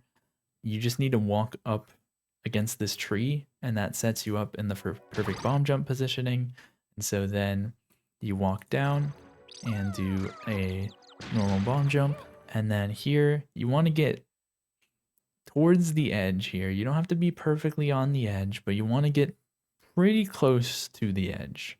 Like almost, like Bomberman Shadow is like almost halfway off the edge. Not quite halfway, but almost halfway off the edge. You could probably be a little bit farther from the edge from this, but you want to be in the area of the edge here. And then you want your shadow, the right edge of your shadow should align with this line here. And then you do a triple bomb jump, and let me rewind a little bit just to show. If you just run straight right, you're not against this block, and so you have to offset the horizontal positioning a little bit by running up ever so slightly, so that when you throw a bomb here, that it's actually against the button. And then do a triple bomb jump. This could also be a double bomb jump, but I feel like making a triple makes it easier. And then I hold down left out of the cutscene and pick up a bomb, throw it at the cloud, and come over here, kick a bomb at that guy, kick a bomb at this guy, and then kick a bomb at one of these guys and make sure that he dies kind of before the transition. And then on this screen, so these blocks here they have a chance to spawn remote bombs. I don't know exactly what the chance is, but it's random whether or not they spawn it. So here I get quite lucky, and so the first one that I blow up had remote bombs. But if you didn't get as lucky, then you would have to blow up the ones over here or the ones down here. Yeah, like all of these can contain remote bombs. On normal mode, it's very rare that you would have to like reload the screen, but probably technically possible that you would get no remote bombs and then have to reload the screen to get them. But after getting remote bombs, you want to kill this yellow enemy, and then there's another one kind of hiding behind the tree, and I try to kill that one from kind of far away, and then I kick a bomb from back here, and that just makes it so that I've killed this guy, so this enemy has space to spawn, and then making sure that I'm at the distance where he can spawn, kill him, and then I kind of walk back again, and then I kick a bomb here, and that walk back was just to make sure that these two enemies had the space to spawn, and then I kick bombs at both of them, and then the gold card is coming over here. This looks scary, but like you kick a bomb this way, and then you blow up the block that the gold card is in, and then the gold card always moves towards you. And so after kicking those bombs, then you can come over here, get the gold card, and then you're going to bomb jump out. The right edge of your shadow, you want to line it up with this line here. Then triple bomb jump. And then just run towards the exit and kill this green guy. Alright, I shouldn't have skipped. Alright, then you kick a bomb here, kill this green guy. Make sure, by the way, that you do not blow up this pillar. You do not want to blow up this pillar. So when you kick that bomb, like don't let it go too far, and you don't want to kick it like this way. You want to make sure that you keep this pillar intact. Everything else can be destroyed, it's fine. Then kill that guy, pump up a bomb, throw it up, and blow it up to kill the cloud, kill this green enemy, and then walk back. This will allow another green enemy to spawn.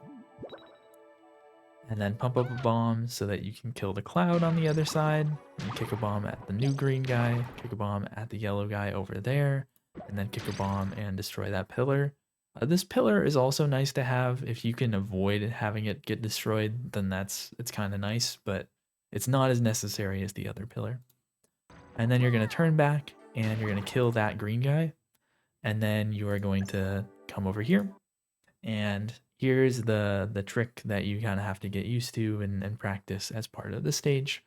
Get towards the edge. Again, you do not have to be, this is like, you don't have to be nearly as close to the edge as the first bomb jump that you did. Yeah, just get towards the edge here. And that is closer to the edge than is necessary. My first positioning, like my pause before this one, I was at a position where this would work. But yeah, you want to be kind of near this corner and near the edge, put down a bomb, and then walk to the right. And then you want to align, it's not going to work yet. So you want to align yourself so that the left edge of Bomberman's shadow is basically touching the right edge of the bomb shadow. There is some leniency in this. I would say it's better to be a little too far. Like this honestly might work if I just turned around. It could work. But like the same distance but being too close where the shadows are overlapping, I feel like it almost never works. So you want the shadows to be approximately like just touching on the edge, but you can have a little bit of space and it can work. And then you want to turn towards the bomb, and then you want to kick a bomb at the bomb, and then pick up a bomb.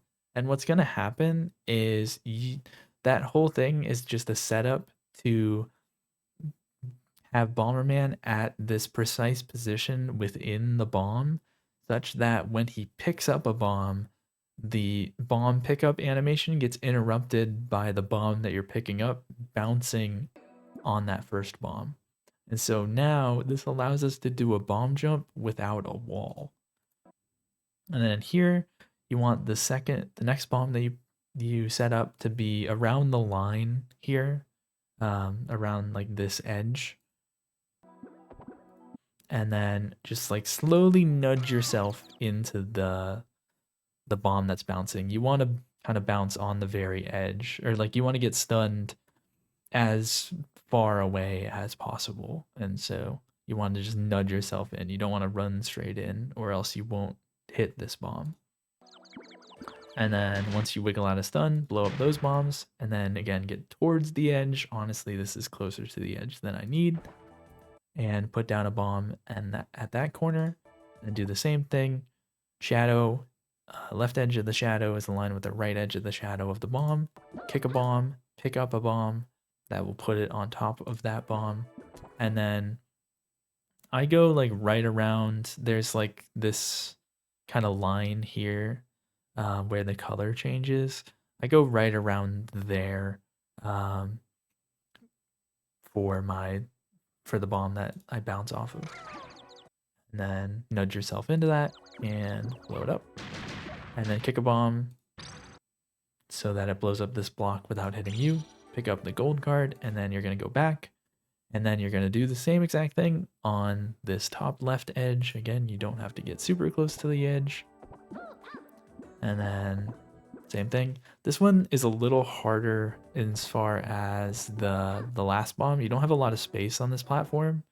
And so you want to get relatively close to the edge to place down this bomb so that you have enough space to actually bounce.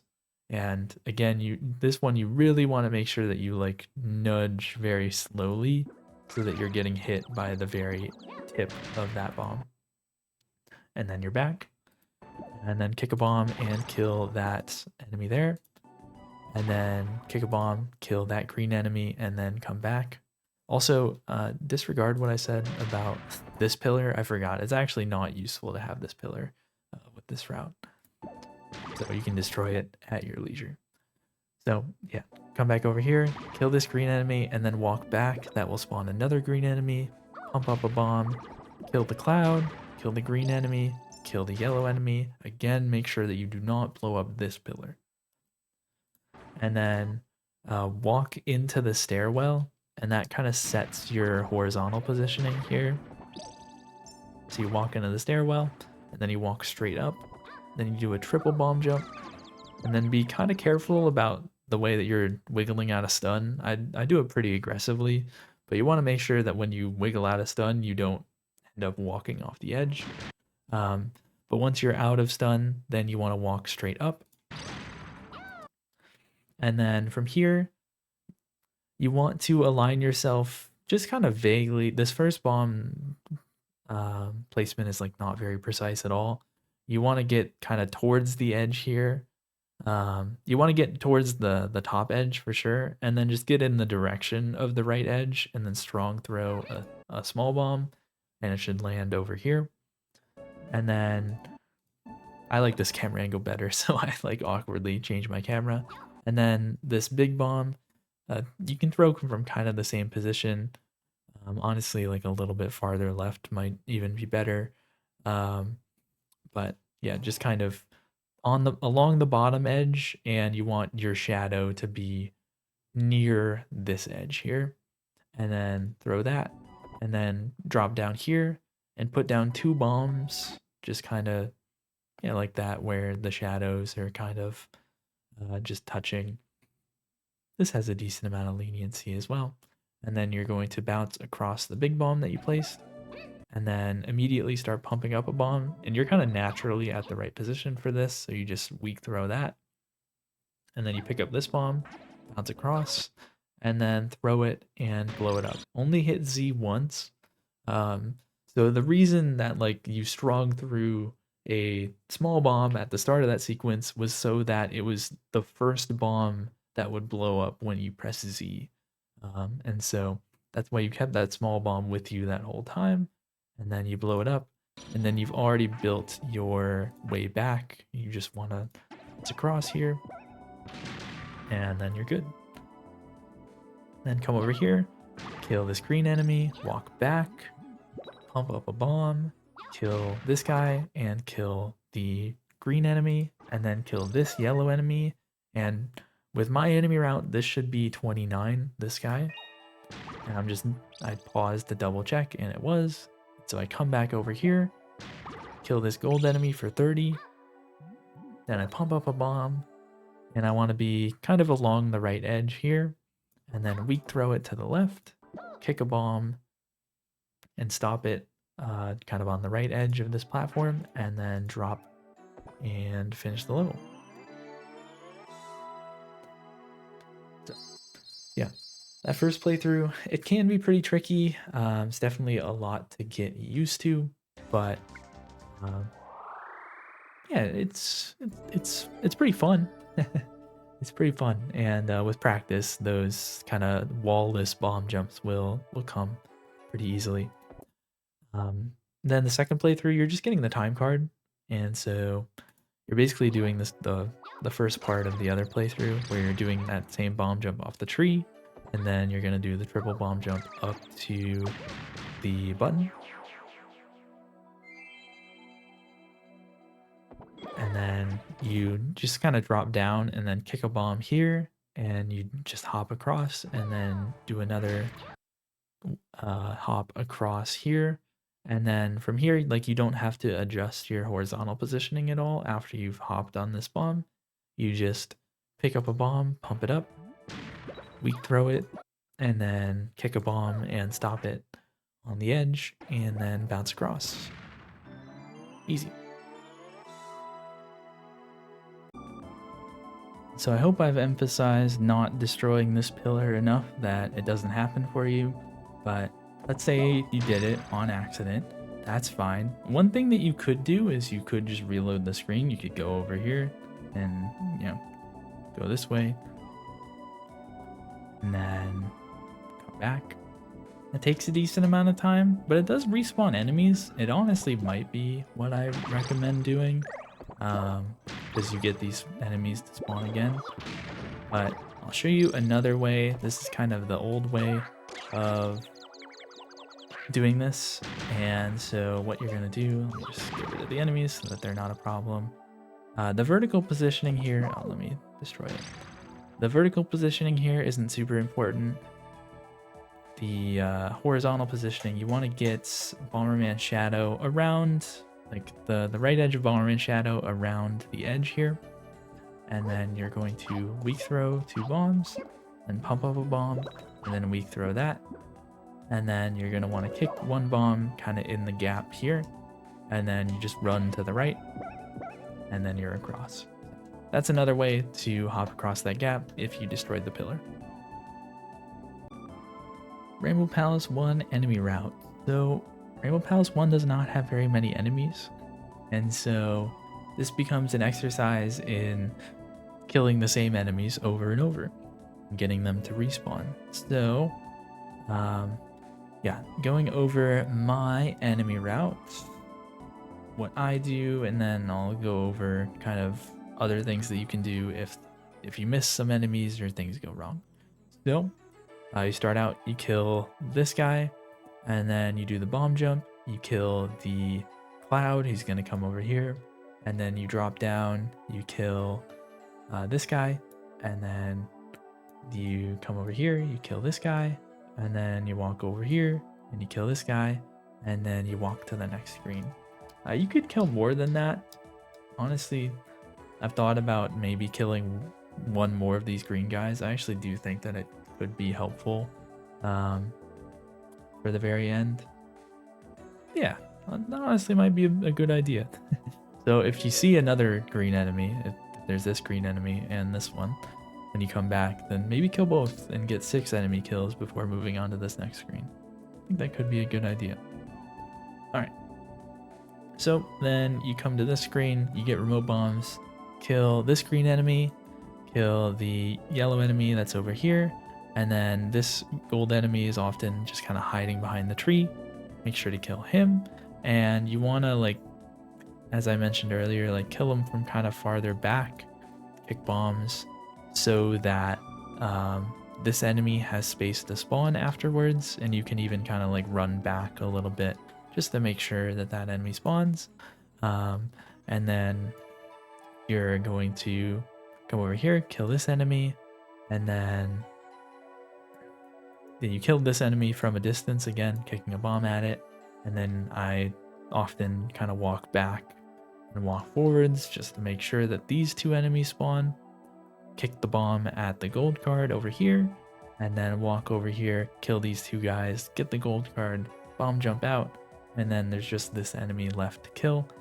These 2 clouds are like too high up, I think, so you can't really kill them, but you kill everything else on this screen, and you exit with 12 or with 13 if you do what I mentioned earlier. And then after teleporting, then you are going to kill this green enemy, the cloud, kill this golden enemy again, and then you kind of walk over here. You don't even need to walk very far if this enemy is kind of like over here, but walk over here and then kick a bomb at this this green enemy, and then once you kill him, then walk back to allow this guy to spawn, because if you just walk over there after killing this guy won't be spawned. It will only be these 2, and you want all these enemy kills. So you walk back, and that allows this guy to spawn, so you kill him, kill the cloud, and then kill the gold enemy, and then you want to turn back and kill this enemy who will have just spawned, and then you walk back and do the whole bomb jump shenanigans, and then come back, and by the time that you have returned, then this gold enemy will have spawned again, and so you'll kill that enemy, and then walk on over here, kill this green enemy, and you want to kill that green enemy from afar, and then kind of walk back, and again that allows this other green enemy to spawn. And so then you walk over here, you kill the cloud, you kill the green enemy, and you kill the gold enemy without killing this pillar, and then you do the bomb jump across, do all the stuff to get this card over here, and then you return. Now you had 25 enemy kills, and then you're coming back, and nothing will be spawned over here, but you will have this green enemy, so you kill him again, you kill him from a distance, and then you walk back to make sure that this green enemy spawns, and then you walk forwards, kill this green enemy, kill the cloud, kill this gold enemy, and then you should be at 29. And if you zoom out, you should be able to see this gold enemy on the other side, and then you come on over to the other side and kill that guy for 30. Potentially you could kill this guy for 30 if you killed 2 green enemies at the start, which is an idea that I only just thought of. But yeah, you kill this guy for 30, and then you end the level. So that's a bit strict, because if you come on over here and this guy is like 29, these guys often, it doesn't seem like they're spawned. Maybe you could kind of manipulate this in some way, like you walk back far enough and maybe they'll spawn, I don't know. But I feel like when I come over here, these guys are never here. And so if this guy is not 30, then I would recommend you come down here and then you kill this gold enemy and then walk back on this side, and you'll have this enemy as an additional enemy, and you'll have these three which will spawn on your way back, and you might even be able to get some of these afterwards. So yeah, hopefully you'll be able to kill everything kind of on the route that I have charted out, and then you will never have to go down here. But if at the end of this enemy route you still need more, then I would recommend coming down here, killing this gold enemy, and then coming back up, and you'll start to get these enemies to spawn again. So yeah, that's the general idea.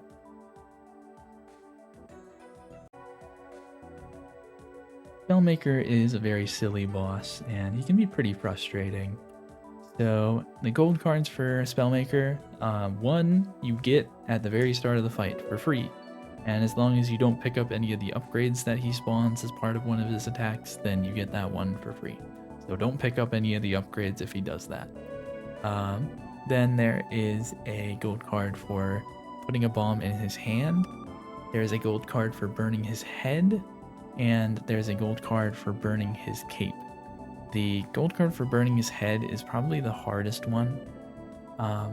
Also worth noting that as Spellmaker takes damage, he gains additional attacks, and he has at the start he has the hand attack that you need for a gold card. And so what I usually do is I just wait at the start until he gives me the hand. So that's the scythe. It's not what I want. There's the hand. This was pretty lucky. He has 4 attacks at the start in normal mode, I think. And so, yeah. This is what I've found success with. You could try to chance it and just hope that it kind of happens at some point later in the fight. But I think that you might be experiencing some higher highs and lower lows in that scenario, I guess. So yeah, I normally just wait at the start of the fight until he does it, and usually it doesn't take too long until he does the hand, and then you just want to stand still, put down a bomb, and then once the hand gets close to you, just move. Now you want to get him to go under. I didn't quite hit him there. Yeah, there we go. So as he's like transitioning between attacks, often you can kind of hit him like as he's revealing the next card. You want to throw a big bomb such that it like hits his main body, and then he will disappear into the ground. It's really easy to do this when he does the scythe. When he does the scythe, you can just get right up next to him because the scythe doesn't have a hitbox like right in front of Spellmaker. There's kind of a little bit of space where you're safe to stand, and you can very easily just kind of line up the throw and then throw the big bomb at him to get him to go under. But you can also get him to go under in between attacks. Then once he's under, what I try to do is I run up next to the shadow such that it moves, and then I try to throw a bomb near where he moves to. So this time he didn't move very much on that one, so I just run it back. So I make him move, and then I throw a bomb near where he moves. Then I kind of try to like cut off his escape. I don't know if this really like helps, but essentially when this big bomb explodes, you want him to move into it and to get hit and have his face get burned. And so I kind of like try to position myself in kind of the other direction he could go to try to force him into the bomb. I don't know how well it works, but here it worked well, and I was able to burn his face and his cape. So you can see I have all 4 gold cards, and now at this point I just need to kill him. And so what you're gonna do to do that is force him to move, so just get next to him, and then you throw a big bomb near where he lands. This can be kind of annoying when he has the hands out like that. like the fists, you don't really want to throw bombs because you'll just get hit. So you force him to move. And it's the same with this attack, where if you throw bombs, you're kind of at a risk, but this attack has a bit more of a window where you can throw bombs and not get hit. And then also when he gets damaged, he moves, so you can just chain hits that way. Like you hit him and then he moves and you throw a bomb where he's gonna land, and then that hits him, and then you throw another bomb where he lands, and so on until he's dead. So the difficulty with this fight is really burning the head, and for that, yeah, I kind of just recommend you throw a big bomb near where he's gonna move when he's under, and you just hope that it hits him. It's a bit hard to do more than that, and yeah, you have a lot of shots at that. He has a decent amount of health, and so you just keep on trying, keep on putting him under the ground and throwing big bombs next to him until you get the head and the cape. Rainbow Palace 3 is a level that you can one cycle and get all the cards in one playthrough pretty easily. This one's not too bad. There's a lot of time to spare, and the enemy route is pretty simple. You're just kind of moving back and forth on this one screen. At the start, kick a bomb forwards and start pumping up a bomb, and throw that pumped up bomb in the middle of these guys. These guys have a ton of health, and so you want to hit them with that big bomb, and then you just kind of start. What I do is I just place a bunch of bombs next to them, and they kind of naturally blow them up pretty quickly with their lasers. And this is what you're hoping for, is a red bomb upgrade. Red bombs double your damage, and so these guys have a random chance to drop that red bomb upgrade.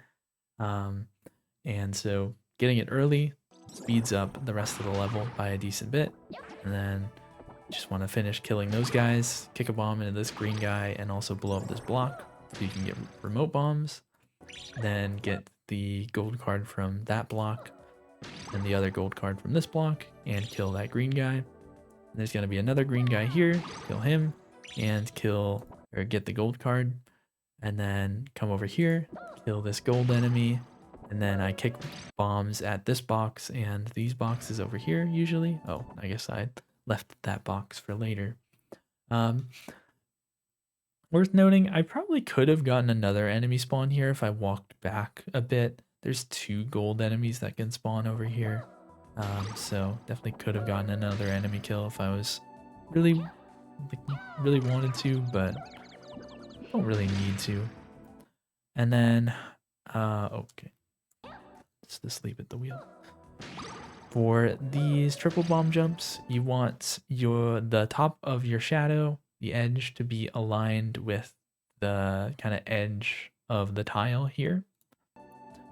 And then triple bomb jump up. And then I usually run up here and then blow up those bombs so that I'm safe from the bombs, and it just sets me up so that I can walk straight down. And then you want to get almost all the way in the corner here, and then do a triple bomb jump.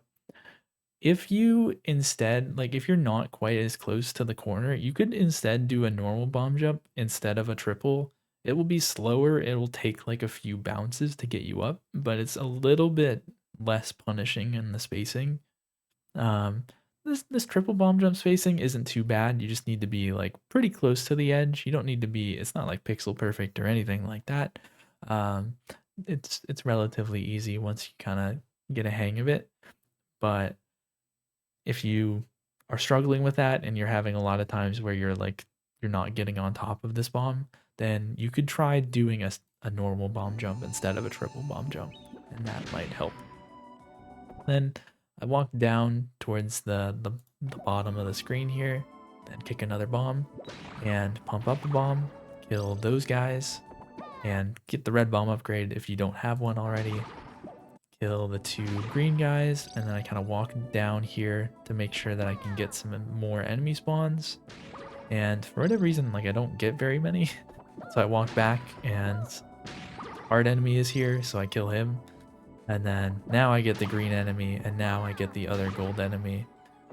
And then blow up this block, and then again, edge of the shadow with this edge of the tile, triple bomb jump up, then get near the corner, and triple bomb jump up again. Then again, kind of go towards the edge of the screen, kick a bomb up, and kill these guys, and kill this green guy if he's here. And then come up here, kill the two green guys, and you probably have this hard enemy, kill him. And then at this point, I usually just do a triple bomb jump onto the next switch. And then after you hit the switch, you'll spawn some enemies, and so you'll get at least this guy. Sometimes you'll get more than that. And then if you want to come back to the other side of the room, kill the gold enemies, get up around the edge of the screen just to give enemies room to spawn, kick a bomb, and kill the purple enemies if they spawn, kill the green enemies and the heart. And then I pause there to check my enemy count. 27. So I kill this guy for 28. And this is like a little bit inefficient. I would really hope to have like 29 here. It's just a little bit nicer because often you only get one enemy kill or enemy spawn on this side of the room after you hit the switch. So there's just this guy. Like the heart isn't here, this guy isn't here. And so I'll have to walk back, kill this guy, and then kill this guy for 30, and then get the gold card. This enemy route, I'll show the map, but I don't follow too strict of an enemy route here. I kind of just kill what I'm getting, because sometimes I get weird spawns.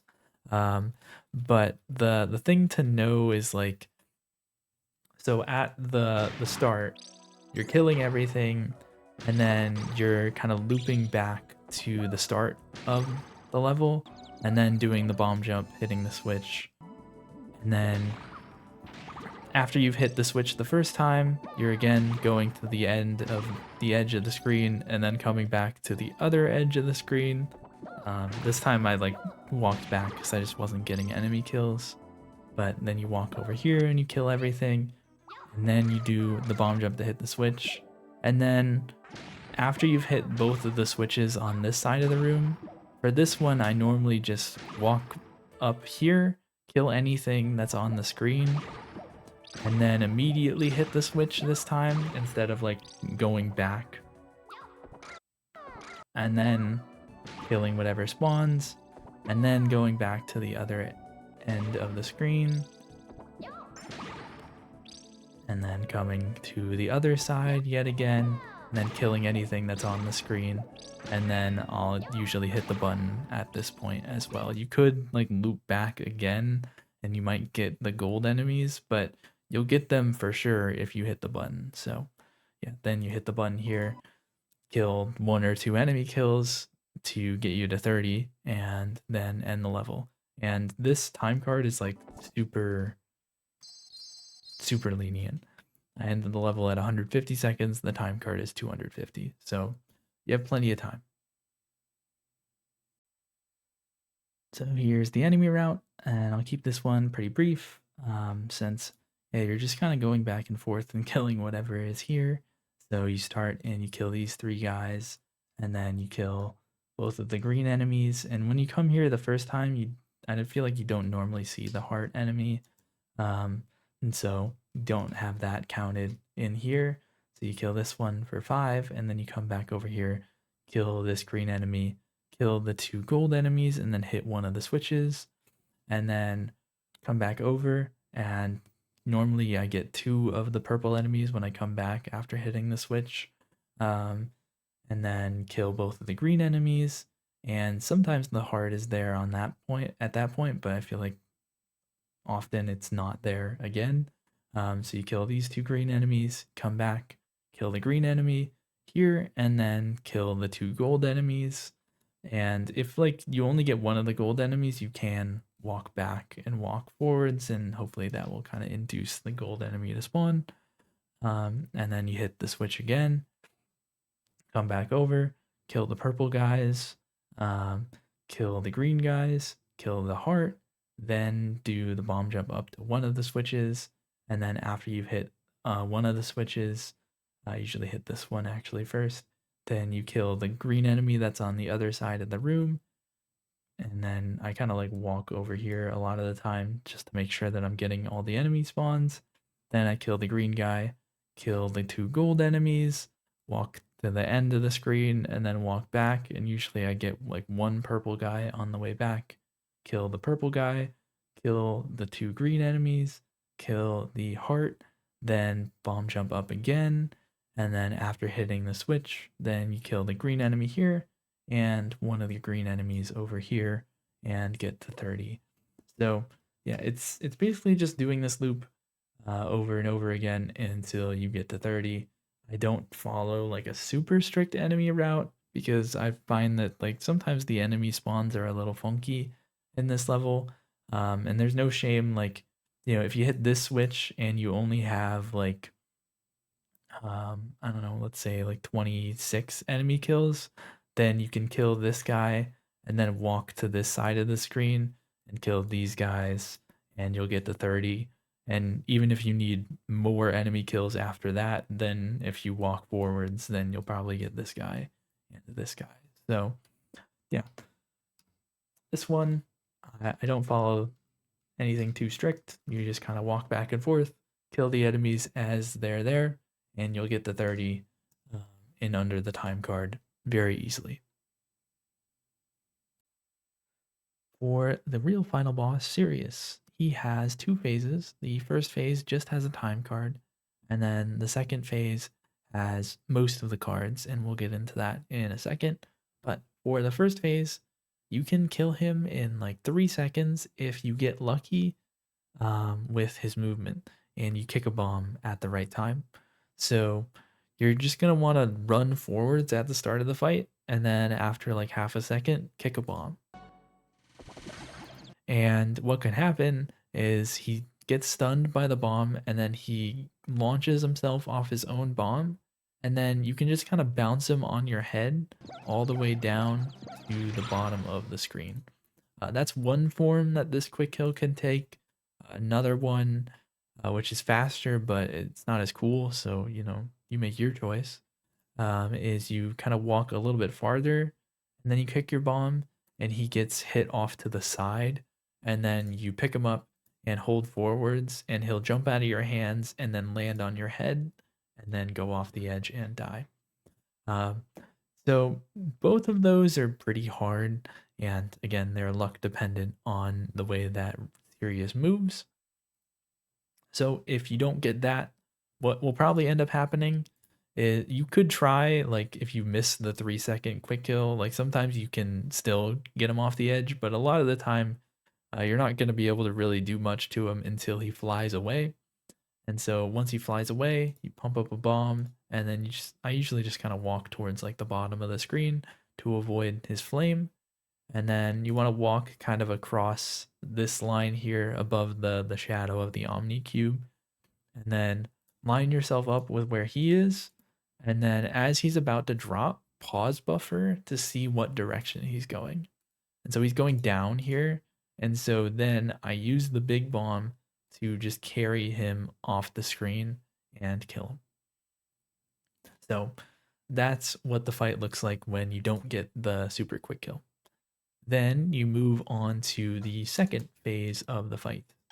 And during this phase of the fight, Regulus joins you. So one of the gold cards for this fight is Regulus Living. In normal mode, Regulus has a decent amount of health, and so if things go well, he shouldn't die. But he's kind of like a more restrictive time card in like the longer the fight goes on, the more likely that it is that Regulus is going to keep running into lasers and eventually he is going to die. So yeah, if things go well, that shouldn't happen though. The other 2 cards are for hitting him on the head with a big bomb and then hitting him with the explosion of a big bomb, and then there's another time card.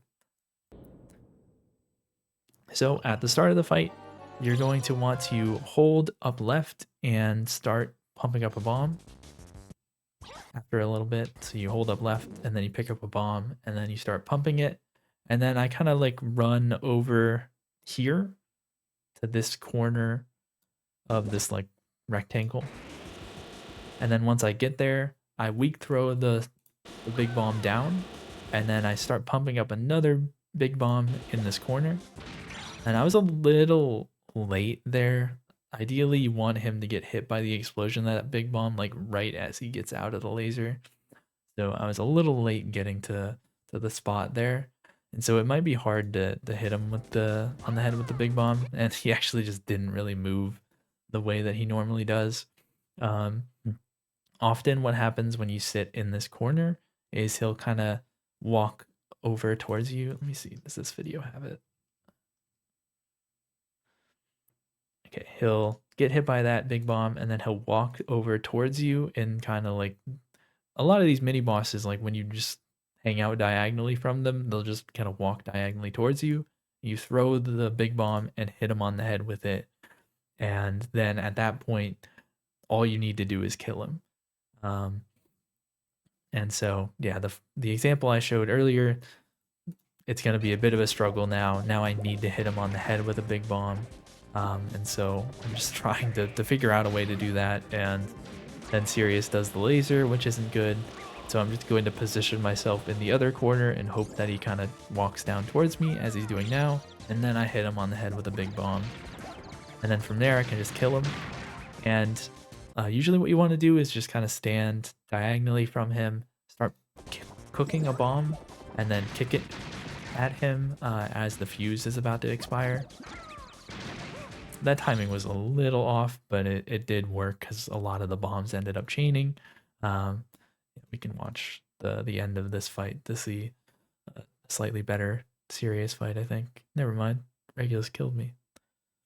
But it still worked out. He got hit there, and so I'm standing diagonally and kicking a bomb at him, and then standing away from him, kicking a bomb. And you want to stay like relatively close to him. You definitely do not want to, when you're trying to kill him, like stand at the other end of the screen too much, because he ends up doing that dash, and then he does the laser. So standing close to him when you're just trying to kill him is generally a pretty good idea.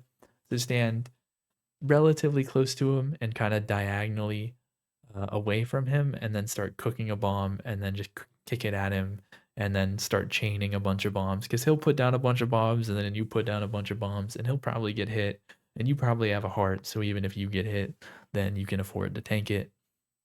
And as long as this fight isn't a total disaster, then Regulus should live. If you notice that Regulus has died, it's best to just die, like put down a bomb and die, so that you can restart the fight at phase 2, rather than having to like reset your console or something. That would be kind of a disaster. So yeah, if you see that Regulus is dead and this fight really hasn't been going well for you, then just die and try it again, and hopefully it goes well on the second attempt. But yeah, time stops when you kill Sirius, when the in-game timer stops on this fight, and hopefully you have all the cards and should be good. So yeah, I hope that this all helped. This was maybe a bit on the like too much information side. Let me know what you think, because it's a little bit more off the cuff than my like any percent tutorial, which is maybe on the not enough information side. But wanted to get a resource out there since we don't really have anything for 120 cards, and also wanted to make it kind of useful to all skill levels, going over some of the enemy route specific stuff. So hope it helped. If you have any questions, feel free to hit me up on Discord, or ask questions in the Bomberman 64 Discord. Good luck on the runs, and thanks for watching.